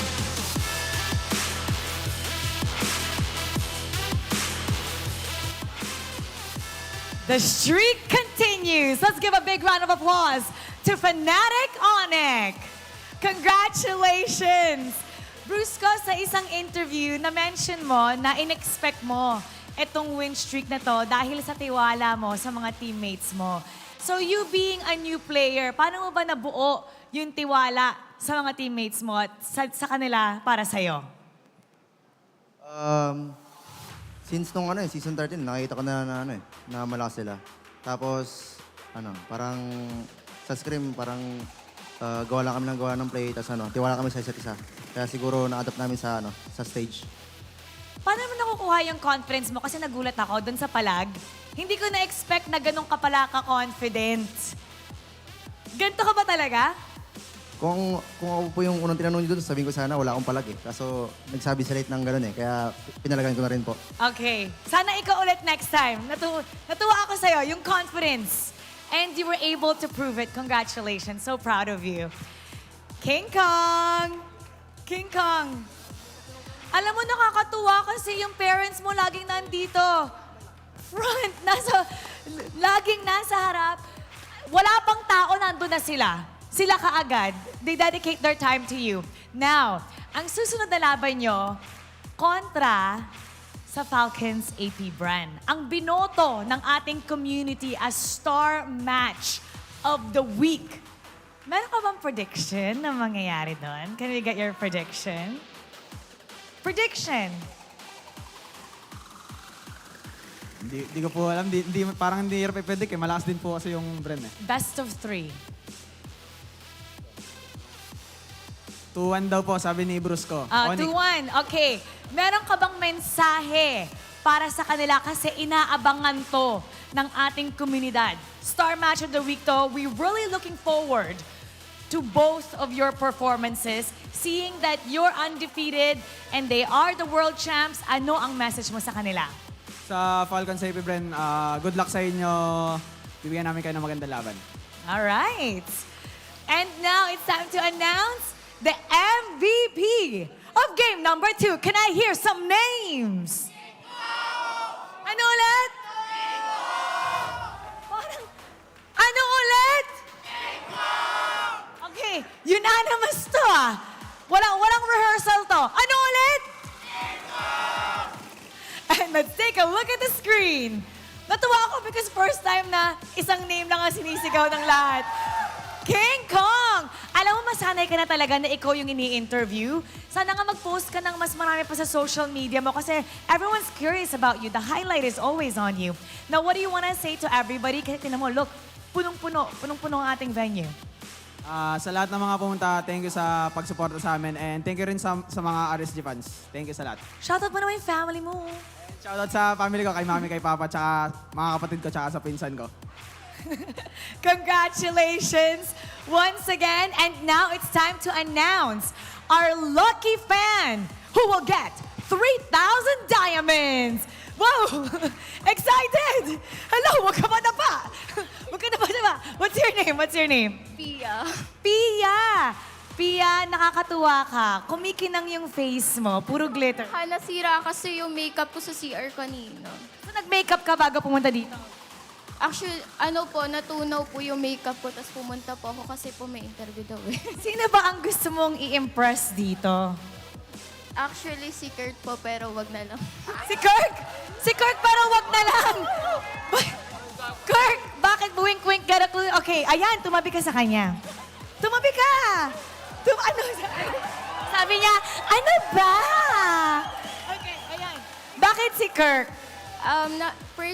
First time ko po siya kasi nakita nung nasi Minana pa po siya. Tapos nandun po siya sa may baba ng bootcamp po nila, dun sa may McDonald's.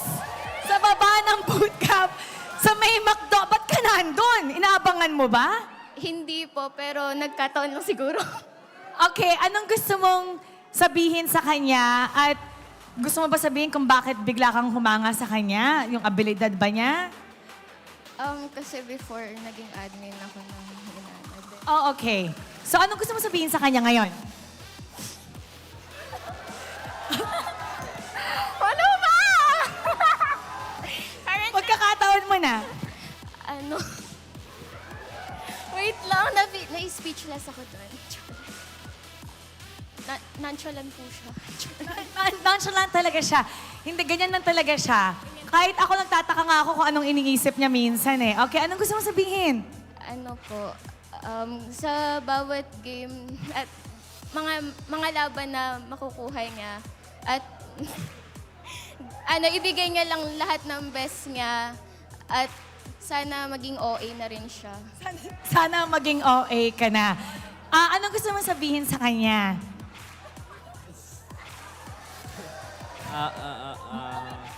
Thank you sa suporta. Sana patuloy niyo suportahan yung Onic.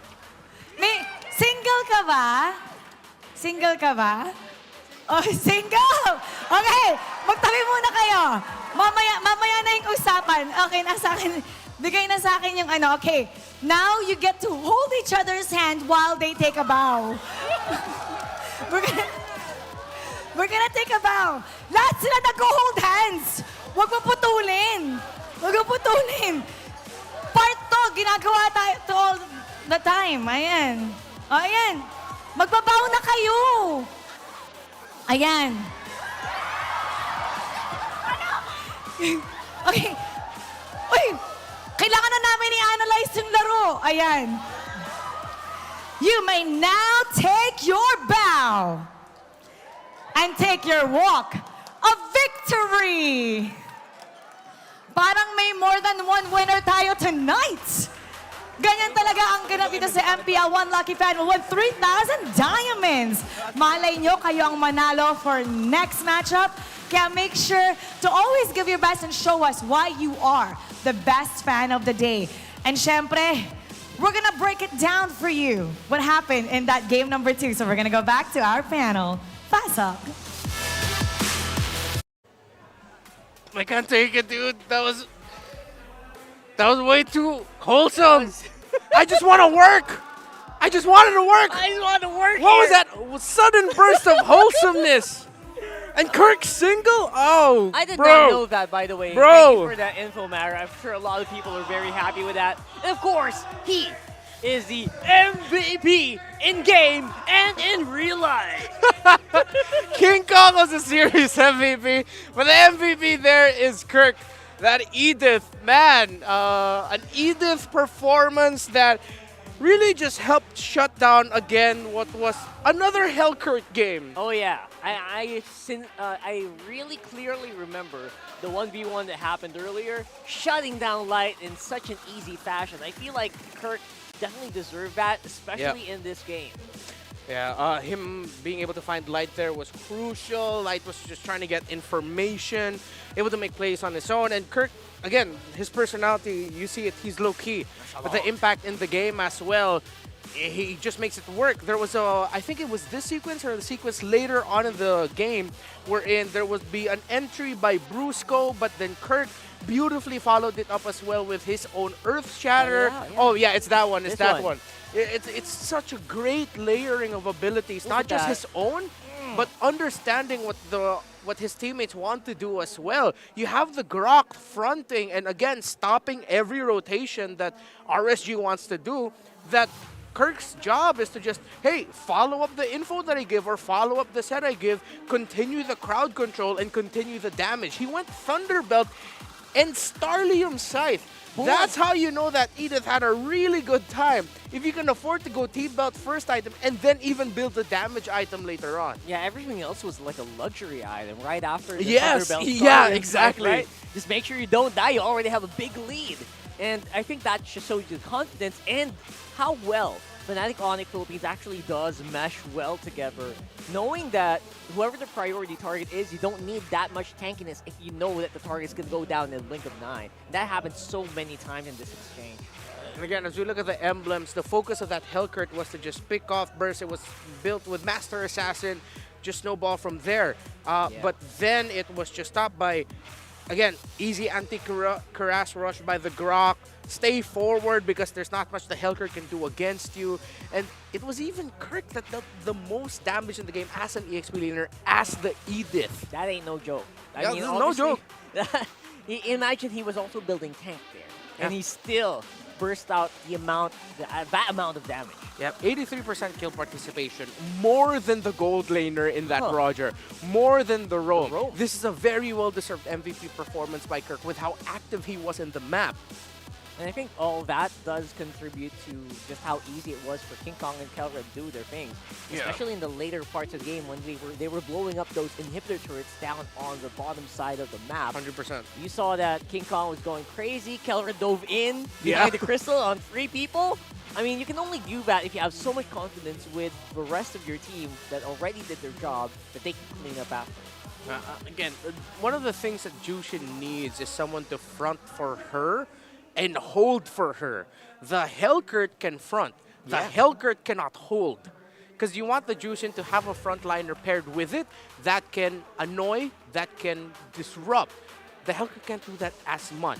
Let's say another pairing that we saw this Jushin used by Fnatic Onic Philippines. They went Jushin Jawhead at one point. They go Jushin Jawhead because that Jawhead can stay in the front a little bit, but then at the same time, you can do that toss, do that pickup, and then the Jushin will follow while the Jawhead is still annoying. While the Hellcurt is like more of, I will go in, burst, see what I can do, and then get out. Yeah, you kind of have to rely on your ability to dodge stuff. Yes. You can't tank, because the Hellcurt has ejector shields, right? You have a bit of a Jawhead, shield. the Jawhead. As a Jawhead, sorry. The Jawhead has shields. Hellcurt does not. He just has speed and, you know, vision impairment. Yeah. And again, tough to do when you're up against a Grok as your opposing roamer. That's tough. And then the mid laner, you're up against a Matilda even. So the Hellcurt has speed, then you have a Matilda who has that wide range of focus. It's like, remember before, where in one of the ideas up against, like when you're something up against like a Natalia, you want to pick up like a Rafaela or a Baksha because you have things around it that will either show its location or damage in an area around it. Yeah, that's right. With a Hellcurt going up against something like a Matilda, if you can't burst her down, she can easily dash in. Then you're gonna get hit by the wisps. You'll have vision on you, and then suddenly someone will just follow up. That's right, and all that contributed to Fnatic Onic Philippines becoming still undefeated with a 6-0 match win-loss record. How about that? And that makes the star match for this week all the more hotter. Remember, later this week is Fnatic Onic Philippines against Falcons APBren. The only team that Falcons APBren lost to is Smart Omega in their very first series of the season, and they did admit they were coming back in with a little bit of fatigue from international tournaments and a little bit of a lack of practice with the more local mindset ideals because the preparation was different for the international tournament that they came from. But now they're up against Fnatic Onic Philippines, and Falcons APBren has been hot. FNOP has been hot the whole season. It's gonna be hot. I'm It's gonna be excited. hot. So I wonder if Falcons APBren has fully prepared for Fnatic Onic. Is the streak ready to be broken by none other than the world champions, by the way? We'll have to wait and see. But for right now, who's winning on Fancy Laban? The on-ground tournament that we've been having between the different fandoms of our teams here. Let's see right now. We have the Phoenix Army leading. Apparently they won earlier. You know what? Good for the Phoenix Army, man. Good job. They need all the wins that they can get. Good for them. Yeah, and again, Aurora's trying to catch up here. Kabarangay's not doing so hot as well. And the Cavaliers and the Bees, you know what? Their fandoms are actually really competitive as well. Yeah.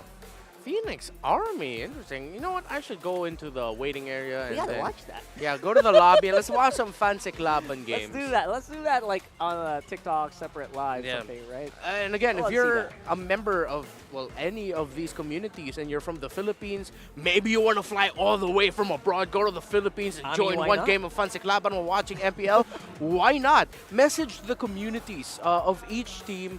They are more than happy to give you a spot, as long as there is an available spot, because a lot of the fans actually not fight over it, but a lot of them throw their hats in the name, throw their name in the hat. And they come hella early, like Yeah. hours before. Very. We will be honest. There are fans that arrive way before we do. That's right. Like 5 hours before, 4 hours before. So. Really? Yeah. That long? I was thinking like an hour or two. They man. hang out. I mean, They like 4 hours before the match starts. Oh So- yeah. Okay, that's true. So- That's true. Yeah. So honestly, if you're like that, if you're an international fan, and obviously we're in English, right? So if you're an Yeah. international fan, you came over, please message us. You let us know, and we'll definitely come out and meet you as well, right? So that's gonna be it for the Infinix Game Tambayan. I'm Rockhart, this is Renmar. We'll see you online. We'll see you on social media. Right now, let's throw it over to Mara Aquino. Close it out. The first day of the halfway point did not disappoint. The Bees recorded the fastest game of the season, and the Super Family added another win to their streak. Maulan man ang panahon, pero umuulan din ng aksyon at kilig dito sa MPL Arena, at siguradong mas marami pa tayong dapat abangan tungkol sa storyang yan. Muli, ako po si Mara Aquino, nagpapaalala to keep it good vibes, everybody, and see you tomorrow.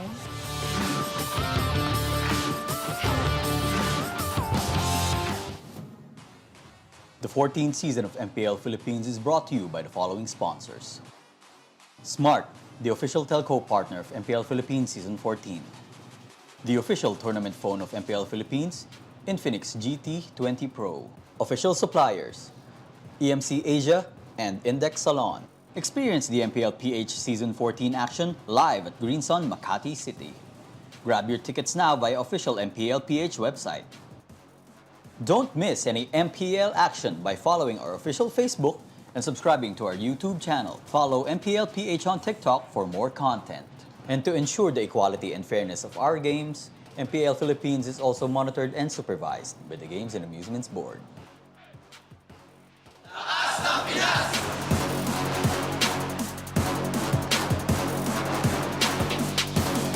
Lakas ng Pinas!